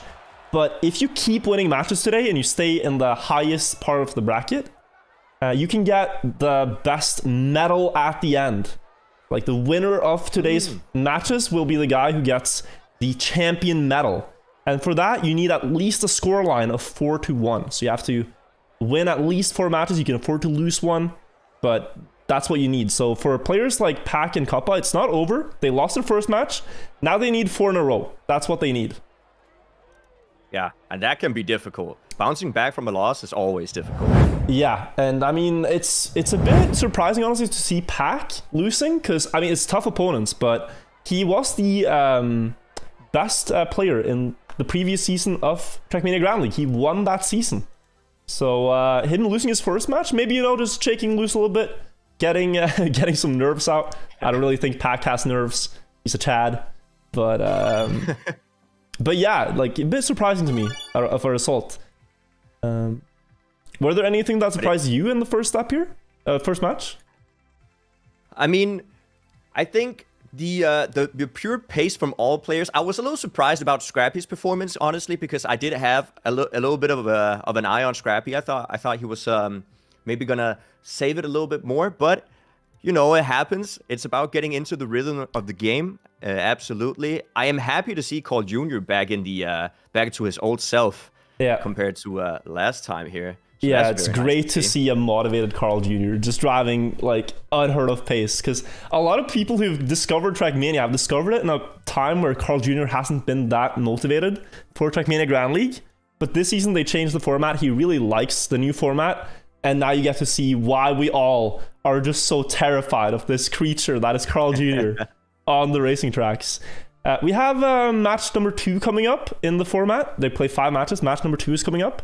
And we have 2 matches. It's Carl Jr., Bren, Binks, and Offie. They all won their first match. And it's Papu, Mime, Otak, and Masa, who also won their first match.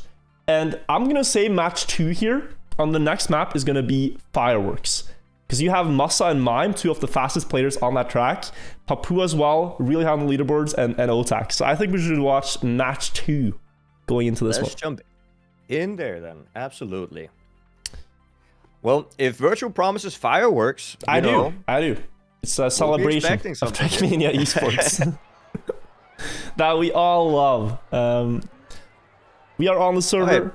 Gonna put you guys on the server with me so we can get to enjoy this. Let me update you guys on the leaderboards on this track. So the world record is set by Mutta. It's a 1:10.75. But then you have Mime in second, 1:10.84. Masa in third, 1:10.85. And the other 2 players, Papu has a 1:11.34. But I think that is not his real personal best, because it was driven 16 days ago. So Papu probably has a better personal best offline. And Otak always practices offline. So those are our mystery. We don't know what they're capable of. It's definitely going to be interesting to see. But just remember, guys, in chat, if you see a 1:10 driven, that is top 5 world on the online leaderboards, guys. Yeah, it's a crazy time. 1:10 related is just going to be super fast. Yeah. And the identity here, the obstacle part, you can see Otak is about to arrive at it. It's called the Icy Jump. So you have a bumper block here, you jump onto the ice, and then you have to set up for another ice slide, another bumper, and go to the finish. It's a really tough jump to aim because you don't really see the... you can see Papu go for it. You don't really see where the checkpoint is when you jump. You kind of have to base it on feeling. And we've seen players miss this because it's really precise. Absolutely. Muscle memory is going to be key here for the game. That's why these players have practiced these maps for a lot of hours. To be like almost playing these blindfolded would be a possibility for these guys. They have it in the back of their hand. Yeah. I'm wondering if we're going to see any wicked 360 strats on this map here. You know, we saw it in Challenger, and I saw Mutta talk about it, that it was actually 0.3 slower than the fastest method. Really? So, although it was cool to see the 360, I'm not sure if anyone's going to go for it. It remains to be seen. I mean, there might be another 360. There was even a strategy that Grenadi had. I'll quickly go to the free camera. Where you jump out of this looping. You drive this looping, flip into the checkpoint, and keep the gear. But it was 0.3 too slow. People are smart. That's all I want to say. Okay. And we're about to begin. Like a match strategy, that seems a little risky. A little bit on the risky side, you can say that. But then again, if you want to win, then you gotta take some risks. We'll see that very soon. 15 seconds before we start here on Icy Jump. That's true, and I'm very much looking forward because I love these ice maps because they just look so smooth when you see the pro players play them. But just know, guys, that the car control that you need to do these jumps and these ice slides, they are very, very precise. It is incredible. Do not take it for granted. We're starting off here. Quick Neo slide before you go into the ice to get an earlier ice slide.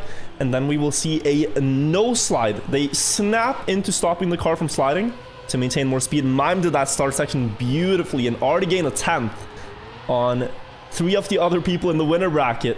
Wide setup for the downhill drift here to carry as much speed as you can into the bobsleigh. Wanna build that speed up the hill before the next jump. And Masa perhaps setting up a bit wide here, hitting the grass. Will just pull him back a little bit. That grass is super slow to drive on. So the other 3 pull ahead. Mime, very clean start so far. Now, trying to get an early low jump into the checkpoint. Then wide setup on this long bank dirt turn. Snap to the left before setting up for the downhill drift to the right. And then we'll see how they do the end. We mentioned 360s. We mentioned a hard blind jump to aim. Up the hill. Will they hit it here? Mime the first to have a crack at it. Papu close to follow. Mime looks like he has this one under control, but Papu getting very close there. And the winning time, 1:11.22. We mentioned if you do a 1:10, that's a crazy time. But 1:11.22 is pretty damn good. Absolutely. It's still top 10 world on the online leaderboard, so it is definitely fast. Going into the next round right here, we see all players going super close to each other, but Masa making a mistake in the beginning. He is going to lose almost half a second right there. So we have the top 3 players being neck and neck. Mime once again in front. We're maybe going to see a few different lines going into the bobsleigh here, because the bobsleigh can't push you into the middle of the track. As you see Mime there getting into the center of the track, setting up for a nice slide right here. He did that by getting a very specific line into the bobsleigh turn. Want to maintain your ground contact to continue the acceleration. You see Papu actually with a bad gear, I think, right there. If you accidentally gear up or gear down on the plastic section, if you're drifting, you're gonna lose a lot of time with the wide line. Once again, both players doing just fine. Masa is 0.5 behind, but nothing is over yet, because there are room for mistakes here in the ending. It is possible. Papu going very tight to the wall right here. He might hit the tree because he doesn't have the speed. Oh, it's close. He makes it. Just jumped over it, and Mime does seem to have it in his bag again. Right there, Masa overtaken for second. But 1:11.0 is an incredible time coming out from Mime. 2 rounds in a row. Yeah, and he's looking unstoppable here. The world record is 1:10.75. That is the fastest time that we know anyone's driven in weeks and weeks of practice. And Mime is very close to that consistently here. He's just really clean. And this is a track that does, like, it screams of Mime. Masa with a mistake, falling behind. And he is the closest one to match Mime on the leaderboards. But, oh, now the others have a chance, because he does not look so unstoppable, and he hits a wall. Papu and Otak, the 2 French players, have jumped up into a big lead, and they have to battle it out here for who gets the point. And it is a very close battle indeed. We're talking only 1/100th of a second separating the 2 players. Otak with a really inside line there. I think he's going to lose a little bit of exit speed. You're going to see Papu gaining a little bit on him right here because of that wider line he got. Both going into the last jumps right here. The identity of the map. It is very close. Otak actually overtaken again, but not that much of a drift coming in from him. He's going to stabilize here. Papu with a slide out, and Otak actually doing just fine. Getting first place with 1:11.3. Not slow at all. I think that ending line from Otak is actually a hidden line, because throughout the weeks of practice, we've seen every single player turn sideways on that jump. I think he very intentionally didn't turn sideways, and then did a delayed ice slide on the landing. I think Otak here has a trick up his sleeve. We can take a look at him once again once we get there. But going into the next map right here, we do have a finalist, Mime here, who is in it to win it right now. He's in a top 3 situation. He does have a really nice entrance into the bobsleigh. You can see he does want to jump to the left, land in a right-handed drift right there. He does eat a lot of the penalty grass, unfortunately losing a little bit of time. And Papu and Masa are now going to be in front. But it is a very, very close field. Less than 2/10 separating all of the players. Masa going a little bit wider, but he's going to have a nice entrance into this jump right here. Mime jumping very, very far. Actually overtaking a few people. Now up to second place. Let's see what happens here in the ending. Yeah, look at this round. All 4 players are here. Eyes on Otak as he goes for that new jump line. Will he be able to catch up to Mime and Masa, who have a lot of faster starts? You see he lands flat. The other 3 land sideways. Will this pay off in exit speed? It might. Look how far he's jumping. He almost caught up again, but Masa takes that round by 0.004 of a second. That is one hell of a match right there. That line definitely looks like it can pay off. It is a little scary because he gets a little bit wide in the ending, so he has a pretty high chance of eating a lot of that outside snow, slowing down his car a little bit. But if he gets it perfectly, I think definitely that line could eat some time from the other players. Yeah, and it's a miracle almost that they survived that attack, because Otak's gonna have so much speed in that last jump if he survives now. Question is if he can keep up and actually make use of it. You know, he's been keeping it, nobody knows of this line, I think. He's been keeping it secret, and the other players are now just seeing it, if they even know he's doing it. But now he fell half a second behind, and at that point, it won't really matter. Mime's still finalist. Papu is the closest one to deny him the win, and he's a 10th behind. And he does not have the strategy, but he has clean dirt lines. Papu, 3 times Gamers Assembly champion on dirt. Back in the days, he's a master of the surface. Beats Mime in that section, and he has to lead before the final jump. But now, will Mime do what Mime does best and get a perfect ice slide here? Looks so clean for Mime. But I hear an engine. Is that Massa trying to get the win? Almost takes it from him, but Mime safely on through to the winner bracket in the next round. Absolutely, and I think the pace, low 111s every single round, is very scary to be up against, no matter who you are, right? Some really high pace coming in from all the players right here. Mime securing his win here. Very, very nice. He drove very consistently on this map. That's how he won 3 rounds already. Papu in the lead, though, by not a lot. We're going to see about 0.1 second in the lead. He has a little bit of a scary line going into this one. Otak trying to get a good drift in, but Massa is now in second place. Papu extending his lead actually a little bit right here. Looking very, very good.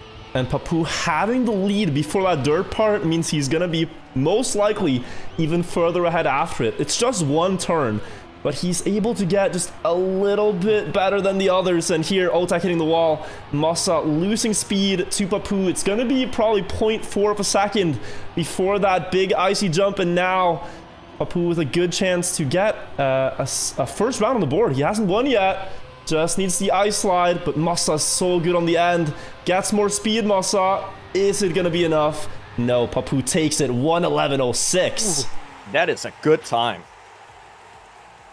I mean, top 5 world. It's actually top 5. You said it, that if Papu gets a good lead and maintains it into the dirt section of the map, he has a very, very nice chance of maintaining a very nice lead all the way up until the last ice jumps there. And therefore, he can afford to do them a little bit more sloppy than Massa right there. Massa did catch up a little bit to him.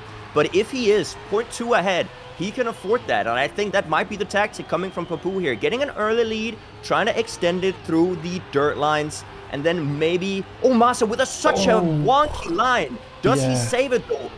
It's a low jump from him. He actually does save it. Papu gaining a little bit on him. Overtakes for first. Otak getting a little bit of airtime here on third. But we see have the players... speed, to go for that jump over the small barrier. He loses out a little bit, Otak. And it's so interesting how it balances out, because now, going into the dirt, Papu is the favorite to gain a little bit of time. Massa trying to defend, but you can see that is the difference. And into the tech part, Massa is suddenly the favorite to extend a little bit here, as he's better on this style of track. But who gets the best end? They're side by side onto the jump. Turn the car sideways. Looks like Massa with the better setup. Papu trying to get more speed, but no. Massa takes this one, and he's the first of these 3 to reach finalists. Absolutely. And you guys at home might be thinking, why are they so much on the side when they land? Isn't that slower? But it's because ice sliding actually increases your speed. And then they turn around in the air, making sure that they don't get that slowdown from starting to drive straight. It's actually a very, very smart move. That's why it's very cool to see Otak thinking outside the box, not landing in that ice slide, and actually gaining time on it. And I'm actually struggling to see how Otak's line is that fast, because yes, in Trackmania logic, landing sideways on the ice and steering makes you accelerate. So everyone goes for that, but then Otak finds out, wait, if I just delay this a little bit, I can get even more speed.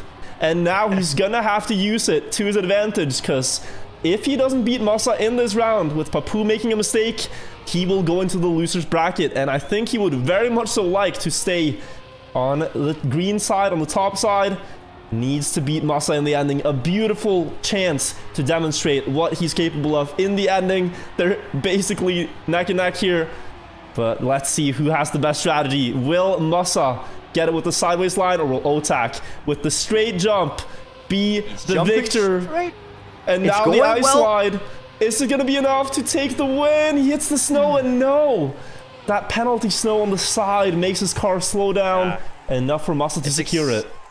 It's exactly what we talked about. That penalty snow right there is very dangerous if you're going for the line that Otak found there. Because it does set you up for a wide line, and you have to land in that drift to make sure you don't hit the snow. That can be very, very difficult. Yeah, exactly. Now we have, that was actually the first match to conclude. All the other ones are ongoing. I think we should join the other winner bracket match between Carl Jr., Uffy, Bren, and Binks to see who of these players will join Masa and Mime in the winner bracket. Looks like it is actually already decided. Bren and Binks have won, so Carl Jr. and Uffy lost that match. That is an interesting turn of events right there. Especially after seeing how fast Carl was, you know? That was perhaps not something we'd expect. Let's check out the fan favorite third match as well, which was Pack, Gwen, but I think also Spam and Mutta. There's two finalists. Mutta's already won. Gwen is finalist here, looking to close it out. Oh, but will he? Yes, he will. Gwen securing himself, going up in the bracket. And that is very interesting, because now Pack and Spam have both lost 2 games. And if you lose 2 games in this format, you cannot win in the end. Like, you can only lose 1 match and still win in the final match. There's a graphic that shows it really well that we can quickly pull up to demonstrate it, I think. I'm going to do that here on the stream for you guys, so you can see what I'm talking about. You're mentioning these medals that you win, right? Yeah. What is it that they exactly are used for, Wirtual? So the medals are for the overall standing. I'm going to pull up the graphic here that explains the format. Right now we are here at the top of the ladder, as I'd like to call it. So let's say a player like Mime, they won 2-0 in their first 2 matches. Masa as well. You had players like Carl, he won the match we spectated and he lost. He's in the 1-1 match. And then Pack and Spam, like we saw, they're in the 0-2 match. And now you can see, just follow the arrows. Let's start from bronze. If you win in bronze, you go to silver in the next match. If you win in silver, you go to gold. But this is the final match. And you can at best then win a gold medal. Whereas let's say you start in silver, you've won 1, lost 1, follow the arrow, you go into gold, and then you go into champion, where you can win the best medal. And this works like the Olympics. So if you win 1 champion medal, that's better than winning 6 gold medals across a season. So winning this valuable champion medal here after a set of matches, after a step, is really valuable. That's why you need the medals. I hope it all makes sense. It's a lot of arrows. So once again, guys, green means you won. Yes. Red means you lost. You want to go as far to the left as possible. Just follow the arrows. That's what we're trying to do as well. But we have new matches generated for the next step, I think. And we have to check out the winner match, right? The 2-0 match, I think, is the one to take a look at. That will be Binks, Bren, and it will be Mime and Masa. I think that's a really good match to take a look at. Absolutely. Can you talk a little bit about the map that they're going to drive on then? Yeah, that is going to be Tightrope. We actually have all of these map previews, and we haven't shown you. We can show you Tightrope right now in the map presentation. This is a very compact track. It's made to show very low speed driving, and that's weird for a high level Trackmania competition, but it's a lot of micromanaging your car through narrow corners. You have to gear manage, you have to do no slides, and it ends with balancing on a tightrope, a very difficult, precise part I can see here, where you have to drive back and forth on these small ledges and go into the finish. It's a highly exciting map. Mime and Masa, that I mentioned, are 2 of the fastest players on it that we know of, and I'm sure Binks and Brad have trained it as well. So we're just gonna get on the server. Right now it's not loading for me, Janik. Are you getting in? Thank you so much. Yeah. I was so worried. No, it's not just you. It's not loading. We can try the manual link. 1 second. None of the servers are loading for me at the moment. I'm assuming they're just booting up a little bit. Yeah. So we have a small wait then. What a great set of first two matches, though. It's nice to like get into it again after waiting so long. Absolutely. And it's cool to see nice that. To be in the casting booth with you, Virtual. It's actually very nice to be here. Yeah, you're very welcome, guys. Janik is gonna cast the next step as well, because that's when I go to LA. I'm going to LA for the Streamer Awards next weekend. I won't be able to cast, but Janik's got you covered. His soothing Danish voice will carry you through that step of Trackmania Grand League. And, absolutely. My face is also gonna be there, so that's the face is gonna be there as well. That's true. Gotta break out the suit. Oh, okay, yeah. Dress up all nice for the cast. I'm about it. But yeah, I'm sitting in a pink shirt right now, so I don't know if that's gonna be what I'm gonna show my face to 8,000 people to. I mean, they can't tell. Just the sound is already like a nicely tailored suit. You know, I'd believe it. I would believe it. But yeah, this tightrope map, I did see it. I did see you cast it again here in the Trackmania Challenger League there. And the ending of this map is so tight. And are we gonna see just as many mistakes, do you think, here in the Grand League? Yes, I think so. Because the map is just that difficult. I'm gonna real quick try to reload the plugin. I recommend you do the same and see if it works. Okay. No, it's not letting us join the server. But yeah, the ending of the map, I can perhaps do an onboard. We have these assets as well. Let's take you guys through a run of the track that they're gonna play. We're watching Mossa, and this was the world record before Pack drove an even faster run. But it starts here, going to the checkpoint, a narrow drift to the right. Then you go down the hill, followed by an outside dirt turn, something like the ones Papua is really good at. An inside neo slide here around the corner. Why not just leave a couple of pixels between yourself and the wall, jump up to the next platform, go down the hill, and here another neo slide to go up the hill. A very precise drifting technique before going onto the road. No slide on the dirt here, since you're at very low speed.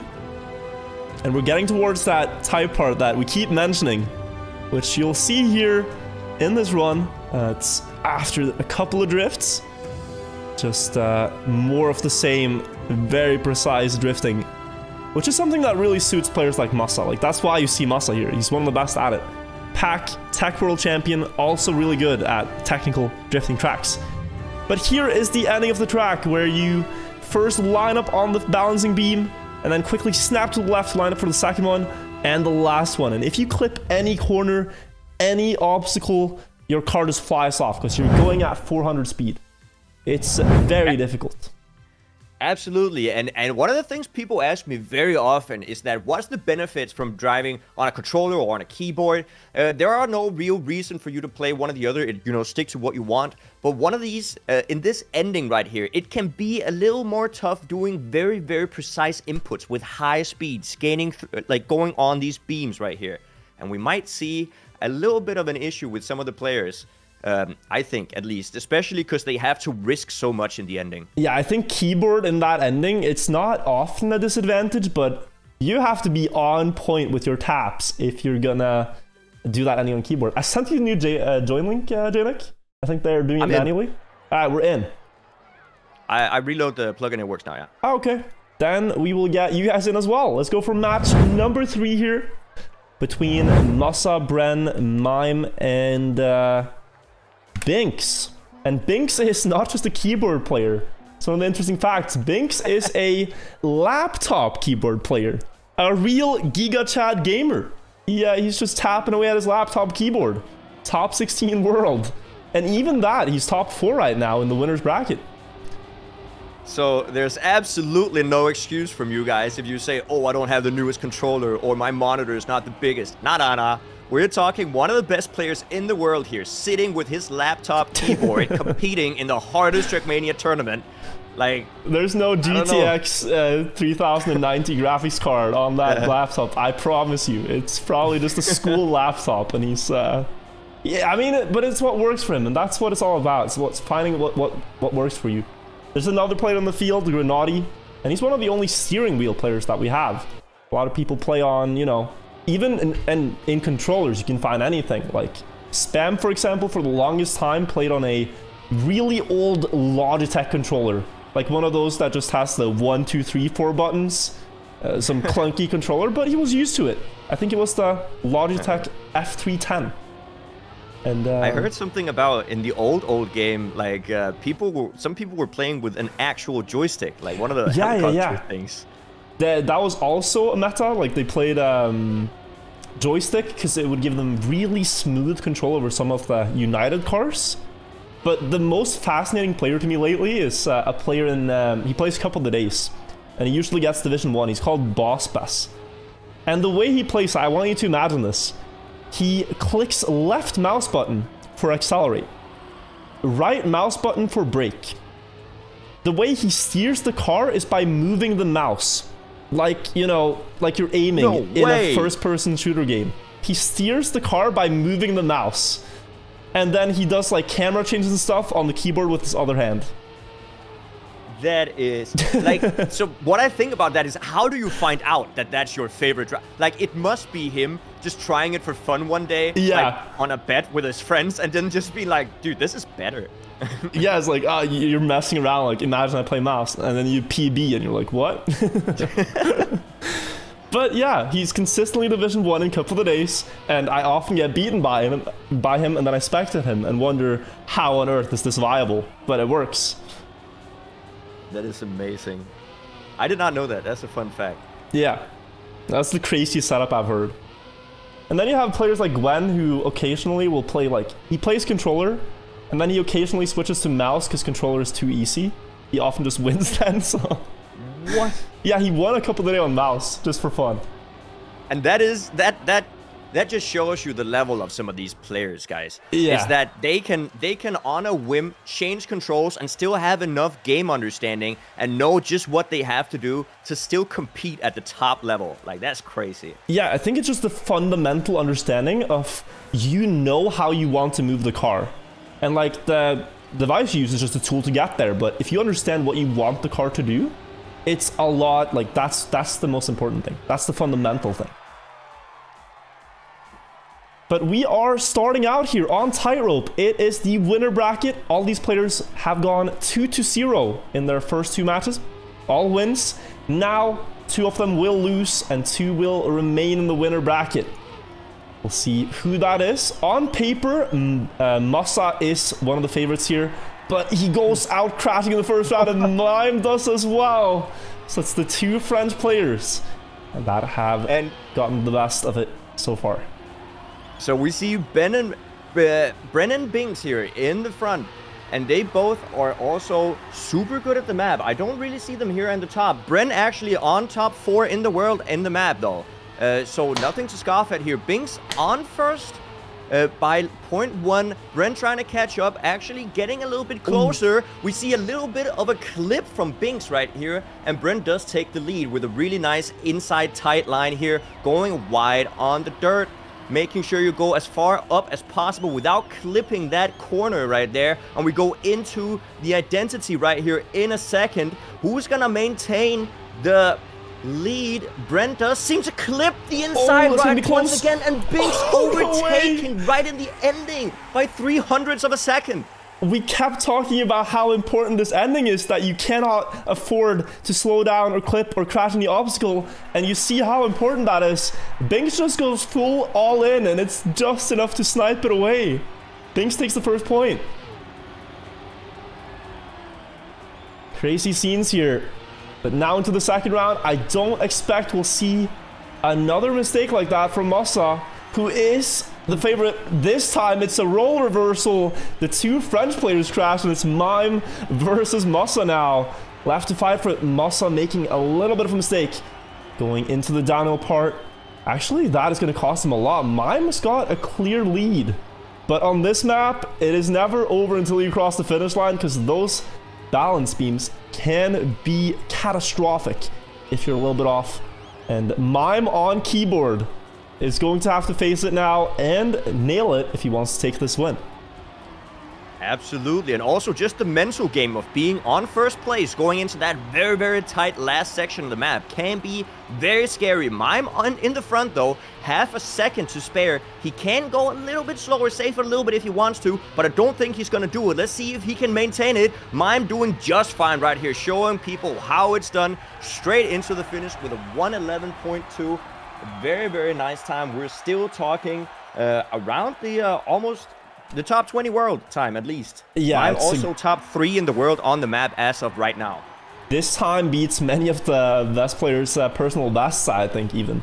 It's a great run, and if he can do that consistently, it's going to be tough for the others. I mean, really only Musa on paper is going to be able to match that, but the consistency is what won Mime the round. No mistakes. This time, they've all almost made it through. Only Bren with a small hiccup, 0.6 of a second. And here going into the dirt. Let's see who can get it the best here, because on the dirt, you want to no slide, actually. Musa going for a wider line, getting all the dirt and less penalty sand. Gives him more exit speed, and he's catching up here to the others. And then this little jump that you saw is actually a specialty of his. Calls it the Musa line. Because you you keep the gear very intricate Trackmania mechanics you don't need to know. What you need to know is that we have 3 players going into the end. Whoever gets the balance beams the best wins the round. Let's see who can do it. Binks, Mime, and Musa, but Mime already crashes out. Binks in first, gets the line for the second one, but jumps a little bit. Musa with more speed, but he falls off. The respawn, is it gonna be Mime, the only survivor? Absolutely, and there you can just see sometimes, you know, slow and smooth is fast. Sometimes that is a rule of thumb that you can go by. But it is right here, those really tight lines in the ending can really take you out, and it is a mental game once you get there, because it is, you know, everybody else is risking it, you gotta risk it as well. But right here we have Musa in front, nice wide line. Oh, unfortunately, hitting that inside on the hairpin. Binks in first right now. Mime right behind him. Bren there as well. Very, very tight field right here. We got to remember, Mime is a finalist right here. He wants to close it down. Let's see them get into the no-slide section, trying to get as little of that penalty dirt that you said right there. Once again, neck and neck. Bren actually catching up right here.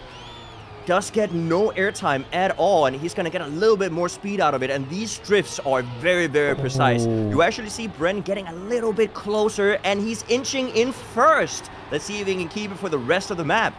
Yeah, Bren drove that entire middle section so well, but it would all be for nothing if he doesn't land the balance beams now. He has to lead by only a 10th, and the others are easily going to capitalize if he makes a mistake. Just like Binks, no, he falls off, and Bren clutches out the ending just ahead of Mime. He does keep the lead, and he gets the fruits for his labor, the reward for the risk he took. Bren gets a point. It was almost the same story once again for Mime right there. Almost being able to overtake for first just by getting that ending smooth. But it is, once again here, Mime as a finalist. We have 2 other people with some points right here, but we see Mime. Did he just hit the outside wall? I'm not 100% sure. It does seem like he kept the speed though. And going into the jump, into the left-handed drift right here. We see, was it Bren who didn't really get, no, it was Binks who didn't land in a drift, getting a no slide, unfortunately losing a little bit of time because of it, eating a lot of that penalty dirt. Hopefully he can maintain just his composure and trying to get a little bit of time on these guys. Yeah, it's not over yet. We've seen that if you nail the end and the other 2 people fail, that's a free point. But now Mime in finalist in first. If he lands it, he's successfully through to the winner bracket, 3-0 at that point. And here Bren trying to deny him that opportunity, trying to go for the inside line on the attack, has a car length lead to spare before the balancing beams, but now utmost precision is necessary, and he crashes into the traffic cone. Mime takes the win, and he will move on to the winner bracket. Very well played by Mime, and that is some consistency we see there in the ending. It must have taken a lot of practice to get that down, and it definitely pays off right here. Getting that ending 3 times in a row right there, making sure he gets his finalist position over with, and can now, you know, breathe out, say it is over for this round right here. He has to get back into it next time though. Let's take a look here. Masa and Binks on first into the Neo slide. Masa getting a nice inside line, getting up here on Binks. Bren is half a second behind, but he's not out yet, as we've seen the last section of the map right here. Masa getting a no slide, and Binks is actually gonna be alone in the lead. Bren wants to be able to overtake, but it's gonna take a little bit of a miracle for him to get Binks. But once again, it is not over. The identity in the ending has taken a lot of players out, and we're just gonna have to see how it ends up. Binks 0.6 seconds ahead, and he definitely just have to cruise into the finish. He does see the checkpoints on the left side of his screen if he chooses to, so he knows he has a little bit of time to work with going into the last couple of corners before the identity right here. Can he maintain the beams position? A quick left and right. He has hit it. And he unfortunately does not, and Bren is overtaking him. Masa right behind him, and Bren takes the victory away from Binks. Unfortunate mistake there. Yeah, Bren bounces back there. He crashed the very first turn, and I thought, man, what's this going to do to Bren's mental now after failing a winning position in the previous round and then instantly crashing here? But he kept driving, he kept his calm, and he capitalized on the opponent's mistakes. But now, once again, an early mistake. 0.5 behind, and the more spots like this he puts himself in, the greater the chance is that the other players will also catch up and get finalists. And before he knows it, he could end up in the gold match. Right now, we're in the champion match. All these players have won every match up until this point, but 2 players will walk out of this with an L and a lower match later on. Masa right now, though, fighting for survival. 0 points on what is perhaps his best map in the entire map pack. Only beaten on the leaderboards by Pack, who drove a really fast time. Here, he just needs to beat Binks in the final few corners. Gonna try to go for an early dirt line here, Binks, to stay ahead. But Masa is right behind him, right on his tail. A lot of speed coming into the beam part for Masa. If he can hold it, he is not gonna hesitate at all. He's gonna go full speed, and he's gonna take that point away. 1:11.06, which is the fastest time that we've seen today on the map. What a great ending from Masa right there. Absolutely no safing, full risking. Head first, eyes closed, can't lose. That is the motto right here we're seeing. That is super, super fast. If you did it with his eyes closed, that would have been something. You know, it might honestly be equal chances of survival. It's so difficult that, like, whether you have your eyes open or not, might not matter. But right here, we are seeing Binks and Bren. Masa, unfortunately, making a mistake on that drift right there. It is very difficult to get down. Bren clipping, and it's going to hit the outside wall, and Binks is going to be all alone in the start here. He's just going to extend his lead because he did not make any mistakes, and he can save it a little bit right here. I don't think anybody is going to close in on him quite yet. He has a second to work with, and he knows it. So all he's going to do is drive well all the way up until the identity, and he's hopefully going to be able to get that down. But the pressure of knowing that if you fail, a Masa or a Bren can come flying through, because they don't have anything to lose right now. They're going to absolutely full speed that identity, hoping for a mistake from Binks, and we're going to see if that's going to happen right now. Yeah, and it's like, do you try to release? Because if you have the rhythm for full speed, you might as well. He clips the first one, is quick to back it up, and he will still stay ahead. So they did get a whole lot closer here. Bren gained 0.4 on Binks' ending, but Binks is now finalist. So him and Bren are both finalists. Masa with 1 point would need 2 rounds back-to-back to win it himself. We are getting into a nail-biter for an ending here. Absolutely, double finalist, and Masa can make it a triple finalist situation. There is a lot of pressure on these players right now, and they're all neck and neck.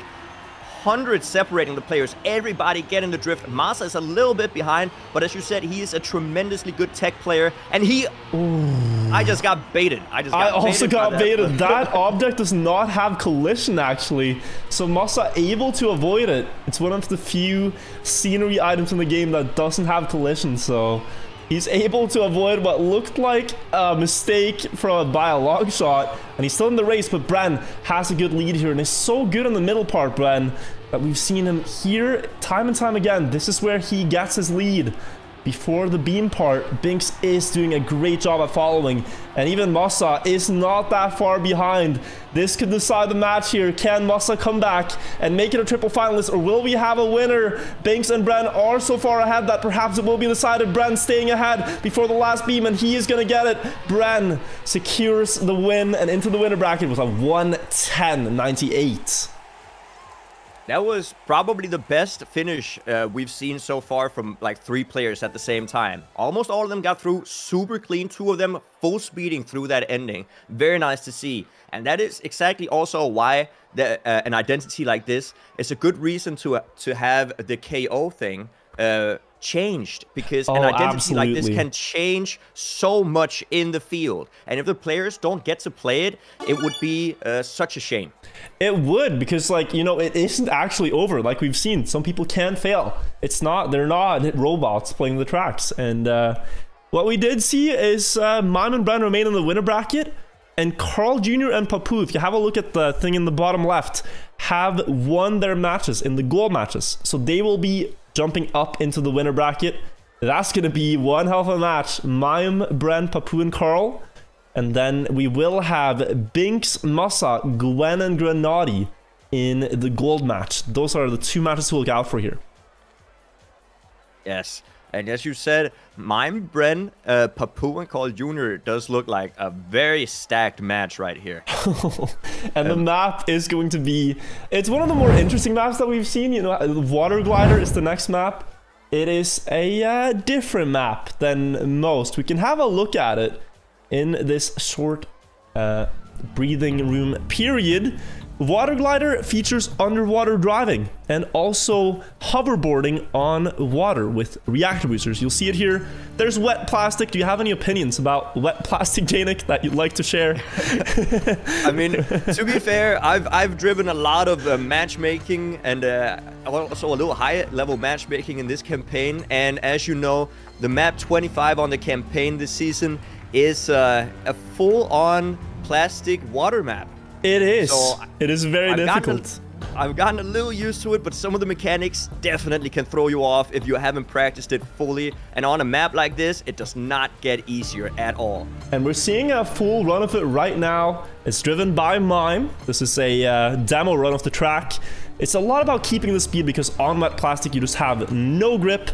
So you just want to try to steer the car as straight as possible.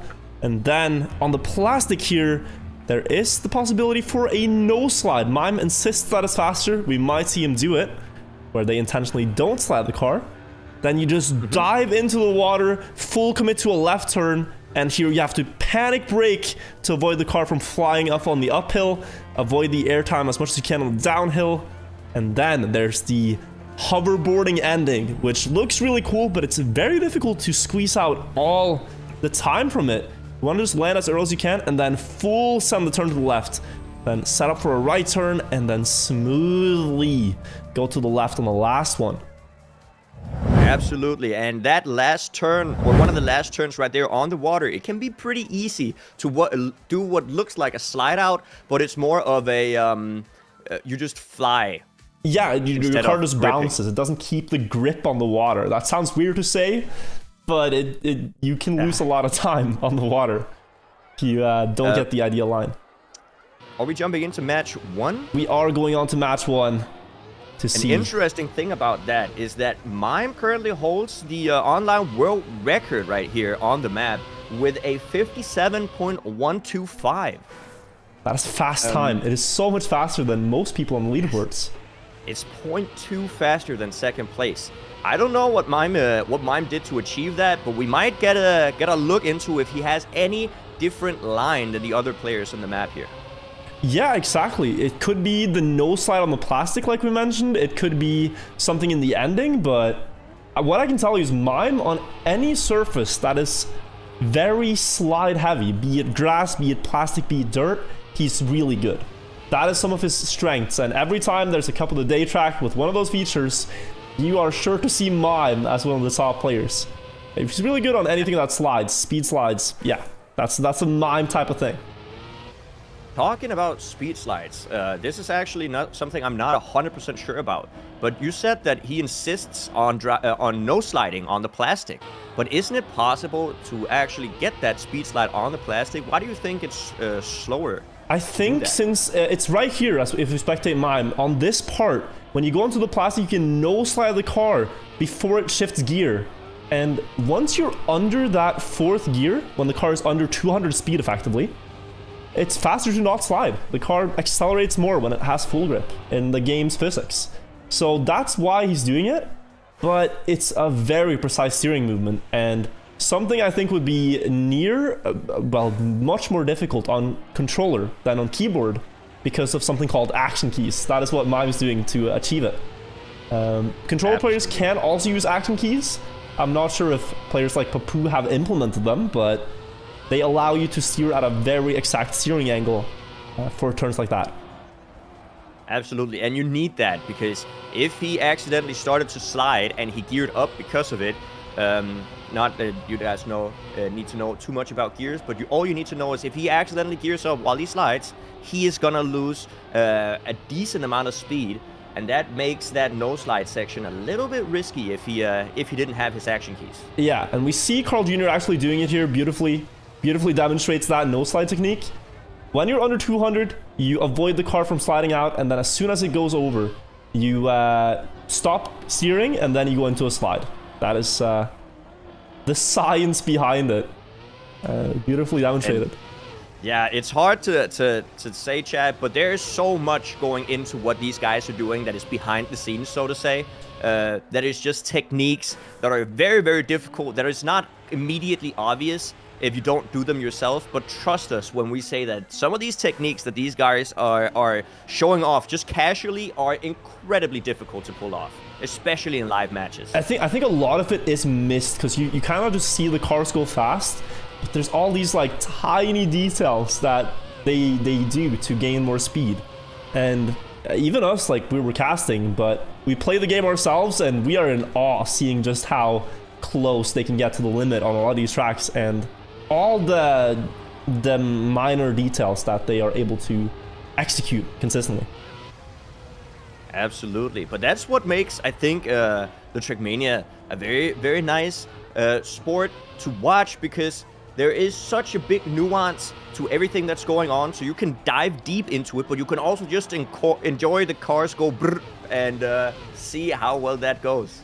Exactly, you can't just watch car go brrr, and that's what we're gonna do here in a second.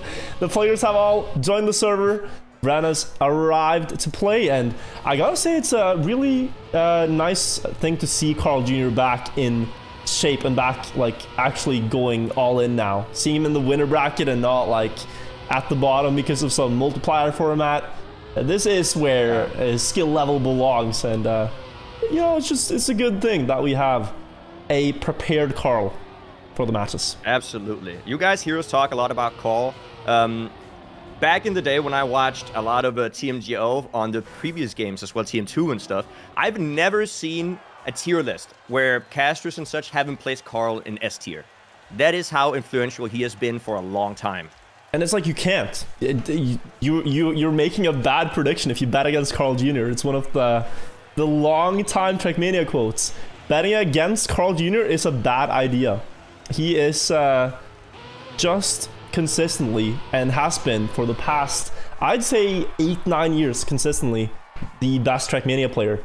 4 times world champion. He won it 3 times back-to-back.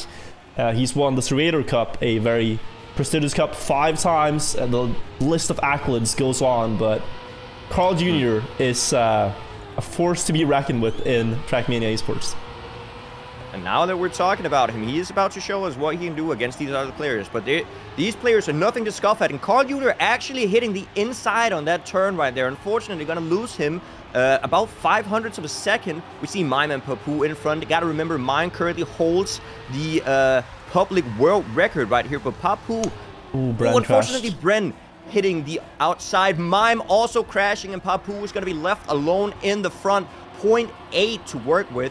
So he can afford to save the ending a little bit. There, you can risk right here, but we're gonna see Papu slow down, take the turn. Very nicely done. and he just has one more jump into the finish, and it's going to be Papu getting that ending. Very nice. 2 seconds ahead of everybody else. Yeah, everybody crashed another out. mistake. Yeah. Carl crashed the finish even. But a bit of the caster's curse perhaps. We talk up Carl, and the first mistake comes right after it, but this track is so difficult to drive well. It is just one of the weirdest things. It's not something like you'd normally play. Almost no tracks look like this, and Mime has really mastered it on pace. Has he mastered it on consistency? Here we're gonna see what the players opt for. We see actually all of them trying that no slide technique, but Carl eating the gear at the end of it doesn't cancel the steering in time, and that's why the other 3 players have more speed before the uphill. But here you really don't want to have a lot of speed. You could jump out. If you're too fast, carry the speed down the hill. Good move from Papu to slow down a little bit to keep full grip. And now we go into the ending with Bren in the lead, 3 tenths ahead of Mime. Let's see if Mime has any magic that he's been working on. No, he bounces out, and Bren stays even further in front now. That is a round for him to take in a really good time. 57.5. That is, yeah, top 5 world. Top 5 that world. That is incredibly fast. Yeah, incredibly fast. Very, very nice to see. We see Bren and Papu with a point so far. Carl Jr. Mime so far not getting a point. Mime with the world record, and Carl Jr. The previous world champion here with no points, but there's nothing over yet. We see the pace of these players are very close to each other, as we see Mime unfortunately making a mistake, leaving Papu and Carl Jr. in the front here. Bren also with a mistake, more than a second behind. We have the top 2 contenders for the victory right here. Let's see if any of them do make a mistake here in the uphill. Slow down, get the grip on the car, don't slide out. That can be very, very difficult. Carl Jr. with a little more speed, overtaking Papu here, going into the ending. Papu slowing down a little bit more, but gets a better line into the jump. Papu in front, Carl Jr. right behind him. Who's gonna get the better turn, Papu or Carl Jr. with an inside line? Papu a little bit slower, and Carl Jr. does seem to be getting that finish just in front. 600s faster. What a battle. That was like knife and tooth from both players, and the difference 0.69 seconds. A nice round at that, let's say. And Carl Jr. now on the board with a point going into the next round. But that was without Mime and Brennan. Bren showed that he too can drive, as we said, top 5 world. So if all these players survive the track without any mistakes, we're going to have such a close fight for only one person to win it. Here, Carl Jr. going for the no slide, gets it better than Bren and Papu. Very nice. Who both, as we say, ate the gear. That means they steered the car while it was gearing. Here, Carl Jr., a lot of speed. Mime hitting the wall. He's in first now, Carl. And he slides out, losing the grip a little bit. The 2 French players now left to battle it out. It's Bren versus Papu into the ending, Janik. Yes, and the ending is close once again. Papu trying to overtake, going for an inside line, but Bren actually getting less extra speed, and Papu's going to overtake here in the inside line, and he actually misses the finish, and Bren gets the victory. 200s ahead of Papu. That is very unfortunate. Oh my god. So that can happen sometimes if you don't get the exact line you need and you're flying on top of, you don't have a lot of grip when you fly on that water, so you can slide out, so to say, and that's what happened right there. Papu unfortunately hitting the finish line. We see a mistake in the start from Papu, unfortunately gonna be out of this round. We have the top 3 players, Carl Jr. in front though. Yeah, and that is like what that does to you, like the mental game, right? Like you hit the finish and then you're like, oh man, I can't believe I threw that, and then it's just hard to recover from that. Carl Jr. making a small mistake. Bren finalist, kind of gone under the radar, but he takes 2 wins and he has a chance to go into the final winners match of today, but Mime is going to try to deny him that opportunity. It's only 500s, or at least it was before the downhill incident. Bren almost jumping out of the track here, recovers it with a bug slide, and suddenly Carl Jr. is not too far behind to make something happen. This could quickly turn into a comeback if Bren misses the last jump. Oh, 400ths of a second it is in favor of Bren, who takes the one of 2 spots into the winner brackets match here. We're seeing some very, very close finishes right here. Very nice rounds. Anything can happen at the ending in these identities, and they're very cleverly placed right there to make it super exciting for you guys. Mime here in the front. He wants to see if he can get that first point to his name. Currently doesn't have a point yet. The two others want to deny him getting into that finalist position. Mime does seem to have a very nice lead going for the no slide right here. Oh, but Carl Jr. getting so a much really speed. Nice.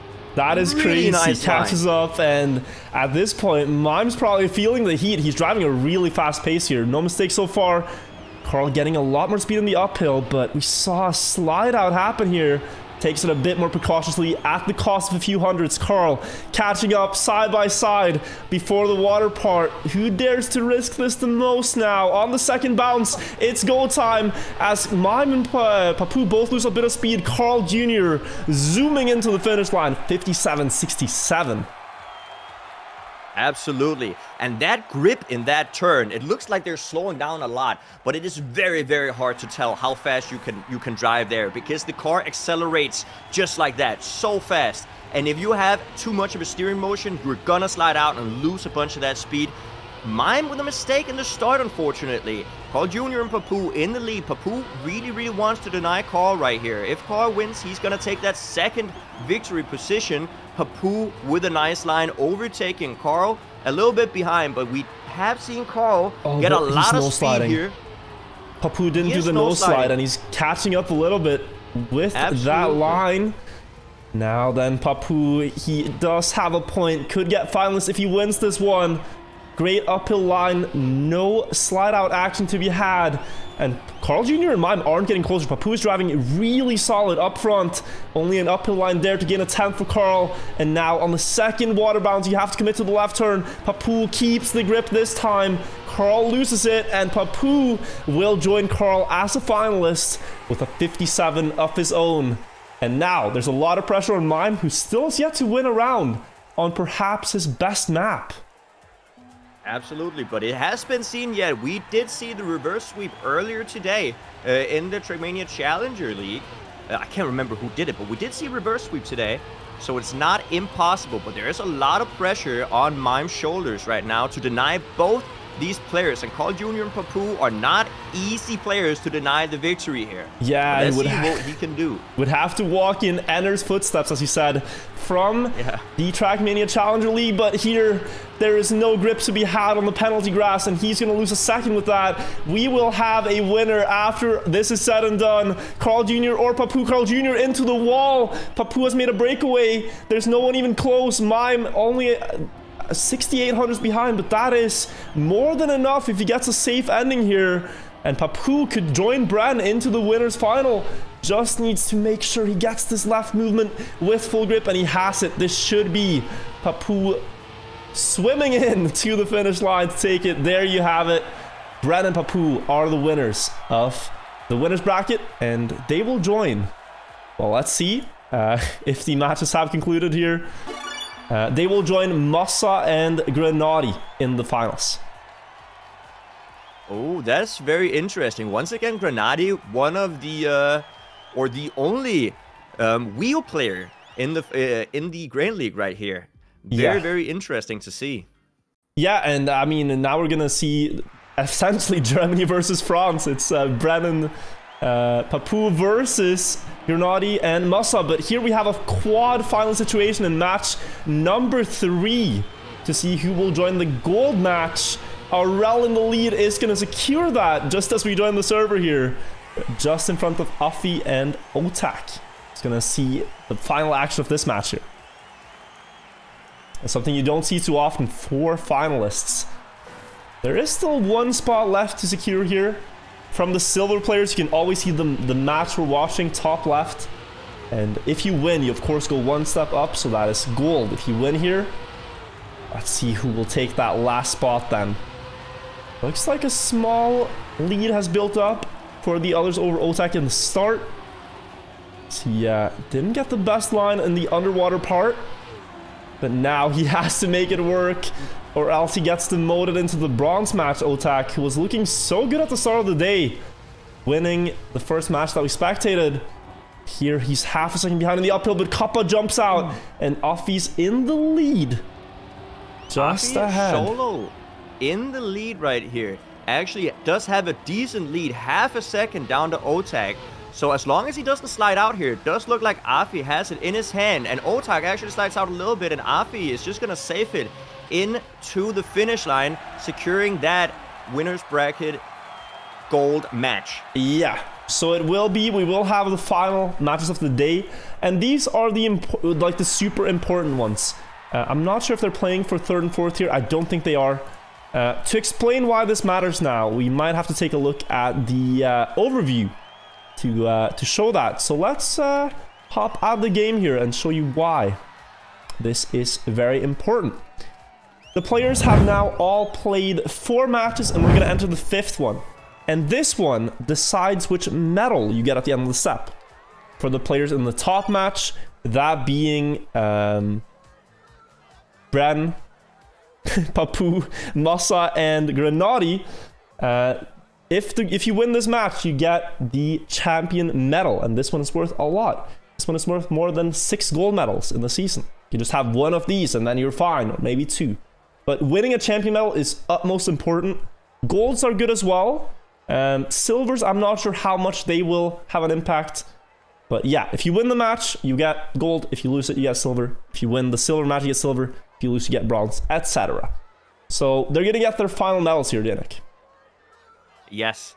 And as you said, this system kind of favors the full risk play style, which is very, very interesting. If you look back to the previous Trackmania games or Trackmania tournaments, we see a lot of endurance 6-lappers going on where you have to get consistent good times, making sure you do as little mistakes, where this time it's more about the full risk, the fast gameplay, the fast paced, and that's definitely what we're going to see the players go for, especially if they're going to go for that top 2 medal right there. It's going to be super difficult, but it gives us so great pace and very intense games. And I just love like the comeback potential of the format. Like the fact that you can play not your best the first, let's say, 6 steps or 5 steps of the season, of the 6 total steps. You play not your best in the 5 first. If you just get the champion medal on the last step, you could potentially flip the script and come back and maybe even, you know, win the season. Like all you gotta do is just get a couple of champion medals and you're good. But I think the way this will work now, I think the way this will work now is that they're gonna show the gold, silver, and bronze match first, and then everyone gets to watch the champion match after it. So we actually have the gold match and then the champion match, most likely. Okay, so how's that? Can we do that with the plugin? I think they're going to call out the servers. That's what I've heard. I'm not sure.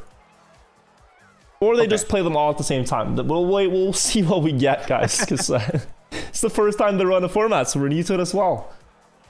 But yes. Do we know which map they're gonna play it on then? Yeah. Can I ask you guys watching? Do you prefer this format over the old format? If you watched last season, it was like multipliers, and you had to intentionally wait with winning to get a higher multiplier. There's a lot of mind games. That was an interesting format. But do you prefer this? Or would you want the multipliers back? Is this better? Yes or no? That's impossible to see in chat. You need a poll. We need the poll. Yeah, we would. Touch that. I'm seeing mixed opinions though.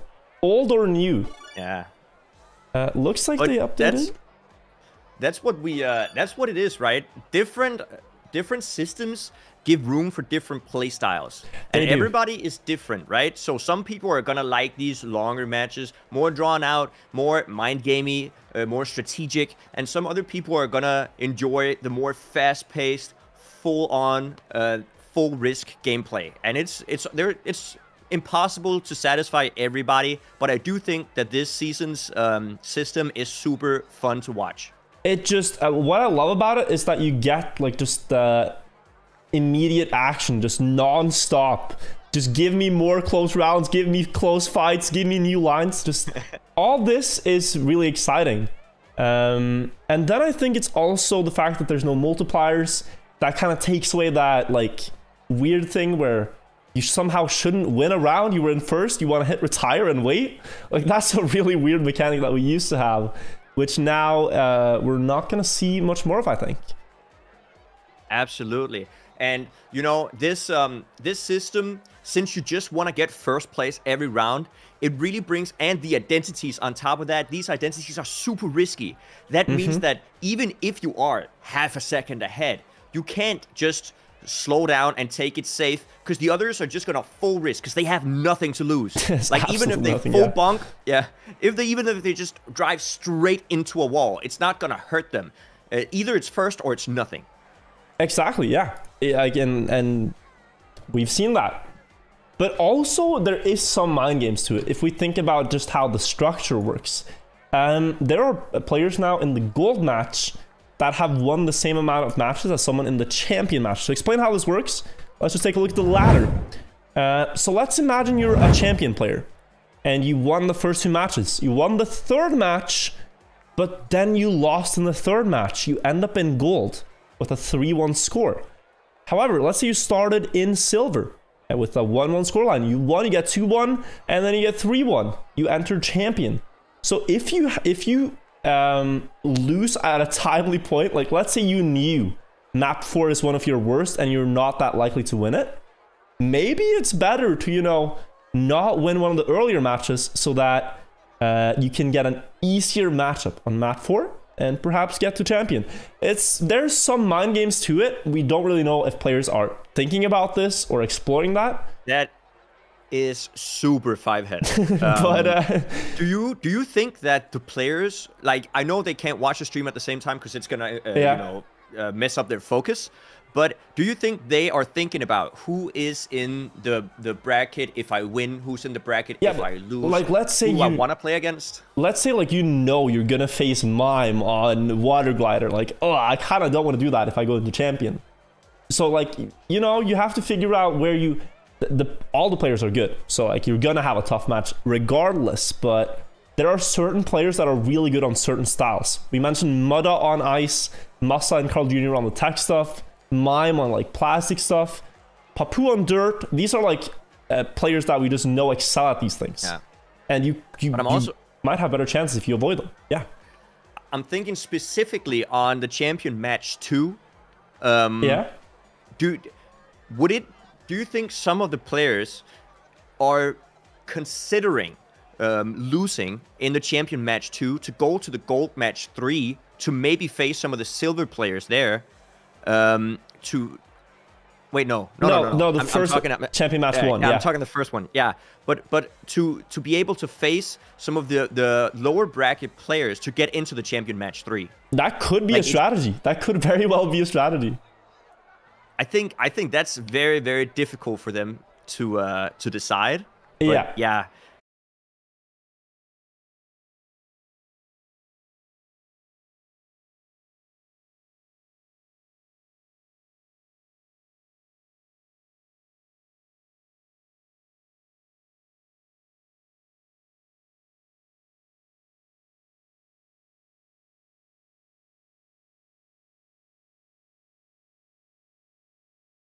Hi guys, apparently my thing crashed.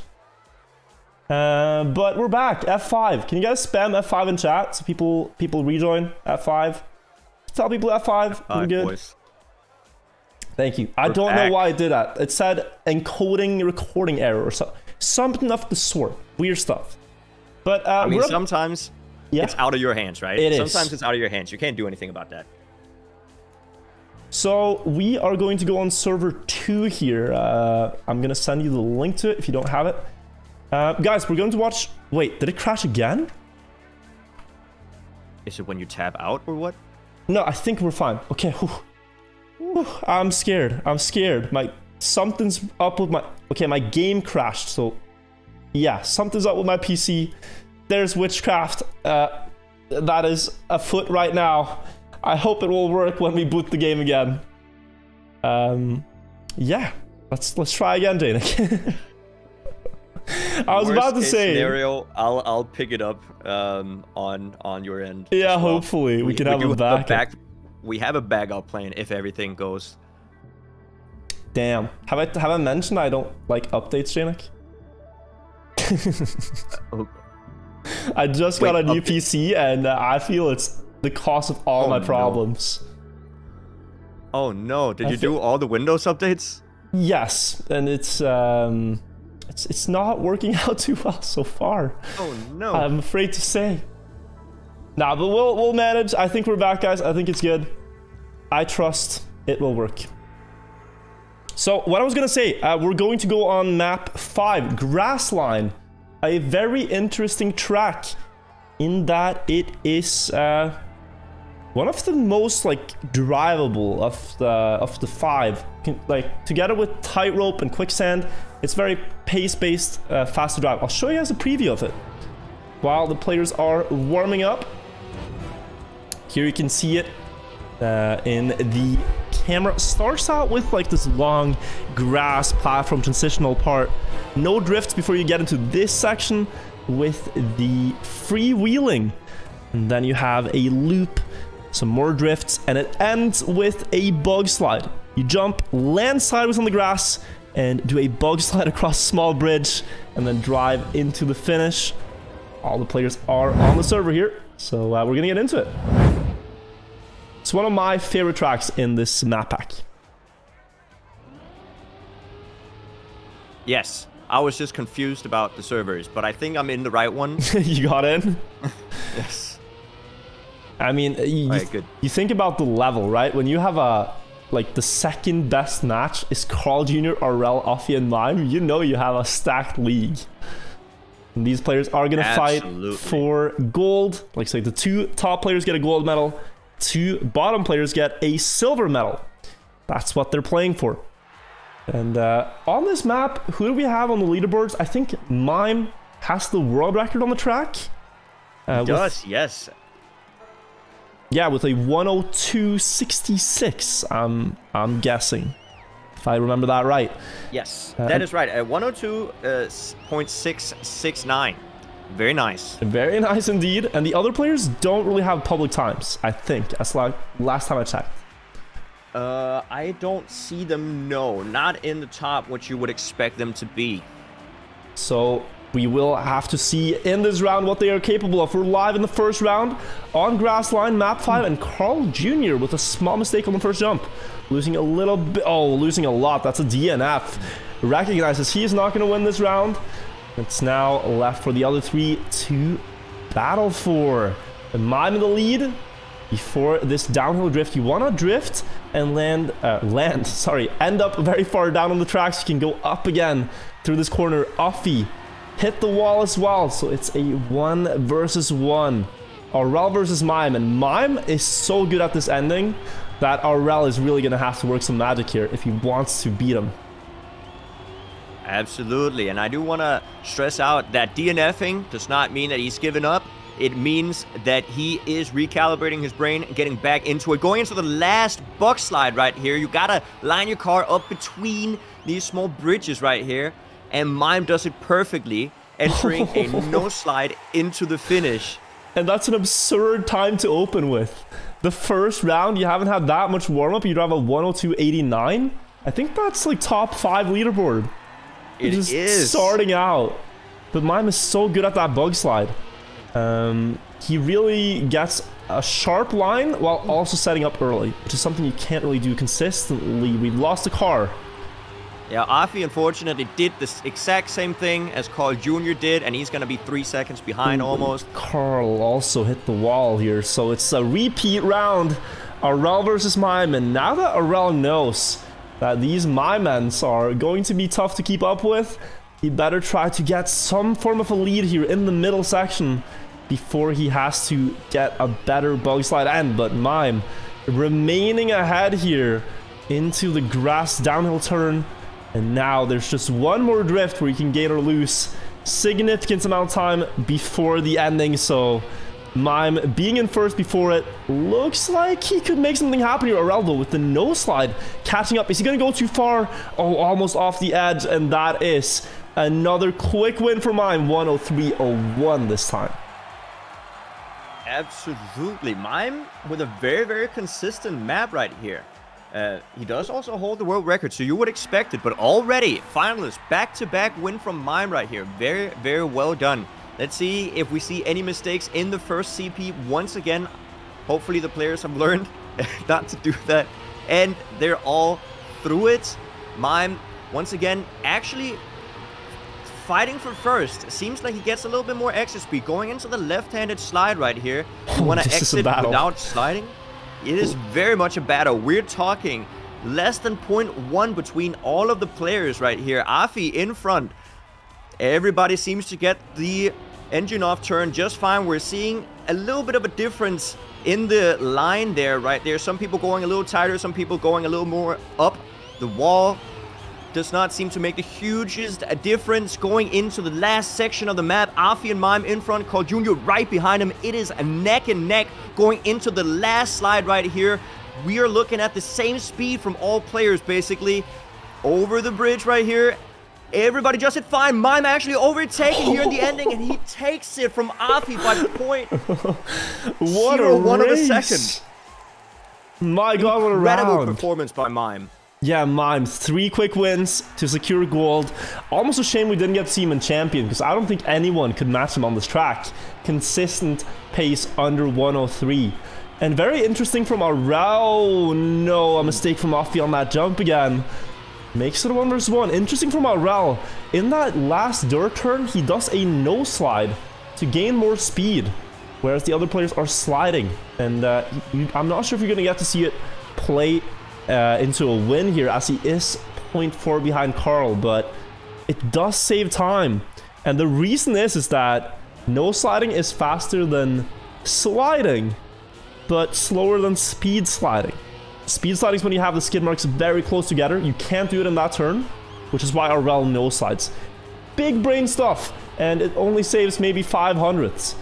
But wait, he's right back. You might see it here. No slide through the entire turn. Carl does it as well, but Aurel gets so much speed from that. Could actually snipe the ending here with a good bug slide. Carl ending up wide. Aurel having a good approach. Does he send it? Oh, 600ths to spare. Carl Jr. takes it. Aurel actually would have gotten that one, but he did clip the inside corner of the very, very last turn.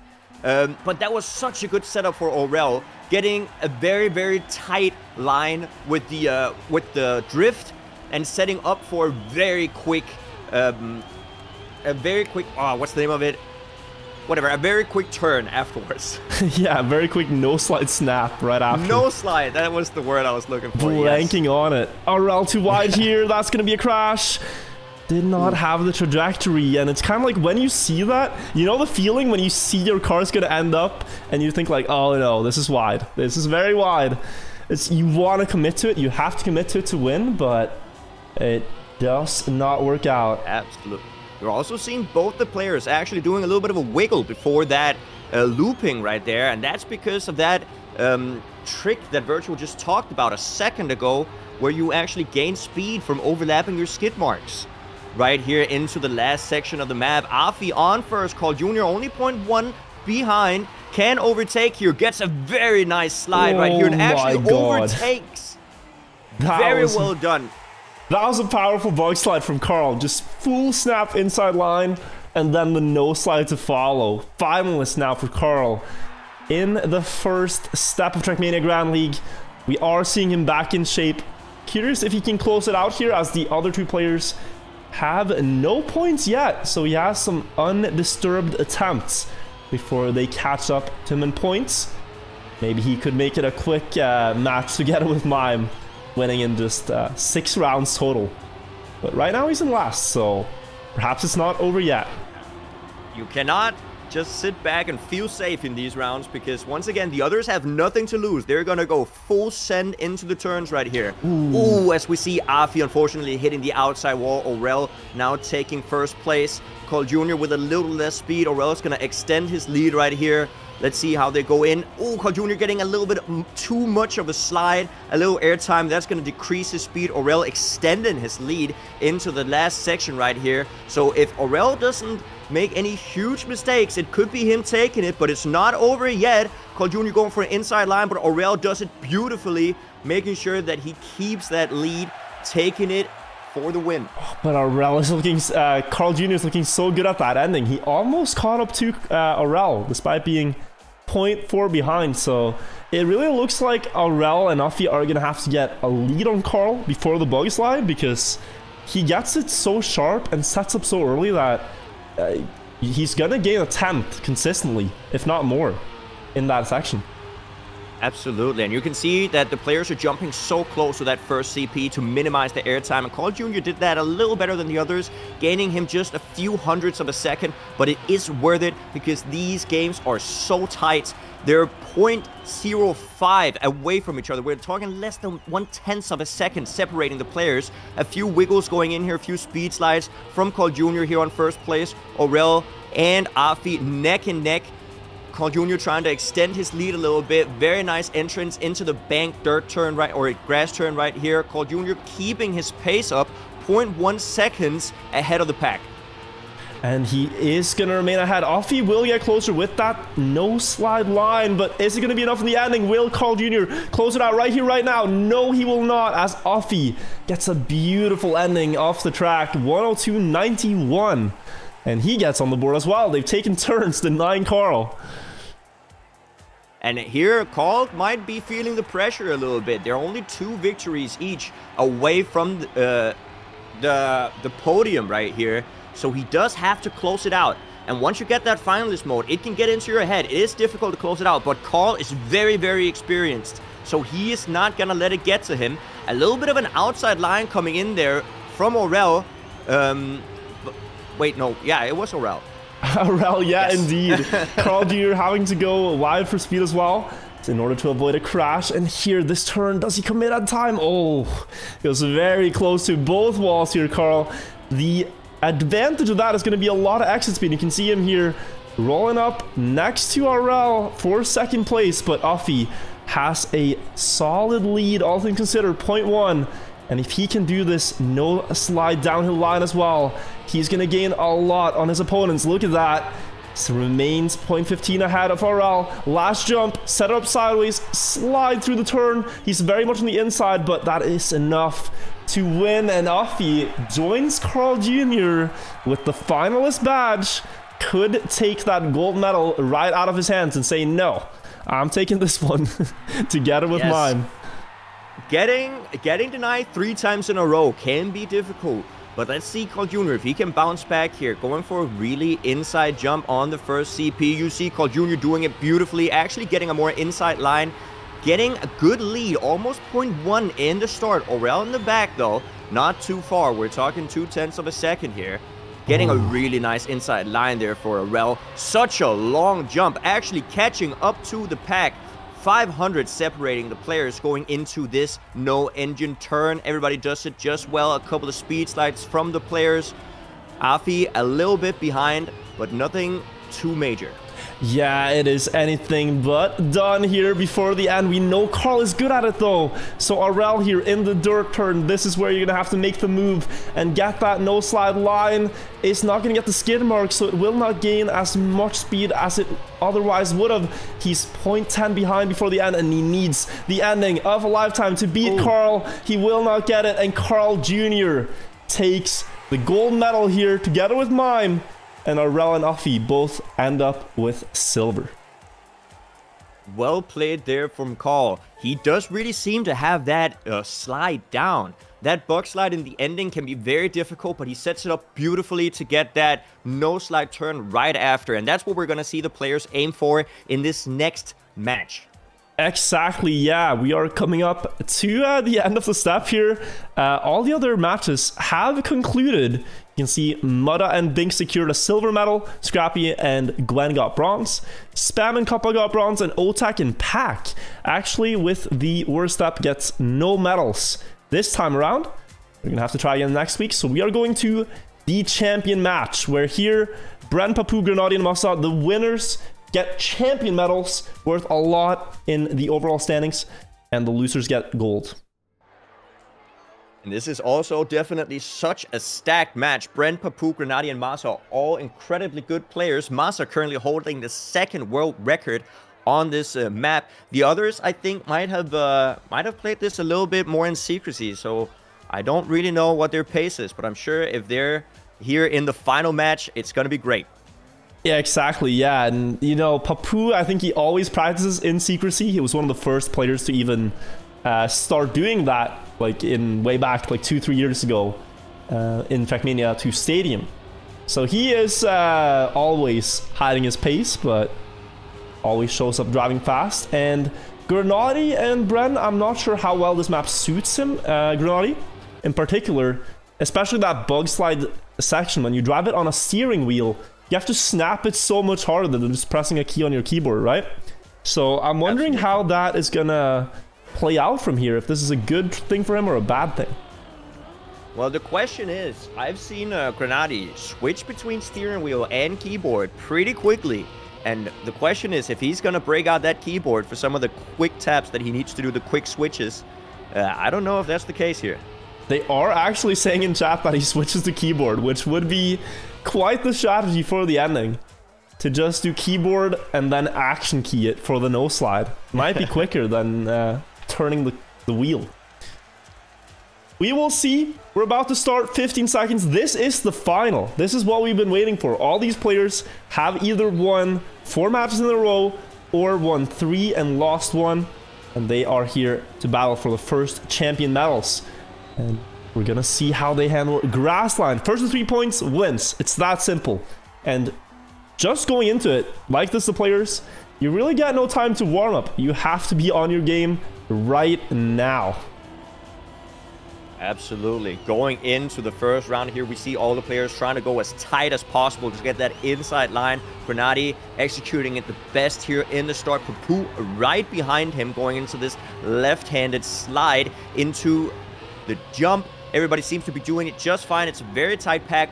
Bren in the back, though, trying to overtake, going into the no engine section. Everybody does it flawlessly, it seems like. A few speed slides once again. Bren going pretty high up the wall, trying to get more exit speed to get his catch up on the other players here. Yeah, exactly, and you can see it's actually working out. That exit speed pays dividends. He's only a 10th behind, and we have an incredibly close first round in the final. Papu leading the charge, 1/10 ahead of the others, but the bug slide will decide it. Who can get the best snap here? Massa with an incredible slide to take that first round. Ooh.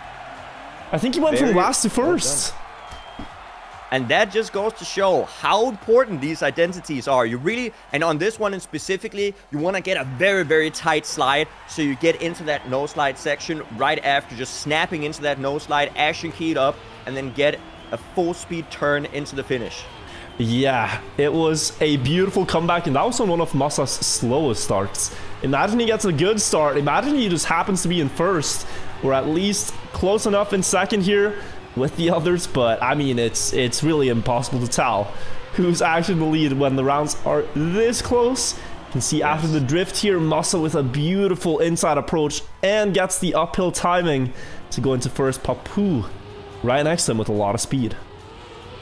We see these different approaches in the loop. I think it's because they want different exit speeds. Going up high can give you more exit speed.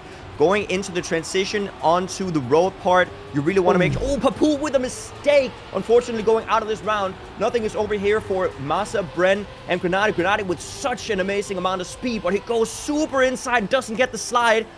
Bren also making a mistake, and Massa now just taking it into the finish solo.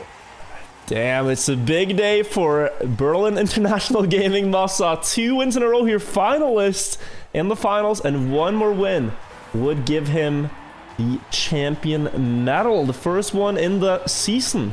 And Massa has been playing Trackmania Grand League consistently for the past, 3-4 years, ever since the league's inception. And he's really had yet to have like that massive season that we know he has been capable of.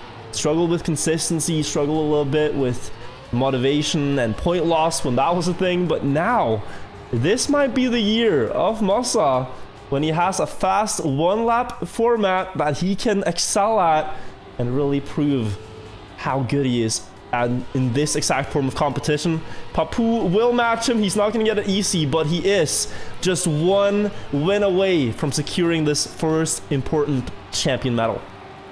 Masa is in the lead now, going into the last section of the map. He is only one drift and one no slide away from getting this finalist over with. Let's see if he gets it, setting up wide, going inside line into the no drift section. Papu is so close to him, but he's gonna get it. Masa maintains the lead and gets the victory. Very well played by Masa. Well played, and with a beautiful time. That was a 103.131. Nice number, and just consistent. I mean, his best time 103.11. Driving around that pace, it's going to be tough for the others to match. I think only Mime could have done it in the gold match, so Masa lucky not to have to face him here. But that is the medal secure, and the others are all at zeros. So this is an even game for the others to see who can get to 3 points first. Masa with a 3-game sweep is very impressive. But the other players also have the pace to show us some incredible rounds right here. And there is no pressure to deny Masa now. So let's see what the other players are capable of here, where everybody is even. Yeah, and we see even on points, but Papu and Bren are a lot faster in this round. Bren catching up to Papu before the dirt. But now the exit speed before the last jump will be vital. How much can you carry? And how do you set this up to get the best fling possible in the bug slide? Papu with an inside approach. Bren with more speed, but the inside approach is worth it for Papu, who drives a new best time of 102.98. 102.98 is very fast. That's a top 10 world. It is indeed, and I mean, I think he cranked up the pace a little bit too late. Now Masa's already out of it, but that would be enough to to even challenge him. So Papu, we don't know his personal best. He always practices in secret, but we know he sure is fast here as well. And there's a reason he went to the top match. He came here to play, gets the first point, and he really puts pressure on the others by doing that. Now they know 102.98, that is the benchmark. That's what I have to do as well. And Granati's going to do his best to try to keep up here with the others, because last round he lost too much in the start, and he has that dirt line that Arel was doing as well that he could use to catch up. Just needs to be within a 10th, and he can be right up next to them before the bug slide. Yes, and he does try to advance up here on the field, but he is 0.1 behind. Nothing is over yet, though. He can get a perfect bug slide right here. Let's see if he gets it. Bren in first, Papu on second. Granati really getting close to the others, but it does look like Bren overtakes Papu in the very ending with a more inside line. And Bren now gets his point. Oh, Bren fighting right back. 100th of a second is the difference. Good round by both. Absolutely. Definitely so intense there in the ending when people are so close to each other here. The players, all their paces are almost equal by the end. Gets to show us just how important training these identities can be. Granati on first now, though. And trying to maintain that first. Yeah, exactly. He really tries to maintain that lead. He really wants to do it. It did look like he also had the pace in the ending, so he can maintain it. He can show us, gets a really, really nice inside line on the dirt, but maybe not the most exit speed. Yeah, that's what is the downfall of that line. It looked so visually impressive. Full inside wheel right into the wall, but he lacks the speed of his opponents. Here, though, he can gain it. We've talked so much about this. This line right here gains more speed than the others, and Granati is going to be first before the bug slide ahead of the two French players, but now he switches to keyboard, needs to get the no slide line on the last bridge, and he has it. He answers back. They're all equal. They're all equal once again. 1-1-1 to the players. Okay, this is getting very interesting. If they do this one more time, we're going to have a triple finalist situation, but let's not get ahead of ourselves. Yeah, and how Granati was able to gain this lead was with that small wiggle. He got it perfect last round, then a low line. Like, we started to think, like, you know, rounds don't matter until the end, but on a map like this, it's kind of different from Tightrope, where here we can predict that the players will survive the end, and then these hundredths in the start, they start to matter. So Granati, again, a fast run, just about matching the pace of the previous one, and if he now hits the uphill better than last time, he could put himself in a position to take 2 rounds back-to-back, though it looks like Papu has a much better loop line here. Granati just lost the 10th. Yeah, and that's what's important here, because there are parts of this map where you don't do harsh drifts, which means that you don't just lose all your speed. So speed can snowball. Grenade with kind of a long jump right there. Unfortunately, not getting the nose slide as he wants to. Papoo and Bren in front. Who's going to take the lead here? Papoo seems to be doing it just fine. Bren almost getting him, but Papoo maintains the lead with 103.15. It's only 500s. Think about how little of a difference that is. You start driving a race and your opponent is just 500s faster a minute later of driving at the world-class level. To mention it again, the world record 102.669. So about half a second faster than what they're doing consistently. It's crazy the level that we have at the top here, and Papoo now has a chance to go to the very top together with Masa after step 1. If he just wins one more round, putting a lot of pressure on the others, they have to deny him, and he's creeping closer and closer to first, overtaking Grenade, and with a good loop line here, he could even catch up to Bren, who will just barely remain ahead before the last couple of turns. Papoo really trying to get in on Bren here. If he gets this victory, he will secure himself second place, but Bren wants to deny him that. Grenade is also not out of the game yet. Bren on first, Papoo making a mistake. Grenade trying to get in on Bren, but Bren maintains the lead, and it's going to be a double finalist situation now. Yeah, both the French players finalists, Bren and Papoo, with the red badge. And Grenade, he isn't driving slow here either. He's driving extremely good Trackmania. And he needs 2 rounds in a row to make it a double German win today. Let's see how this very important round now will unfold. All of them getting a good speed slide in the start. Setting up for this full speed left turn. Gotta commit to it. Grenade doing it really well to get up into first. Just a couple of hundreds ahead, but then here, this section, Papoo has a great drift, and Bren has usually a good loop line. Can Grenade match that here? How far will he be behind after the loop? It is 0.12. Not impossible to deny the finalists, but we have to start considering the possibility that this might be the final round. Bren and Papoo going in first and second into the ending. If one of them wins, they claim the champion medal together with Masa. Bren in first before the bug slide, but Grenade is in the battle. He slides out. Bren onto the last bridge, will be able to secure it ahead of Papoo, and that is a victory for him together with Masa. They are our champions tonight. Absolutely, and well played by both of them. But I am truly impressed by Masa getting that 3-0 victory in the start, securing him that champion medal. But Bren also taking it with a very, very nice performance right after. And I think Bren, the only player to go 5-0 on the day. He didn't drop a single game. Oh. And the others, I mean, Masa came through from the gold match previously, so really good match day for Bren. And I mean, interesting development now for the next weekend. We're gonna have like a full overview standing of where the players are at the moment in a second, but some good takeaways, I think. Really impressed with the consistency of the players. Not a lot of crashes that really happened in the last rounds here. They were all just decided by pace. I think that's the biggest takeaway. It's just insane consistency. The consistency is incredible. And when you are only 1/10 behind, you can really risk these identities in the ending. And even the consistency in the risky lines are incredible. Like, I don't know if you can recognize this, but trying to go for risky lines at the very last second with a lot of pressure on you can be so difficult. And these players execute it almost every time. Very impressive. Yeah, and it's just like, I mean, we both play Trackmania. We know how stupid that is to go for. When you have to do a perfect bug slide at the end of a 1-minute run to gain like 500s on your opponent, who's also going to do a perfect bug slide, it's insane. But it's also really cool that like they push each other like that. Level competition. You have to do that to win, so everyone's going for it.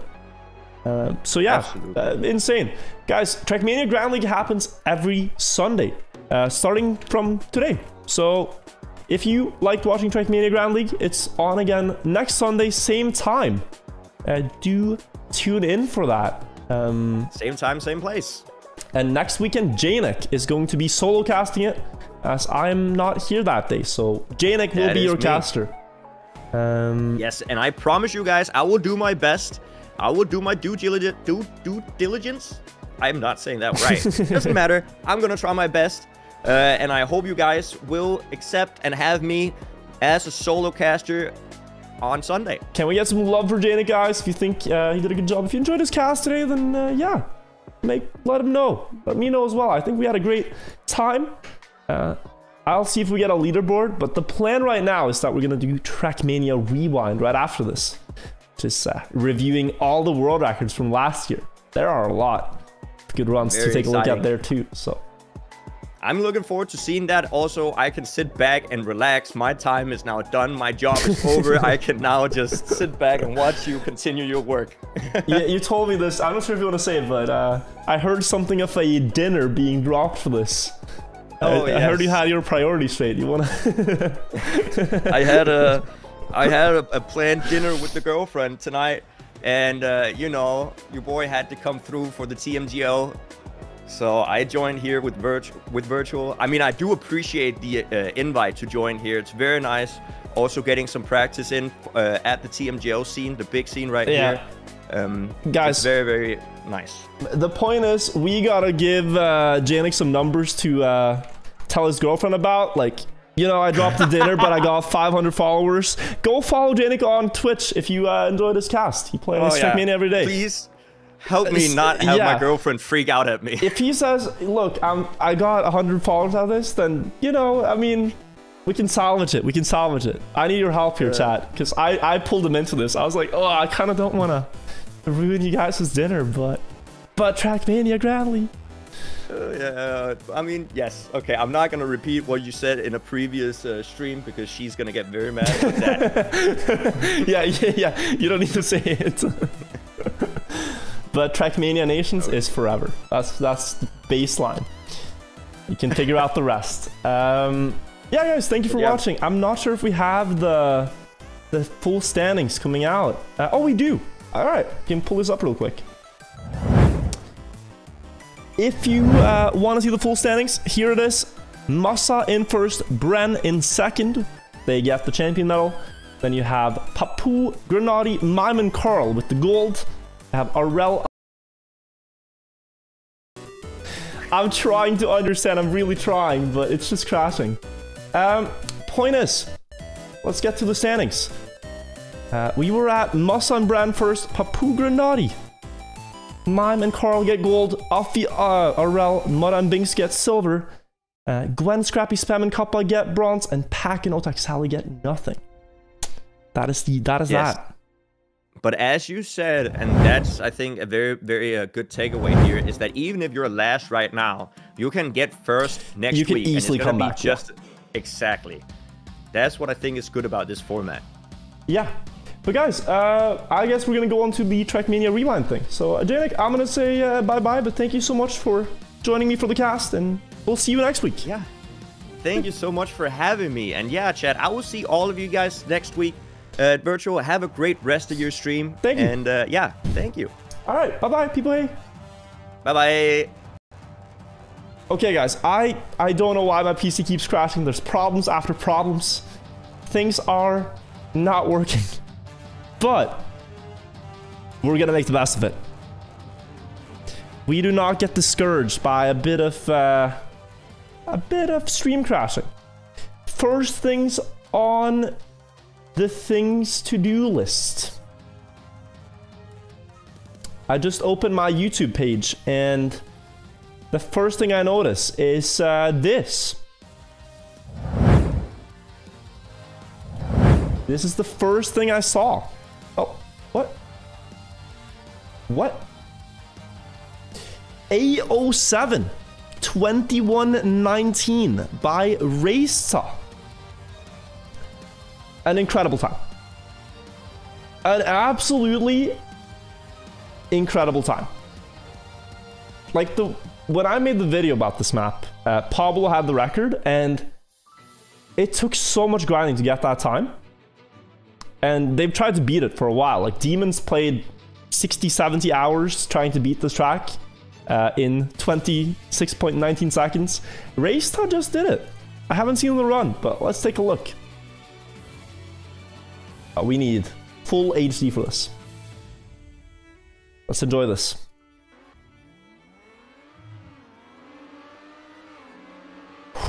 Precise first corner. Perfect. First turn. Wide setup for speed. Oh, that's beautiful. Oh, that's beautiful. And the full grip last line. That is so stupidly precise. So this is comparing against Pablo, the old record, and Demon, who also had 0.20. So wider setup for more speed. Equals out by the drop down. And he's a lit... No.